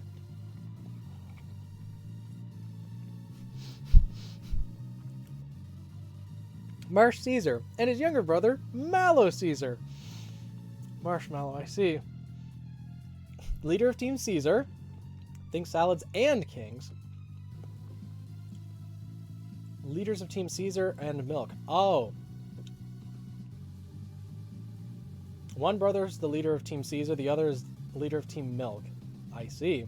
Graduated 2 years before, and at the time of Beacon's fall, respectively. Okay. So Marsh has a robotic dragonfly, and Mallow has the doggo. Finn, fastest, intelligent, nanodust network?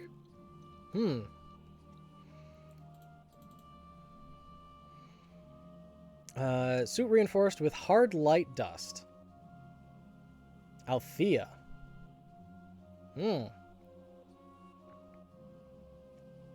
Interesting.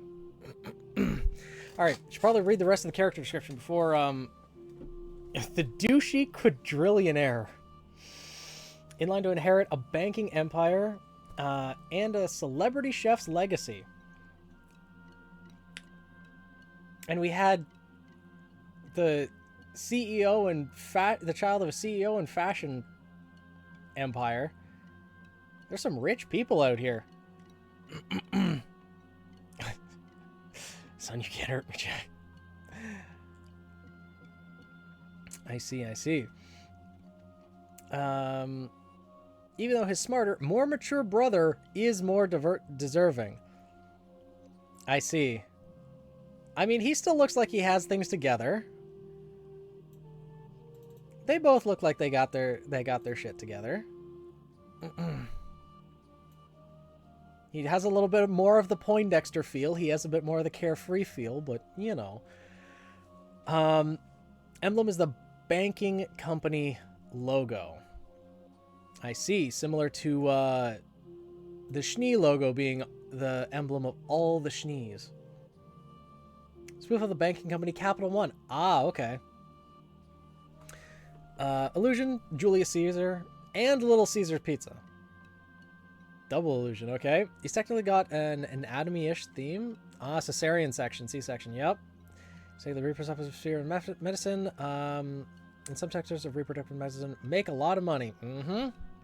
It's supposed to represent Atlas's worst. So even his parents are named after swamp. Really? Get out of my swamp. Myers Caesar and Selena Ramsey. Yes, like Gordon Ramsay. What do you mean? Ramsey's not the worst. Plan to use Marsh for our backstory, but yeah, I got some rich people catfighting going on. Yeah. As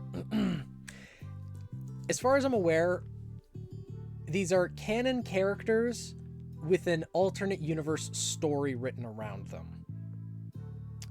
So they're meant to be canon complacent, but the story is alternate universe.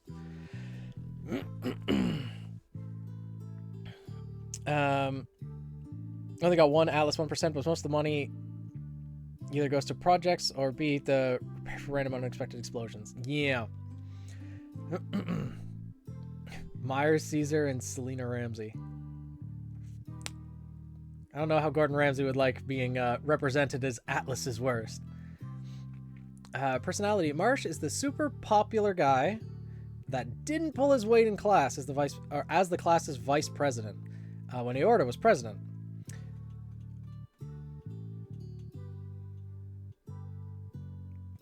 Where is it? Right here.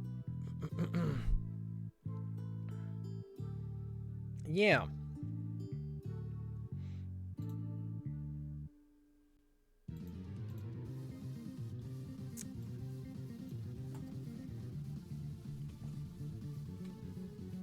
Yeah, her face, I know. There's a lot of images and memes that we can go through. Let's see. And the first to win Mr. Atlas Academy in all 4 years of his time there. Wow. Suspicious. Loud, swanky, and condescending. And he's no pushover in a fight or in the political arena. What's worse, he has an army of fangirls eager to attack his critics and a set of talkative dragonfly-shaped drones that can take care of his schedule so he can cut work. I see. Looking questions. Oh yeah, no, Bloody drew all of them. Bloody has an entire webcomic for those who aren't aware. It's on Webtoons. It's called Art. Read it. It's good. But yeah, you can tell a little bit of the dynamic here. What's worse? Oh yeah, Army of Fangirls.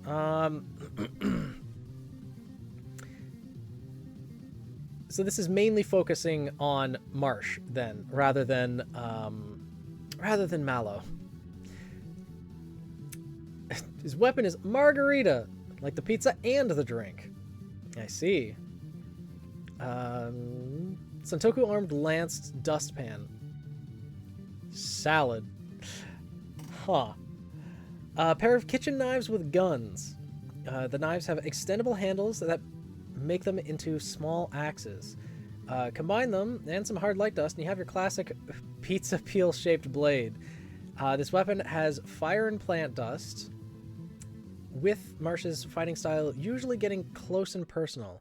Uses the plant dust mostly to trip enemies up and set it on fire while mocking them. So the guns fire the plant dust then. Intelligent dust-powered emergent servants. Think Ides of March. Okay. 15 drones that his brother made. They talk, too much sometimes, and do secretarial work. So they're autonomous then. They're AI?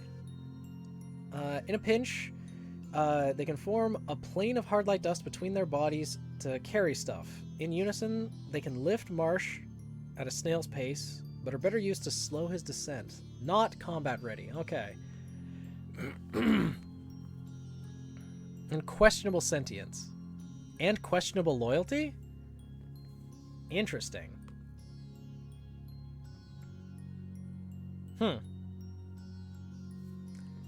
Trying to think if we haven't really seen anything comparable like that in Atlas, but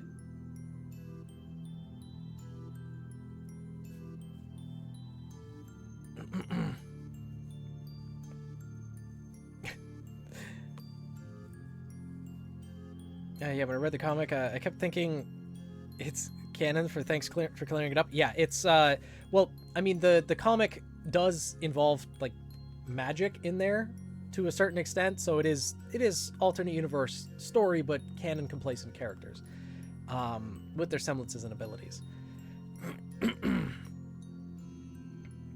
Semblance, no name yet. Marsh insists to the world that he doesn't need one. He's perfect as is. I see. Mallow's semblance makes his aura act like a sticky gel. It can trap enemies to a surface object while his robotic canines maul them. Mallow stays protected with hard light dust reinforced suit named after the marshmallow plant. Okay, he can make his aura act like a sticky gel, but that means he needs to get in contact with the enemies first. So stays protected by a hard light dust reinforced suit. He'd still need to make physical contact with the enemies first, right? The Knights have a bit of an AI. Yeah, not advanced. That's what I mean. Like, the Knights are autonomous. They can operate on their own, but they're given certain orders to follow. And the plot. Marsh is somewhat dyslexic, hence why his brother made him assistants, and untrusting. Monthly assassins had a kidnapping episode by Faunus, etc. I see. It makes sense with the Atlas elites. He's constantly partying and drinking, dreading the day he'll get dragged into an arranged marriage. And then there's his semblance, which is spoiler territory, so he does get a semblance. Either that or he just tells people he doesn't have one, or doesn't need one. He now works for a bribable sector in the Atlas military to maximize time overseas, far from his fans and family. How did he get the fans in the first place? Just by becoming king of the school? Oh, Aorta won Miss Atlas. Here by mistake. Do I have to sit next to this mistake? Oh no.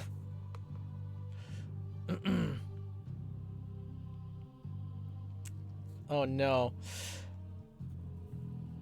Okay.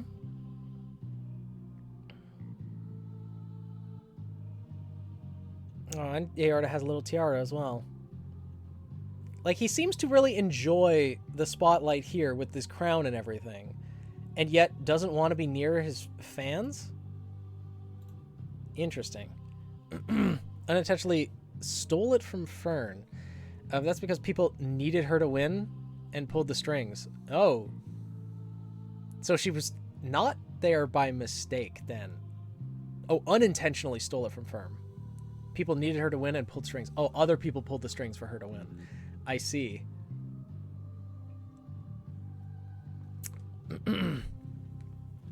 And you mentioned that Fern was not going to appear in the story? But Aorta stole the crown from her? Or is this more like a side story type thing? Yeah, doesn't want to be near his fans. Fitting stuff. You're catching up to the plot. I see.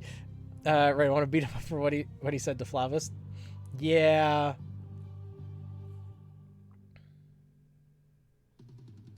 And what actually happened? Which budget do you embezzle for the throne? Is this or a yacht? I already have 25. I see.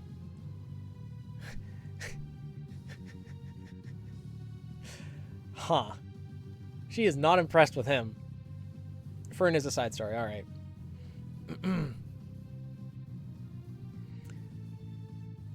Yeah. Well, there's some emotional turmoil going on between them.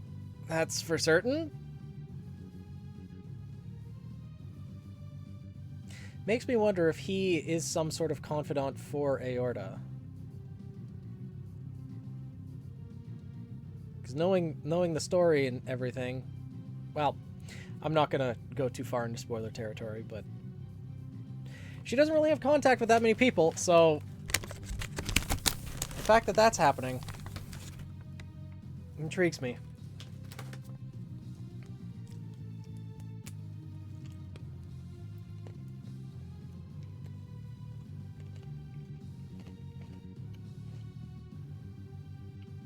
He's got a very punchable face. Found her at the end of the episode. Oh, okay. I want to hit him. No particular reason. I just want to hit him.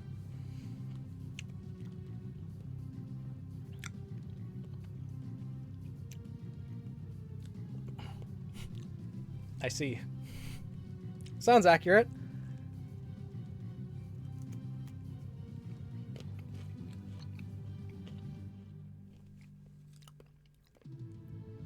You know, when I see this picture, I want to just, you know, if this is a poster or something, I want to just draw the mustache on him, black out a couple of his teeth.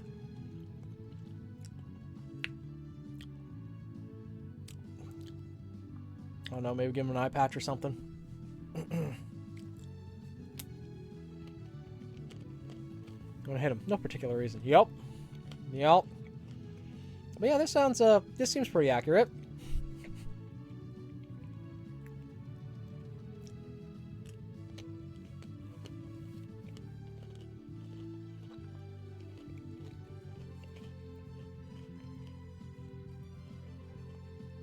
But now I do have to wonder, for sanitary reasons, does he actually go out and, you know, kill Grimm or you know, use those weapons in combat and then come home and cook with them? Because sanitarily speaking, I mean, yeah, he could wash them and everything, but with the transforming gears and everything, he might not be able to get all the blood out of it. He does not cook with his weapons unless he really has to. Ah. This guy has 500 kitchens. It's good. Okay. Well, I mean, I'd imagine he would if he has, it was either this or a yacht, and I already have 25. And 1,000 cooks? Probably. Who needs to learn to do something when you can just pay them to do it for me? Enough to fire 10 a week.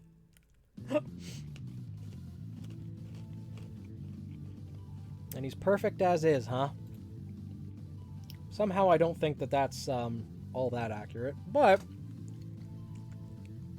well, story related anyways. Urge to kill intensifies.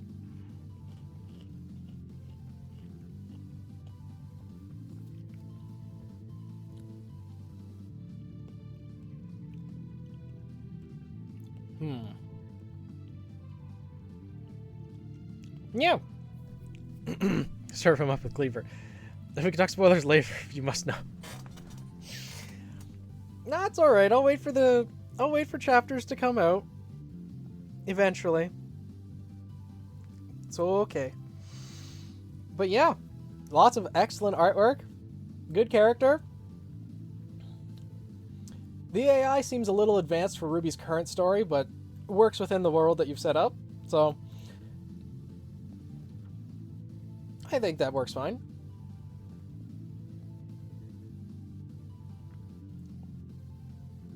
Now, since his brother made the drones for him, though, and if he's overseas far away from his fans and family, it's going to be difficult to get any replacements for those drones if they happen to be destroyed. I think Diego can use him like Hulk used Loki? How do you mean? I mean, Hulk just used Loki by slamming him around on the floor. But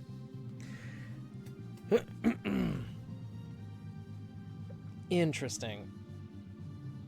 Yeah. first to win Mr. Atlas Academy, all 4 years. But cool. Anything else that you'd like me to add or touch on specifically? Overall, I think, well done. Excellent artwork. And, you know, especially thank you for sharing. Univides has a broken wing. It'll keep happening.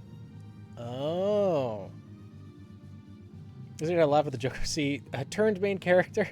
Accomplished. Yep, I did. As an airport bag of white chocolates, Reese's cups. Ooh, nice. Nice, Velvet. But yeah, thank you for sharing. A lot of little things you can read into here, too. What you should know before arriving at the Atlas Military's annual division fair.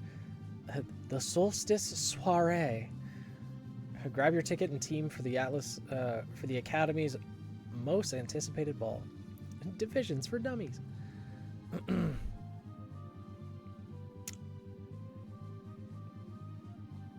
Lots to read into. I wanted to start chopping with the giant sword. All right. So next up then will be daisies. Because Burb loves white chocolate. Yeah, I do. White chocolate's delicious. All right. In that case then, we will switch back over and we will get Daisy's other OC.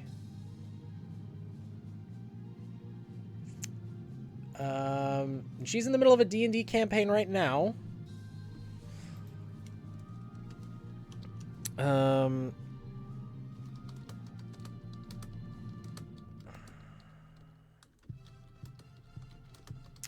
I'm just going to ask her...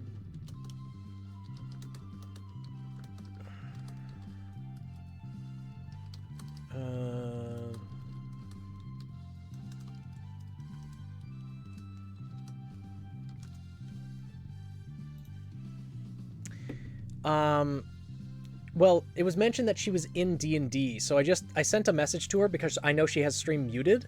If she wants me to go over her OC now, or wait until she's finished with her current session.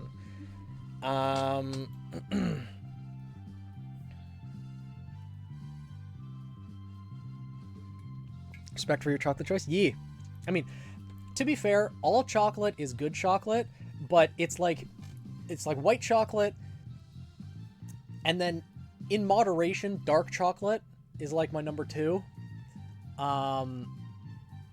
But then you get in all the different fancy chocolates that have like the orange flavoring, strawberry flavoring, and all that, and everything. Like straight milk chocolate is still fantastic, but I don't know. It's definitely good, but it's not my favorite.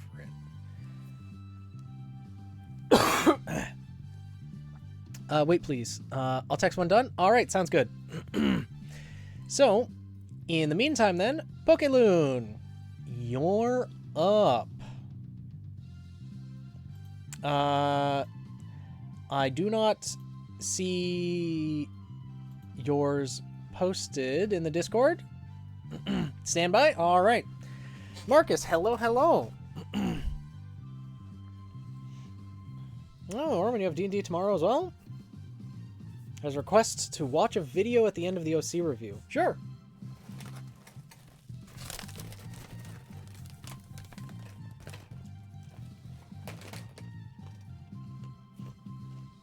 Weapons loading. All right.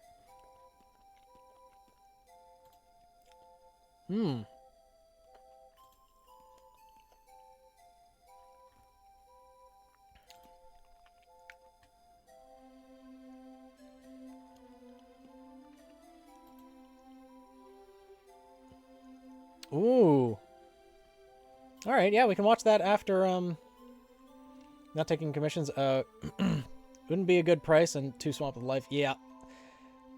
That's fair.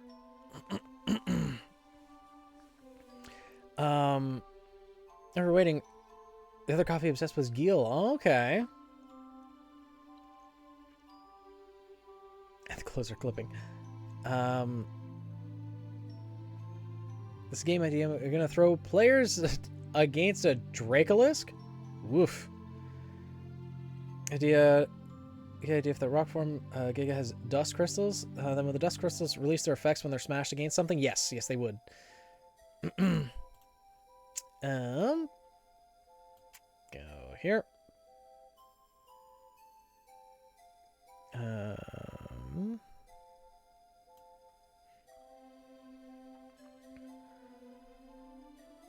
Sure.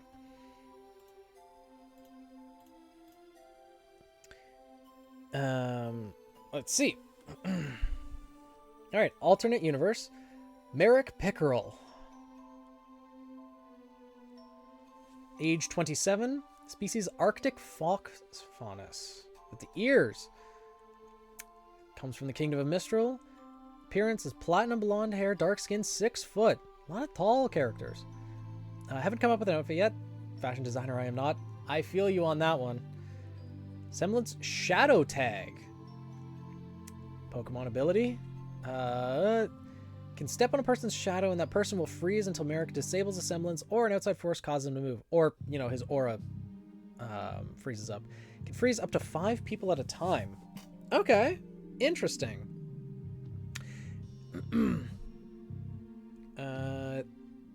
It would only be active while he's, like, currently stepping on a person's shadow, right?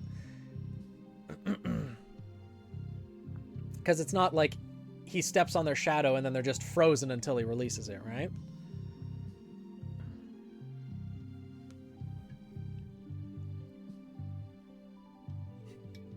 Shikamaru, my goat! The weapon's name is Remorse. Ooh, a fencing sword. Relations canon. Characters. F. Pickerel.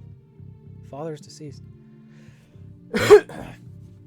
Was that one of the names on the Huntsman board in Mistral that was crossed off? Because Hazel and Tyrion took them out?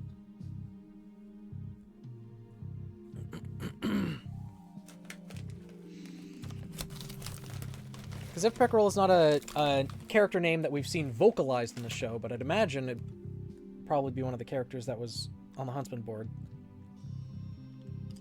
Oh. Tyrion's file. Right. Okay. Okay.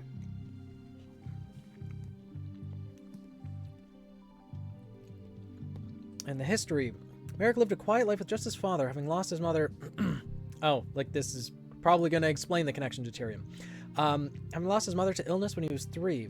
His father was a huntsman who would take jobs around the kingdom. One night, when he was 10, a criminal his father tracked down, Tyrion, struck at their home and engaged in a fight with his father. Merrick was able to escape, but by the time he brought back help, his father was dead and the criminal was gone. Merrick never learned the name, but he couldn't forget the face. With no other relatives, he was forced into an orphanage. His fellow orphans, both human and faunus, had his back and helped him through his grief. His caretakers, not so much. Wanting to track down the man that killed his father and wanting to make sure that no one else went through what he went through, Merrick decided to become a huntsman, like his father, and enrolled in Haven Academy, becoming Agatha's partner. During his time at Haven, he was constantly approached by the White Fang, being asked to join their ranks. But because he lost his father at the hands of a brother Faunus, he kept refusing, and taught his team how to fight in the dark so they could have a fighting chance when the White Fang would retaliate. He fell in love with the fellow teammate, Cho Evergreen, and the two got married shortly after graduation. Currently have one kid, Jay. Okay. Dangerous task he's on to hunt down Tyrion, though. I assume, since alternate universe, he's going to find the person that he's looking for at some point. Because in RWBY canon, it's probably going to be Crow that finishes off Tyrion. We're all hoping, at least. But in this story, got a tough fight ahead of him. Sounds like Batman fights to stop others from feeling the grief that they felt. Yeah. No, he can step on a person's shadow, step off it, and they still will be frozen. Huh.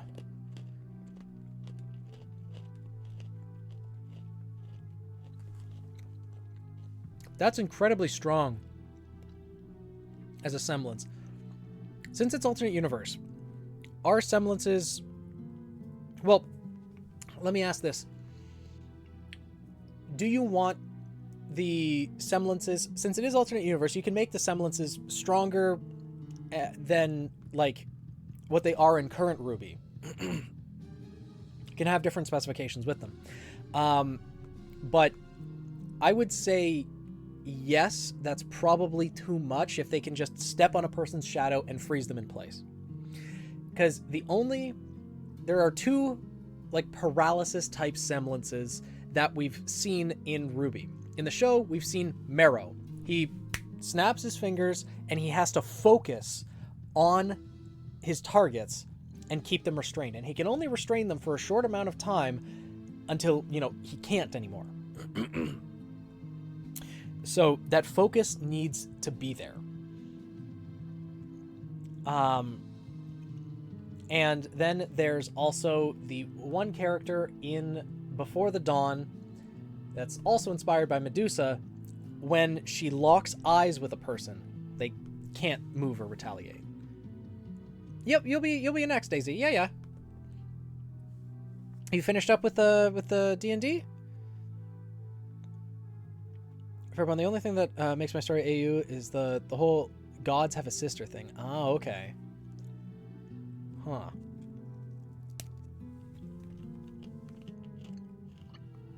Because if we use kind of Marrow's semblance as a tangential basis, then stepping on the shadow to freeze them in place and still being able to move around should be possible, but he would need to maintain focus on that individual, is the thing.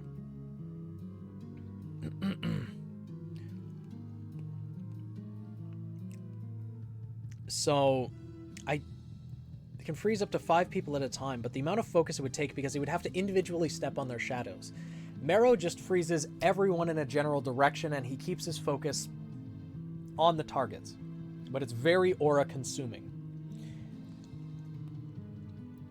Since this is individuals, it would be less consuming than Marrow's semblance. Still very aura-intensive to keep people restrained.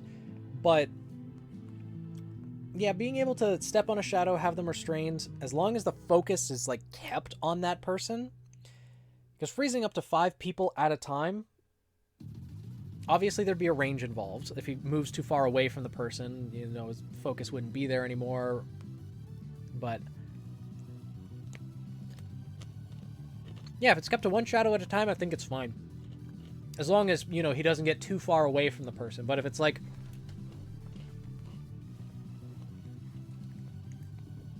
For example, he's trying to run away from someone pursuing him. Steps on their shadow, freezes them in place, and, you know, he backs away while keeping focus on them. You know, backs away until he gets to a corner, and then breaks his focus and runs. Like, that type of thing. Yeah, that would make sense.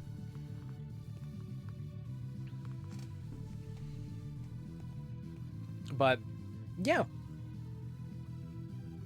That's the only thing. Other than that, seems like an interesting character. Like,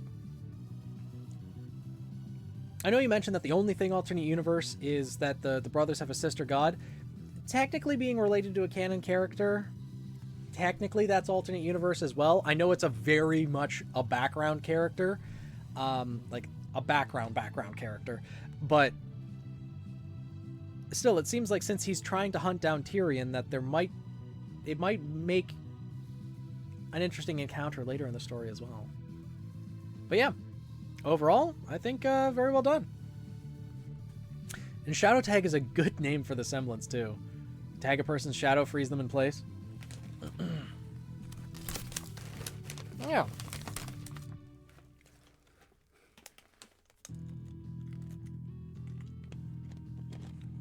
Is there anything else you'd like me to add or comment on? Any questions you'd have? Or chat?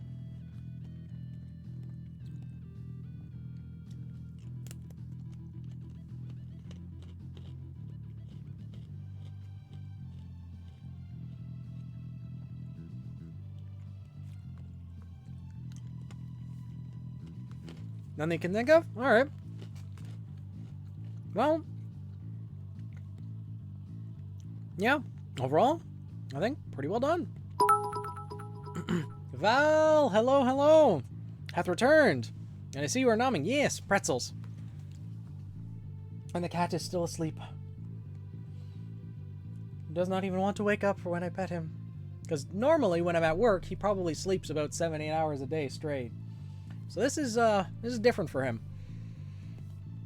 But with that being said, now we will move on to Daisy's character. Let's see. There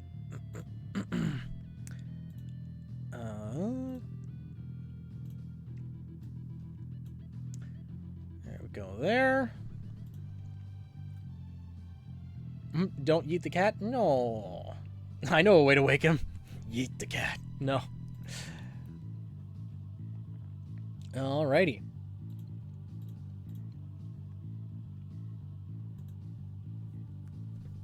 Don't yeet the cat without consent. Yeah, some cats like being tossed gently.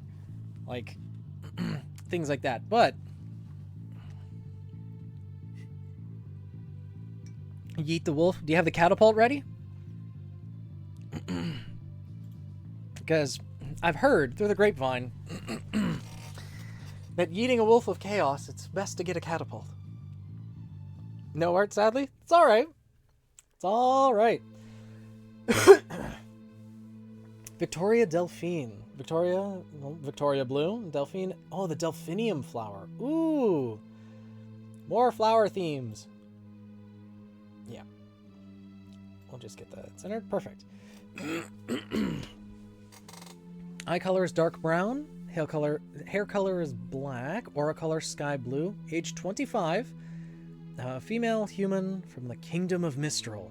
And weapon is a spear that turns into a rifle. Nice. Semblance. Delusional Shroud. A trebuchet. Yeah. Get ready for the meteor impact return. Oh no. Victoria will turn her aura into a mist that she breathes/blows out. People that come into contact with it experience an illusion that evokes whatever emotion she desires. She does not control what the person or people sees. I believe I helped you with this one before, correct? That, this place is plant references? I mean, makes sense. All flowers. But I believe I did help you with the semblance before. I believe we talked about it. Because this is familiar to me. Personality. Yeah, helping with the name. Nice. More flowers. A small part of me wishes I could share your humble little OC, but I've made my pet lay in it. What do you mean? You could share it if you wanted to. Or do you just not have the points? At the moment. There's no harm in improving your OCs. Exactly. That's why we're here. Or just share them and show them off. Personality. Victoria can usually be found moving in some way, whether she is pacing around or fidgeting with her hands. She usually likes to burn off her excess energy by messing around with her teammates, or doing very simple exercises, though she tends to do the latter less than when the team first formed. I see. So, they're troublemakers. All of them. Straight to the principal's office. She's a bit shyer than the rest of her team, usually leaving the talking to one of them and speaking softly when she has to. She has issues trying new things, especially foods, but finds comfort in new experiences when she is with people who are close to her, experiencing them for the first time as well. I see. Interesting. So she's more comfortable with people when they're also experiencing something for the first time, rather than, you know, them being an experienced person with it and giving her the assurance that everything will be okay. Interesting. When it comes to the stream, it's better to have a page full rather than more than a page. Remember when I submitted Jay? Yeah, that's fair. Having one page full is the ideal way to go about it, which is kind of why I structured it that way, but people can definitely go for more pages. I like sharing with new people she cares about. Yeah. Okay. Interesting distinction. Backstory. Victoria's parents were very focused on health for as long as she could remember. They constantly watched what and how much she ate and would make comments when she ate junk food or more than what they thought was necessary. Sometimes she would sneak out to eat foods that her friends recommended, but the guilt of it would eat away at her and completely ruin any appetite she had for the rest of the day. Victoria developed her semblance at age 10 after a particularly hurtful comment that from her mother about how much she was eating after lazing around all day. The sigh she let out emitted a blue mist that made contact with her mother, completely turning her mood around and leaving her complimenting Victoria on how well she was controlling her appetite and being conscious of her food. Victoria decided to go to Beacon as a way to escape her parents' hovering, and became partners with the daydreamer Daisy Pintura. She had trouble opening up to her team for the first year or so that they were together, but eventually opened up to them about her issues and received help from people she considers older and younger siblings.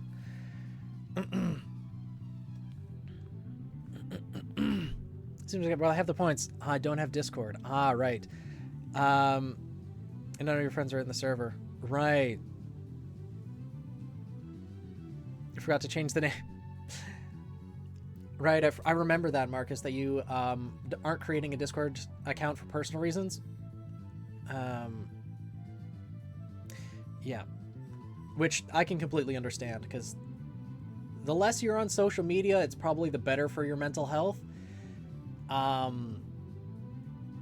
Overall, though, I hope at least the Discord server is a safe place as possible. But we try at least. But yeah, no worries. I completely understand, Marcus. If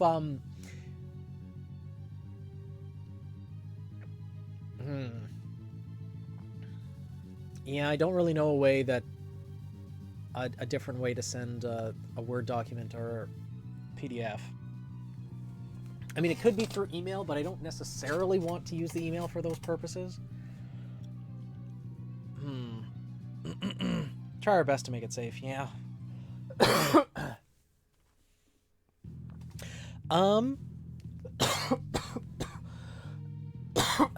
Yeah. But overall, yeah, I think things work pretty well with Victoria. The backstory makes sense for the semblance that she awakened, and the semblance, well, it's because I remember we discussed this before. I related it to Zelina's semblance and how, you know, she thinks of an emotion and it invokes an illusion based on that specific emotion. And it was similar to that. Need cough syrup? Probably. It's still the same sickness from like 2 weeks ago. I feel fine. Like, my sinuses are clear. I feel fully healed. Same energy as before I was sick. Same everything. It's just the cough is persisting, and I don't know why. It's post-nasal drip, don't worry about it, but it could be permanent, bloody. It could be permanent, and it'll never go away, and I'm permanently stuck like this, and I'll just be coughing for the rest of my life. I have underlying asthma. Unless the flu gave me asthma. I hope not. Panic! I will die violently and making all the noise possible.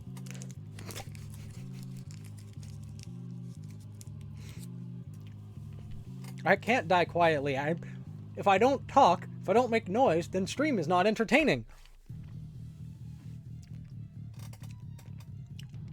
I just keep sucking down cough candies until either death takes me or by the grace of God I'm healed. One or the other, right? You will live for now. Don't choke. I'll try not to. But yeah, I think we definitely talked about the semblance before, both the effects and the name, so I think everything seems pretty good. Alright, everything seems good with the character. Someone who had a significant has had a slight coffee for most of my life. Slight coffee or slight cough. Long COVID. God, I hope not. I never tested myself for COVID. I probably should have, but I didn't. because I felt it was something different, because it was very nasally, and I felt it was definitely something more bacterial compared to viral. Cough, not coffee. I don't know. Autocorrect is working with that.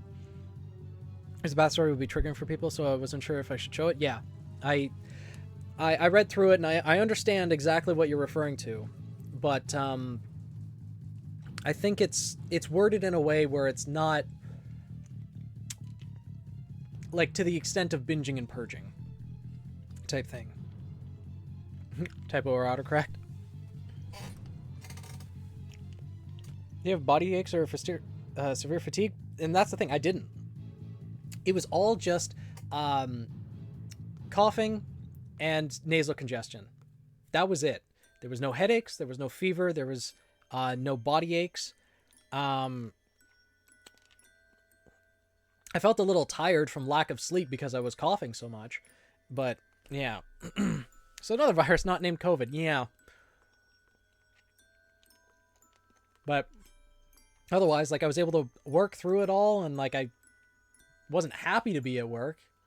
It sucked, but I was able to go through it. So, yeah, I figured it wasn't COVID. Either that or COVID just affected me a little bit differently. But, yeah. Hay fever? Maybe. See, I went to a convention and also an airport, so it was one of those two things that got me. Wait for 132 gigabyte install. What are you installing?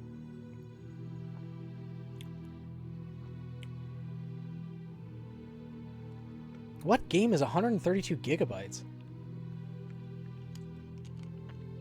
Cyberpunk?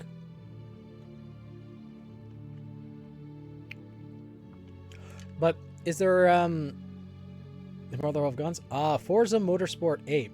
All the car details. So, is there anything that you'd like me to add, Daisy, or like me to touch on, or questions or anything? Because overall, I think very solid character. Solid semblance and backstory. Good character description with the personality. Try Mucinex? But, like, my sinuses are clear, though. Mucinex sounds like it'd be more mucus-focused, right? It's just, like, it's... It's just a tickle in the back of my throat that constantly makes me cough. The more I talk. Which, you know, I've been refraining from filming videos and everything because I don't want to be coughing. That's about it. Alright. Sounds good then. In that case, that is drainage. Okay. But that is all of the OCs that we currently have redeemed. So, if there's anyone else who would like to redeem,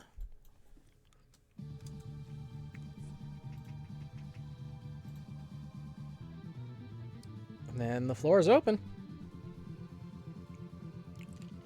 Had something earlier this year. Cough stayed for ages. Great. Do you cough up mucus? A little bit. Not too much, though. Only at 12k chaos? Oh, no. Have to dip now as D&D group is going for food. Bye, Daisy. Thank you for sharing your OCs. Have fun. Get good food. Get lots of food. Food good. 21.3k, Marcus. Meow. Well, that is all of the OCs. Oh, and stretch too, huh?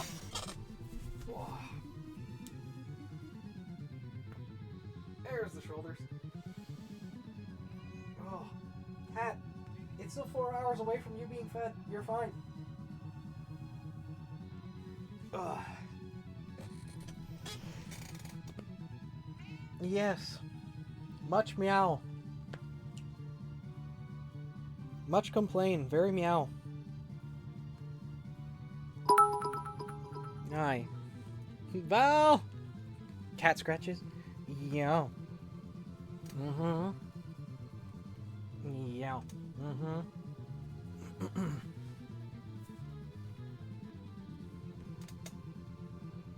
Yeah.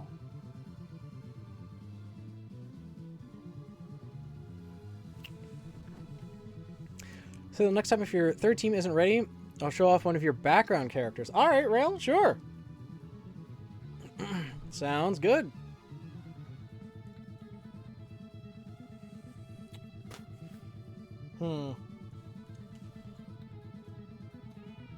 Meow. Now, a couple things we could do. One option is I end stream here for the day, because it seems like everyone's redeemed OCs that wants to. Because it's like 5 o'clock. I should probably go start making food for dinner. So I could stream, then eat dinner on stream, and then play Fire Emblem afterwards. I should know what kind of information to put down for your OC. Whatever you want, Magus. Stay so I can farm points. Fair. The kind of information is pretty much whatever you want, as long as it sticks to the guidelines that I put out in this Google document. And obviously respects the terms of service on Twitch. But, you know, if you want to talk about a single character, you can put in their semblance, their weapon, information about the character, like age and what kingdom they're from, what school they studied at, and things like that. Team name, aura color, eye color, physical descriptors, in the background. Or you could just have a bunch of different semblance ideas that you want to put on a single page and have me go over like 5 or 6 different semblance ideas, or, you know,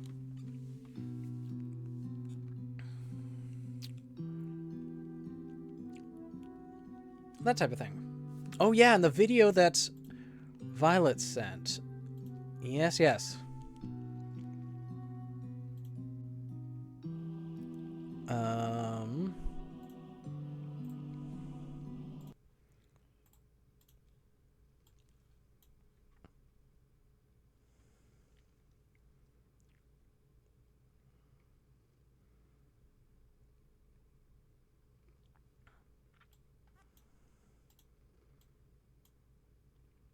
I see.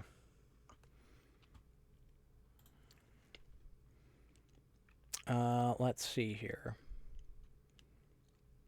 Yes, the sound of YouTube cut out. So unmute that. Go there.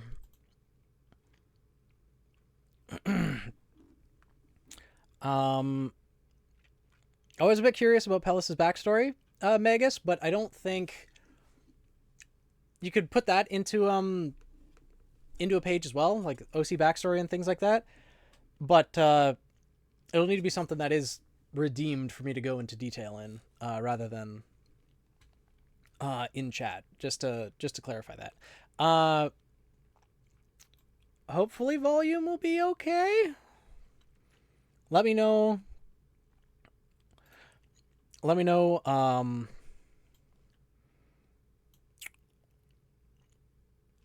What the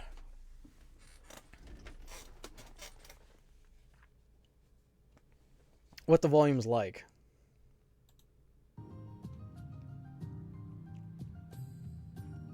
Okay, starting animation.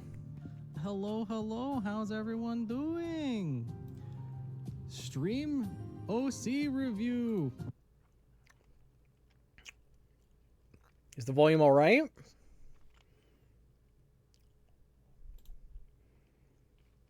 Like, for the little part that played so far?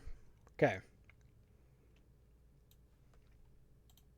OC review. Well, I worded that wrong, but it's the OC review stream. Wow. Hey, Velvet, Chaos, Bloody, hello. I need to get a better camera, huh? Silver. Still very fuzzy. Thank you, thank you. Hello, welcome. Welcome, welcome. Whoa. Hey, Dad, can I come in? I'm ready to be introduced to your friends. So, are we ready to get this underway? Oh, no. What? But Sarah and Zelina got introduced to your friends. Why can't I be introduced? I don't know why, but coming up with weapons and semblances are hard. They are.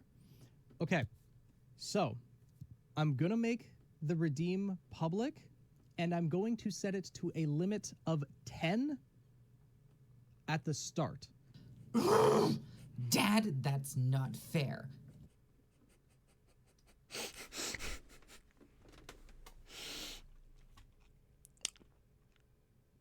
Yes. Yes, that is H.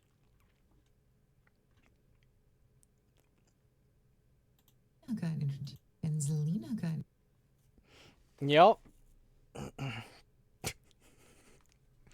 I see. A subtle nod to get moving with Seraph. I see. I understand. Thank you, Violet. I appreciate it.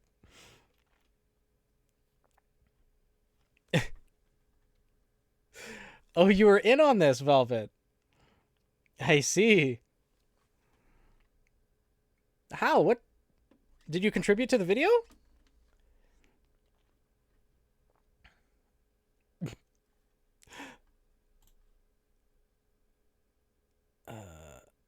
Let's see.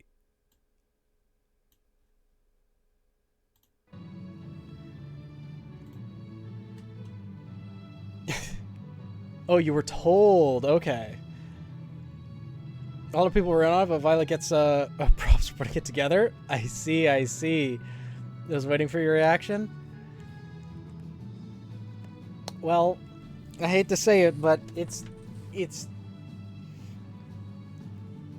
I'm gonna try to get the introductions out sooner, but going in serif order, Piers has to come before H.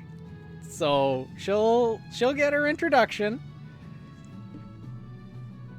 Zelina thing that happened in a VC a while back. Do I want to know? Do I want to know, Rail?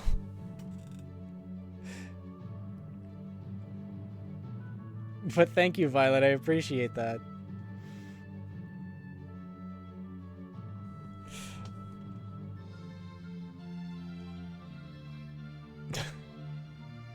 I really want to. I need to introduce the characters, the remaining members of Seraph.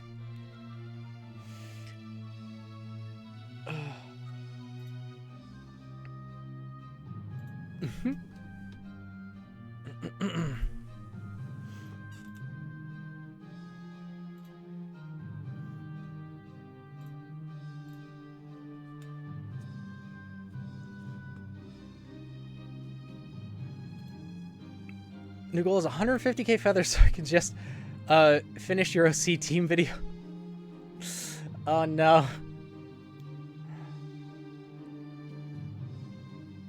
I saved an image of it though?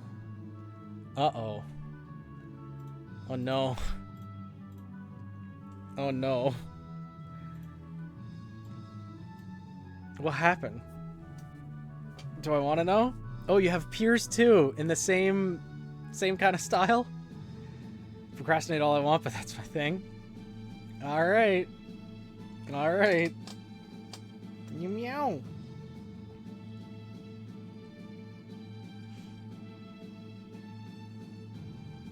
Since you're the one who made it? Oh no. Oh no. Do I know?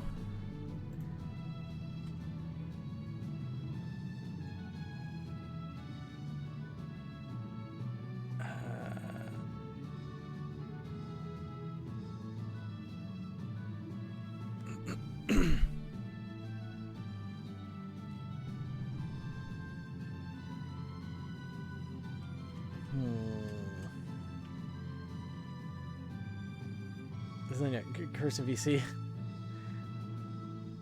And maybe for 152, but have something different in mind. Okay. I still need to... Yeah. I need to get moving on a few things. I'll just send an image and stream discussion.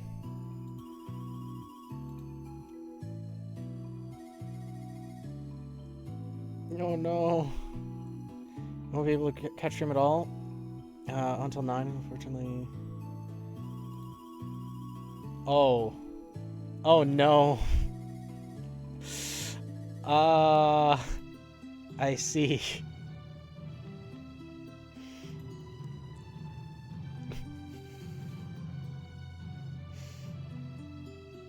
Pedal to the metal? Yeah, I know. Alright, I guess I should share with the rest of stream.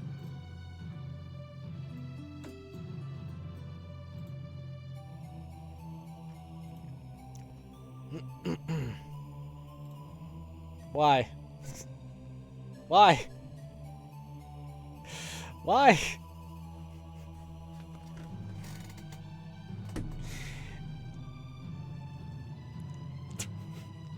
It's cursed. It's so cursed. Why? Oh no. Rig testing? Maybe. Because you didn't say no? I didn't think I'd have to.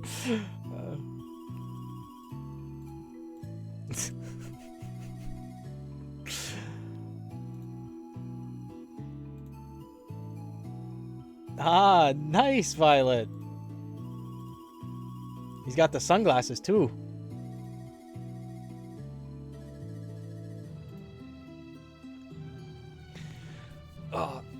I'll get to their introductions. I'll... Like, I have been working on it. I have... Just very, very slow going. About working at the tongue animations at the time? That would make sense, given the extent of the tongue in that image. Take my time. I appreciate that, Magus, but, like... It has been, like, almost 2 years at this point. How much time do I friggin' need? It needs to have a tongue that's rigged. You said it was long. Yeah, but not the length of her body long. And don't burn myself out. I'll do my best. I'll do my best not to.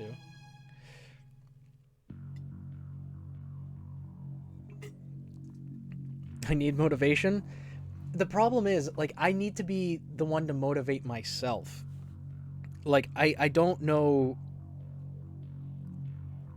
Like, I know there's so many people asking about it and wanting to... wanting to hear more of Sarah's story, learn more about the characters, and, like, that is really inspiring to me, and it does motivate me to want to work on it, but the issue I have is when I go to write something, I can't sit there for, like, hours on end just writing. I'm just not capable of doing that. I have to... like, I guess I have the ideas in mind of the plot that I want to happen. I know the plot points that I want to hit. I know what's going to happen in each scene, but writing out the minute details, you know, I want everything to be as good as possible. And so when I'm writing out the interactions of a given scene, I often find myself not happy with the way things are worded, and I need to take a break from it and just give myself like a day or two to think, and eventually, as I'm thinking about it, okay, this wording of the sentence that I want this person to say or the interaction that I want to happen, it comes to me, and then I, you know, type that out and continue on. You can't write because squirrels? Damn squirrels, they're always causing problems. Considering you don't want to see stuff, I understand the writing motivation. Yeah, you'll get there when you get there. Yep. This one I was big because I was modeling it. Ah, makes sense. A fanfic that's taken 3 years to get out of V1. Yeah, I can understand that. But how many chapters did you write to get out of V1? Because so far I've only written, well, I've only put out 5 chapters of Seraph. and I should be putting more. Same, haven't even started Glum Story. Yep. Writing has never been a strong suit of mine. I like thinking of ideas and coming up with stories and doing all that, but when it comes to physically writing stuff, it's always been difficult for me. Whether it's been essays, regardless of whether it's a topic I've enjoyed or hated, it's always been difficult for me to just sit down and write things out because I want it to flow properly. I want it to properly represent what it is that I'm trying to say. And also, there's a bit of, I don't think PTSD is the right word, but it's the kind of right feeling, I guess, from having to write an entire master's thesis. And also, the article that I submitted to different scientific journals to be accepted, that had to go through like a dozen different edits and iterations and all the shit that I had to go through. It was rough. Once you create the Drabbles, later outline for the Drabbles you haven't written yet, it'll eventually come together. Yeah. We need to go to volume 1? 9? Okay. For MarsCon at your panel. It could be like your streams, but it would be live and in person. That's the hope for at least one of the panels. I just hated school. I liked school, except for the homework. That was the part I didn't like. If it was, okay, you were given work to work on in class, that was fine for me. It was a writing assignment that was in class only, great. It's just the following you home aspect. I hated that. And that's why I like work so much, is because there's a clear distinction. When I'm at work, I do the work. When I'm at home, it's my time. So, I have a slight outline for Team Poultry? Party? No, not party. Trying to think about words. We're on chapter 15 now, so there's that. Okay. Only just at the dance, burning the candle behind you. Pottery. Okay. I've been working on one because I need to build environment objects, and it takes a while with your job being so demanding. Yeah, especially since you're creating yours, Violet, in a visual medium. So you need to not only do the rigging, but also have the environments and the everything, like, because you're literally bringing your visions to life, not just through words. It's a lot, and it all just takes time. It all just takes time. I will say though, and I don't want to get people's hopes up, but I've almost fully completed Piers's character intro. It's over 10 pages already, and might end up being like 12, but it's probably going to be the longest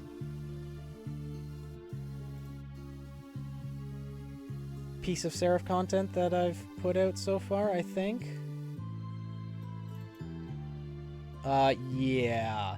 That's part of, like, that's part of what's taken me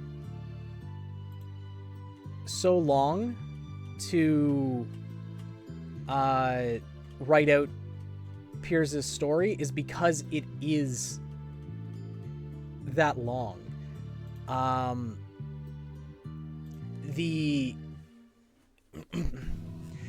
It's gonna be more than twice as long as Sarah and Zelina's character intros, because Piers's character intro, it's covering the time from, well, everything before Shade Academy.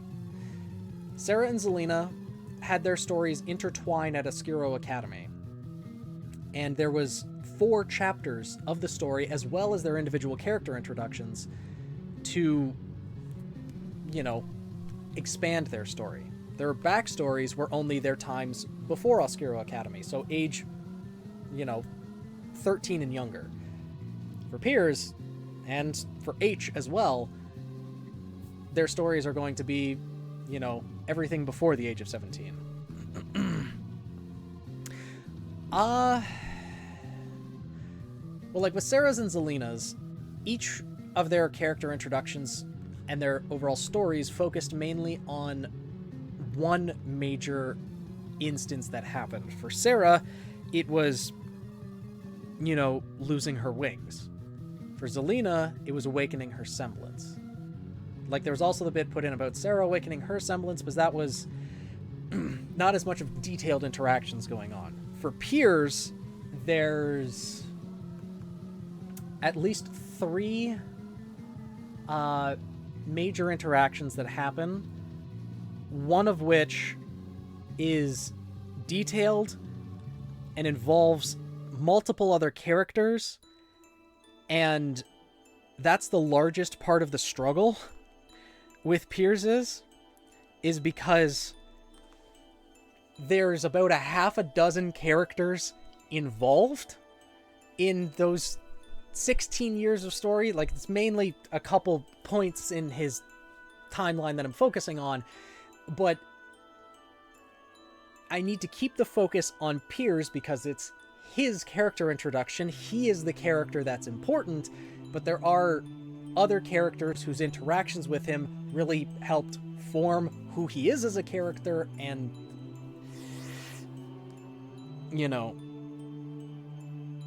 is there a way to move his and H's backstory into the main plot as talking points? There could be. Because I could have Sarah and Zelina, talk to both of them and have, them give the exposition of their backstory. But I would rather go into detail. Because if I give it with the character exposition, with the characters talking to one another and Piers or H explaining it to Sarah, Zelina, the rest of their team, I wouldn't be able to go into as much detail as I would if it's a focused backstory on Piers and H. If you kind of get what I mean, because when I give their backstories, I can tell it through Piers' perspective as it's actively happening to him. I can easier explain the emotions that are happening rather than having Piers say, and at that moment I felt this way. Instead, I can just explain it as, with the things that are happening. Oh, Val with the sneezes? Oh, no. Bless you. Gesundheit.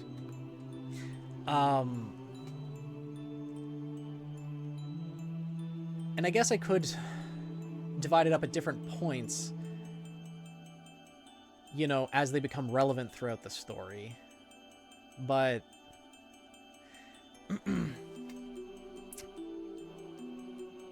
to be yeah. As for your character, backstory is hard too. Too much exposition can make it feel both limited and yet at the same time too broad. Yeah. I think you know what your block for writing is. I had a seriously crap teacher one year. Shot all your ambitions in the leg. That doesn't help me. Yep. I started doing a little introspection. I may not always say something about it. No, it's absolutely fine. We are on the topic of writer's block and everything like that. So it's definitely relevant. But I don't know. I think it just fits better as Piers is being introduced into the story. Now taking that break to just go into Piers' story now. And don't get me wrong, I'm not saying everything in his character introduction. Like, there's still going to be other things that I plan on introducing later on that happened to Piers and H in the past that are going to be relevant to the story that will be revealed later. So, like, yeah. 169 feathers. Nice. Velvet. For characters I make, I usually try to write about their backstory in the description of their reference sheets. Yeah. Learned a little about RWBY in the trailers. Maybe none in Red, but that one was just cool. We learned definitely more about Weiss and Blake Yang's character trailer, we learned a little bit of her attitude, not much of her backstory, though, other than Ruby's sister. How are you feeling about Viper? But, yeah. I think the things that I cover in their backstories are things that I want to cover at that point in the story, and both of the character introductions for Piers and H are meant to be at the point in the story that they are going to be at. So, for example, after chapter 5 of Seraph's story, that's when Piers's introduction is meant to be, because that's when Piers becomes relevant to the story. And same with H's introduction when that is done. It's meant to be in that kind of order. We learned her hunt for Raven, or am I misremembering something? No, we did. That she was looking for something. She didn't specifically say who she was looking for, though. I'm pretty sure. Yeah, you are remembering correctly.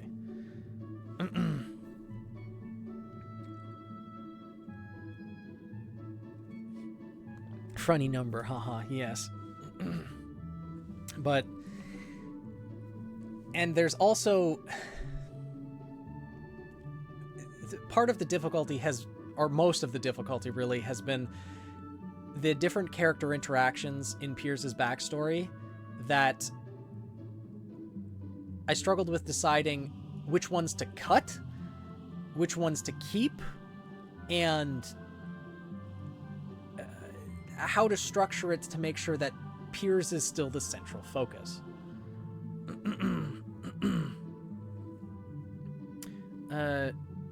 Showed an image though, but wasn't a very good view of it. It's more a thing that we realize in retrospect then, I suppose. Oh.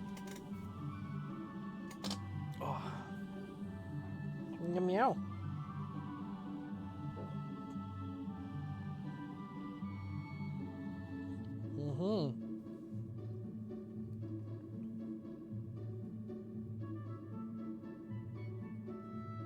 Meow meow. Well, you're not happy your sleep is being disturbed. No? I see.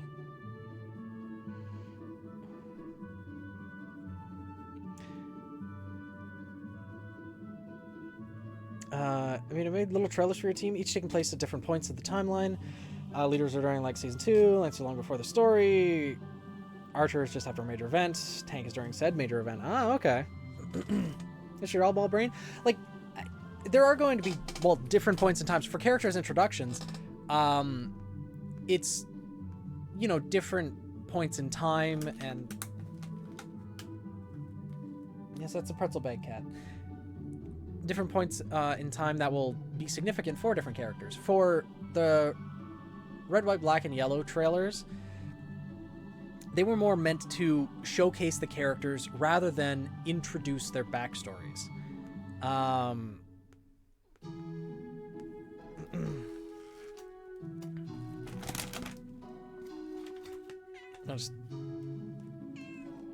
need to move that somewhere else. Yes, hi. You know what? I'll leave it there. I'll just make sure you don't...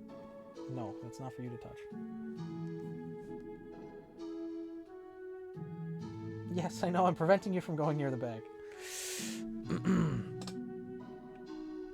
Grove trailer is going to be more akin to the ones for Red, White, Black, and Yellow. Yeah. When I did your team's trailers, basically did them doing something at different days in the last month of Beacon. Ah, okay. Just imagine something happening at a MarsCon panel, and Phoenix just looks up to the sides. Daisy and me were just like, he's thinking about it. Oh no. Oh, yeah, dude. No. That's human food. It's not cat food. You're gonna choke on that. It's too salty.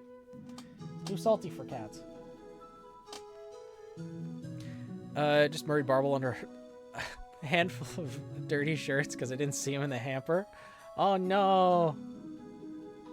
Yeah, one brain cell doesn't learn, Velvet. We've established this. Gotta head to work. If you're still streaming, catch you guys soon. Alright, see you, Pokeloon.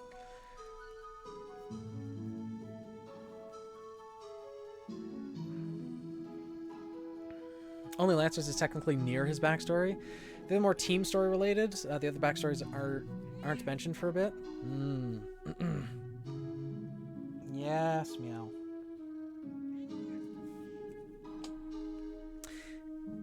Yeah, because it's...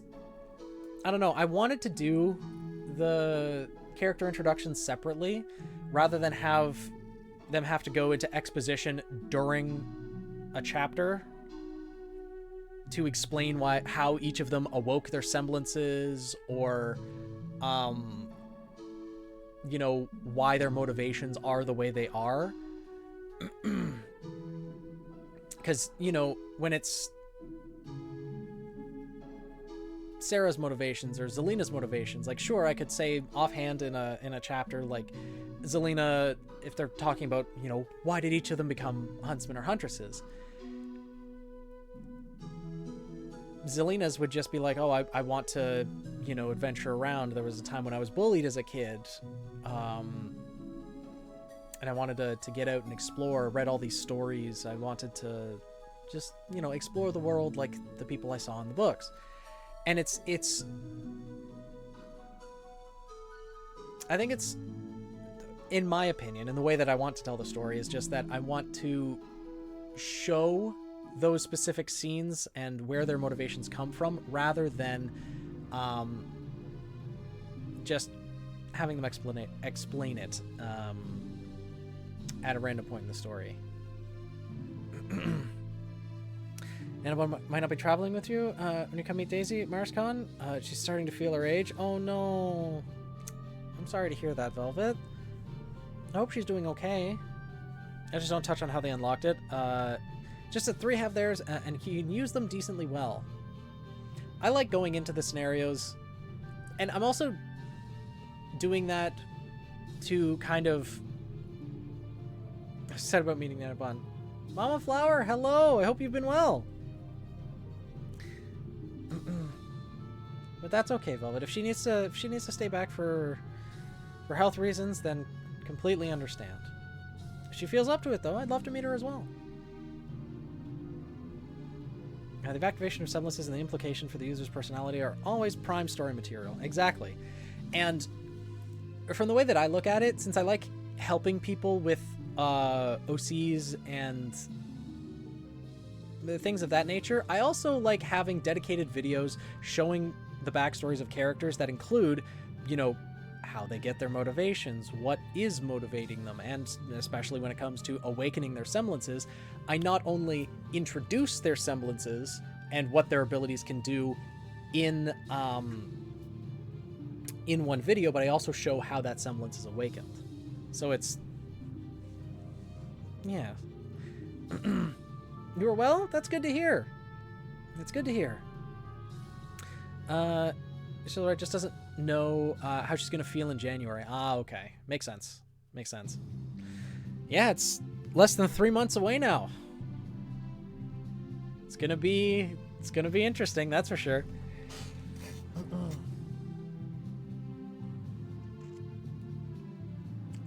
Can't go into detail with it myself, for RWBY specifically, till after they reach a certain point of the story. Yep, that's the same with me, and why I haven't even revealed H's name yet. Officially. What's up? You're staring off into the distance. What's going on?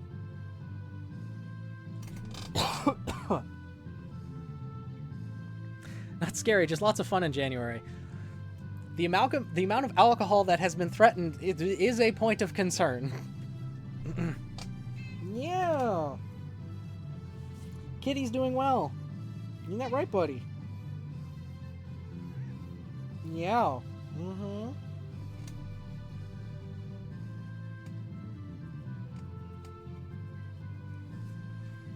That's fair. It was a long trip. Mm-hmm. True, and yours have semblances that reflect on them pretty well, I'd say. 2 are very goal-oriented, while 1 lacks a lot of confidence in himself. Yeah. And being able to showcase, like, how the characters developed into who they are in a single video, I think is also good for just, you know... Okay, cat, really. Just mooning the camera? How rude. No class. No class.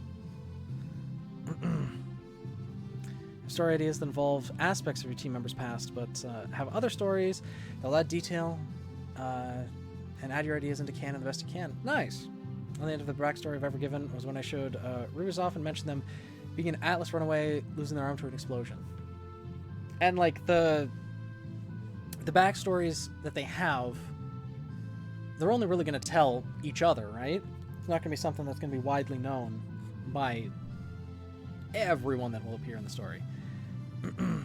Will I be doing reviews for RWBY Justice League Part 1 and 2? Yes. Yes, I will. I plan on doing the review for Part 1. Hopefully tomorrow I'll be able to get it out.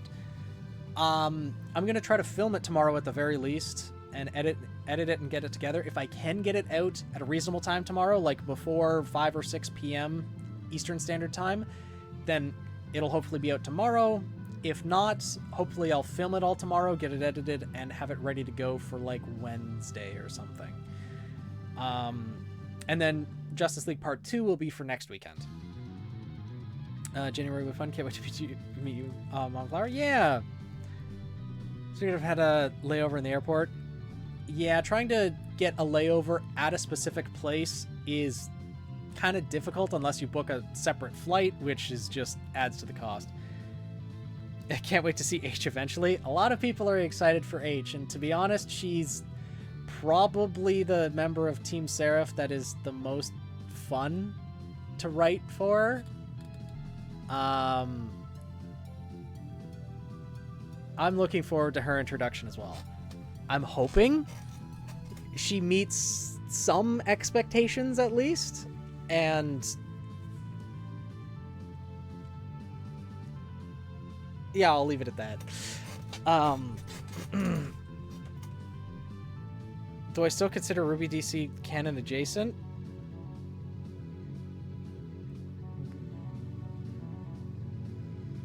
Did I ever consider it canon adjacent? I thought it was always... At most, I thought I always considered it non-canon with canon-compliant material in it at times. I'm just expecting a wee bit of chaos for now. Okay. Like the base RWBY comics? I mean, the RWBY comics are canon adjacent until, you know, canon proves them otherwise. The RWBY DC comics are literally bringing in characters from another universe and giving them some of the most broken semblances to ever be shown in RWBY. Like, Superman's semblance is just like, oh yeah, as long as he's in sunlight, he has the powers of Superman. And it's like...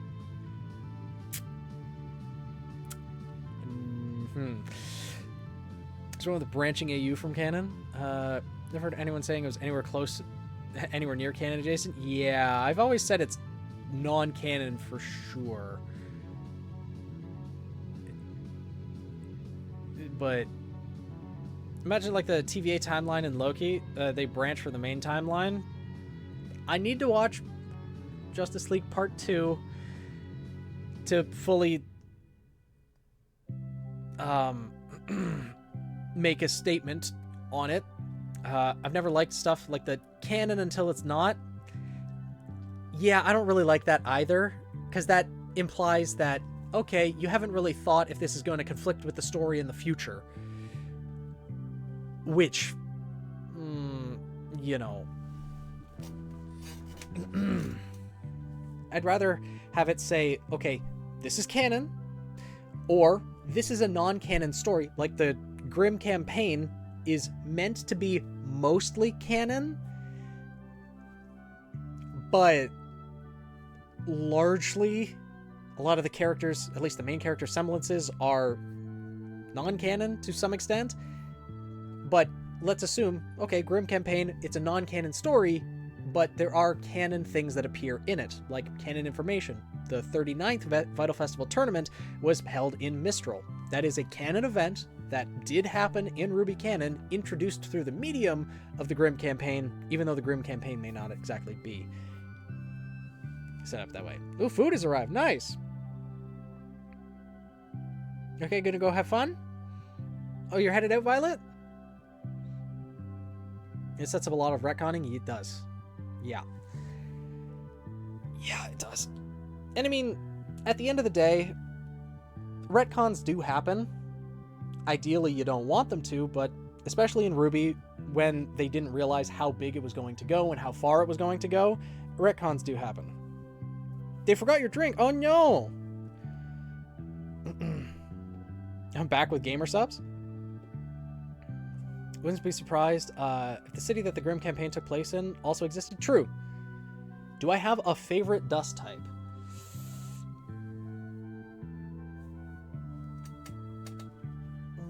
Stop going after the bag. I mean, gravity dust is always a fun option. But I'm a basic bitch. Fire dust, probably. You know, the entire theme of my channel and the main character of Team Seraph's story, and favorite Pokemon are mostly fire types and everything. Cat, have some decency.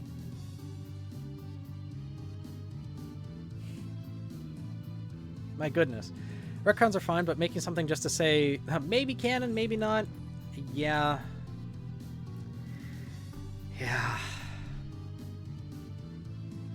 Fish bones. I always found hard light to be interesting. Hard light is very interesting. It's a very versatile type of dust, but so many people... I utilize it very sparingly when it comes to my OCs and everything, because I know so many people are very fixated on it. They love hard light dust. They want to work with it. They want to do more with it because Velvet Scarlatina made such a hell of a showing of it in Volume 3 that they're like, oh my god, we can do so much with this. And I think it may be a little bit overused, but I do want to see plant dust in use as well. I agree 100%, Cats. We need to see plant dust in use. We can theorize about what exactly it does, and most likely your theories are correct that it's going to trigger the growth of plants. But also, when we think about it, plant dust would be the only type of dust that creates living material. That creates a living organism. So there's also that. I use Hardlight to make hollow screen visor for helmet Atlas OC uses. Yeah, and that's completely fine. Because every scroll that is used in RWBY is all hard light. Hard light. Every screen we see is all hard light. So hard light dust is commonplace for appliances like that, and a hard light visor makes absolute sense. Do you think they use plant dust in Vacuo? Not regularly, because pretty much all types of dust from Vacuo have been stripped from the ground by Atlas and Mistral, and there isn't many natural resources left, if any at all. The school obviously has some plant dust for the students to be able to use to mold into their weapons, but it's not that much. One of your OCs uses only hard light dust. Ooh, must be from Atlas then, because they'd need that connection.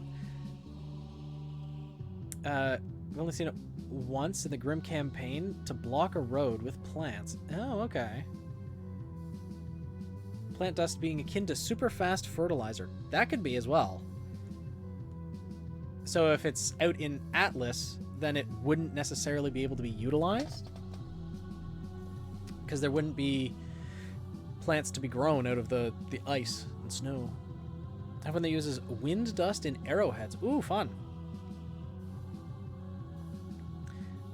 Don't worry, his backstory will explain the hard light dust supply. Nice.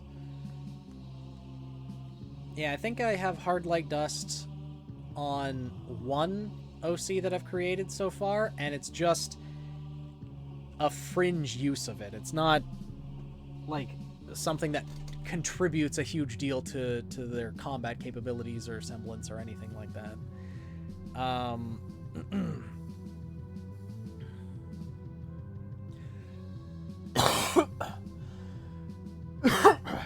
Ah.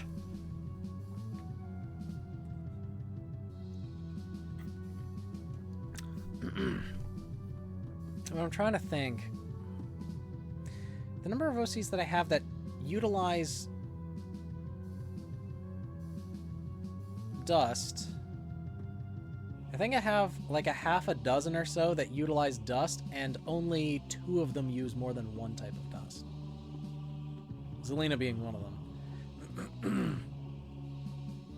Only time I've ever used it was in an old, early version of Lapis. Okay. Hmm.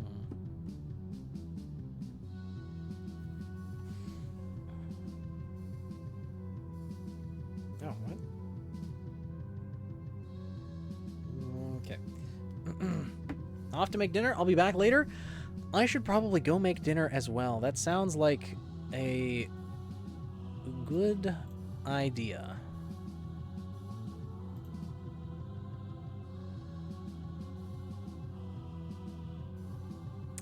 Let's see here.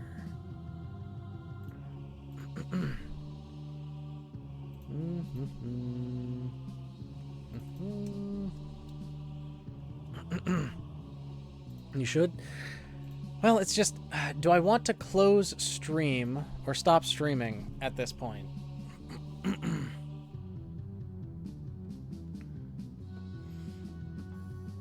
don't know, because I had a snack, so I'm not, like, overly hungry. But as being your only OC with more than 2 kinds of dust. Yeah, Zelina's my only OC with more than 2 kinds of dust as well. I have Zelina, who has 4 types, 1 other OC that has 2, and then a number of others that use a single one. Eat dinner, then progress in Fire Emblem? I could. Try to limit myself to 2 dust types.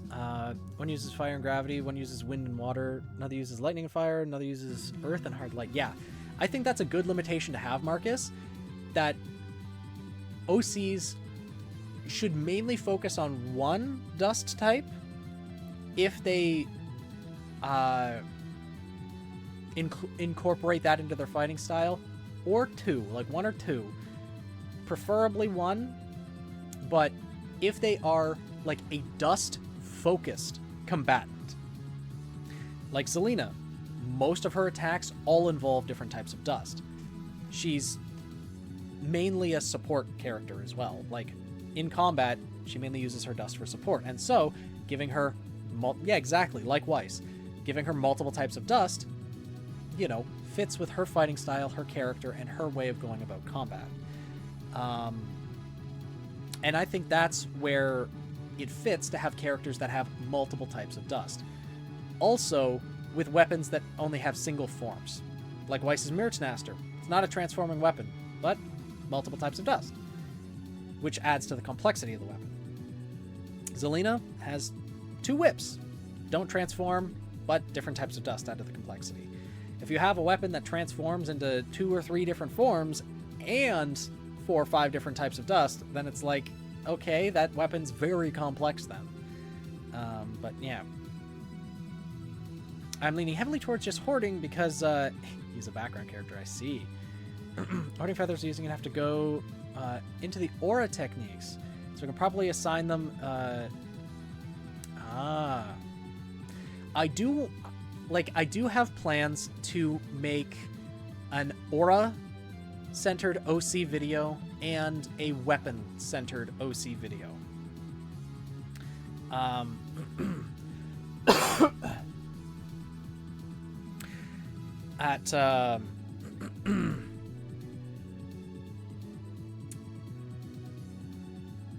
At some point. But ideally, I would like to get to a certain point in Seraph's story so I can use, you know, the members of Team Seraph, all 4 of them, as different references for, you know, Sarah is good at using these types of aura techniques. This is what Zelina's good at. This is what H is good at. This is what Piers is good at. There's a hard light weapon and gravity in her clothes. Blaze mainly uses fire and a sword gun. Possibility to use other types. Yeah. Amir's Master does have the cylinder that help, but yeah, it doesn't transform. I mean, moving parts is different than transforming, right? Because for that matter, you could say that anyone with a rifle weapon, you know, they have they pull the cock back on the gun and then pull the trigger. Like, there's moving parts, but it's not an actual transformation type thing. Do like a good selection of dust types between the members of your team. Yeah, you can have a versatile team, like each member focusing on a different type of dust, so they can handle different situations. That way, it's just one person having, you know, 4 or 5 different types of dust allows them to handle a lot of different situations, which, you know. Our OC review's over. If you have an OC that you'd like to redeem, there is still spots open, and we can do that before I go eat. Because what I'm thinking is I will end stream for now. Cylinder's more just dust storage and deployment. Yeah, exactly. Because I think I will end stream to go eat, and then come back to stream around like 7:30, 8 o'clock. Maybe do another chapter in Fire Emblem, and then maybe end stream after that, like after doing a single chapter or something.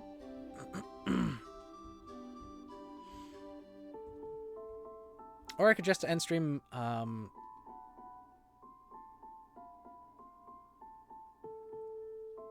Yeah.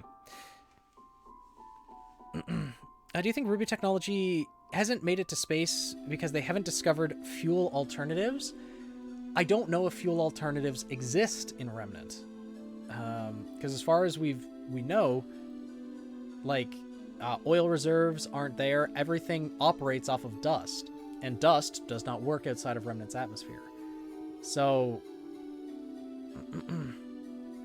exactly, that assumes those exist. And as far as we know, because RWBY is a completely different world, right? The decay of natural life forms, of plant life, of animal life, of humans and faunus, doesn't produce oil reserves in Remnant.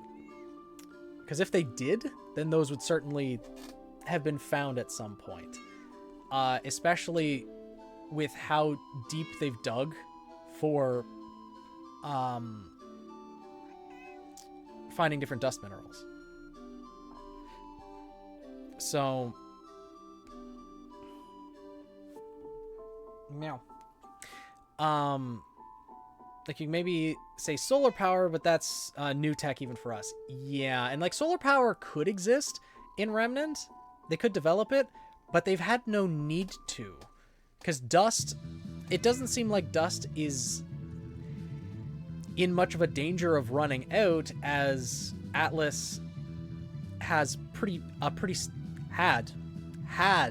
a pretty steady supply of it, and it didn't seem like their mines were running on short supply, so it never became necessary for them to look for alternate fuel sources either.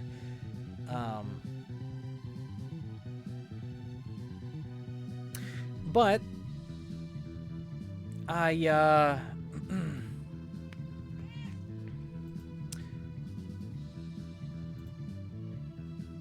like, Unethical Doctor, did you have an OC that you wanted to submit? Yes, meow. Can dust regenerate in the ground, like reappear after some time? See, that we don't know. If I had to guess, I would say no, that it does not. Because it is the physical or the elemental capabilities of magic that sunk into the ground, and then were mined and were brought up from the surface that way. I believe it would be a finite resource. Unless, of course, with the magic or the elemental capabilities of magic seeping into the ground, it made the ground itself, like, magically attributed. So that it could, basically fossil fuel? I think so. We also do need to remember, though, that when Ozma first reawakened, or was reincarnated into the body of... I don't think we ever learned the guy's name in The Lost Fable. That was multiple hundreds of years ago. Probably thousands of years? We're not entirely sure on the timeline on that one, but it was multiple incarnations ago, at the very least. And dust had already been discovered at that point, and is still used up until this day. So dust is quite plentiful in the Earth, or in the planet of Remnant. It's just whether, yeah, even if it does, it would take a very long time, because unlike oil and fossil fuels, where it takes time for, you know, living organisms to decay and then a lot of pressure to turn that into oil or into the natural or fossil fuel deposits, it'd be crystals that need to form of specific elements. And again, we're not exactly sure how the, I guess, environment around it, the soil types, would ice dust more likely form in Atlas because it's covered in ice? Would fire dust more form near volcanoes? Like, if that type of thing plays a factor, then different types of dust would regenerate at different rates depending on how frequent those different types of environments are on the surface of Remnant. Those types of things. There's a lot that we could theorize about in terms of dust regeneration and how things like that work in the world of Remnant, because ultimately they're things we just don't know and have no information on. I'm thinking, like, energy can't be destroyed. Magic probably follows that rule too. So once used at dust, where does that energy go? Earth dust remakes Earth, sure, but does it stay there like a normal rock, or does it disappear after a time? I think it probably remains as a rock, honestly. F1 time. Game finally installed.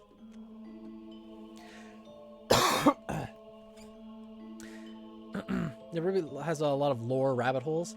Yeah, it really does. Because they just haven't had the time nor the need to really delve into the explanation of the scope of the series and how exactly it works. You know, it's USA GP this weekend. Ah, okay. Okay.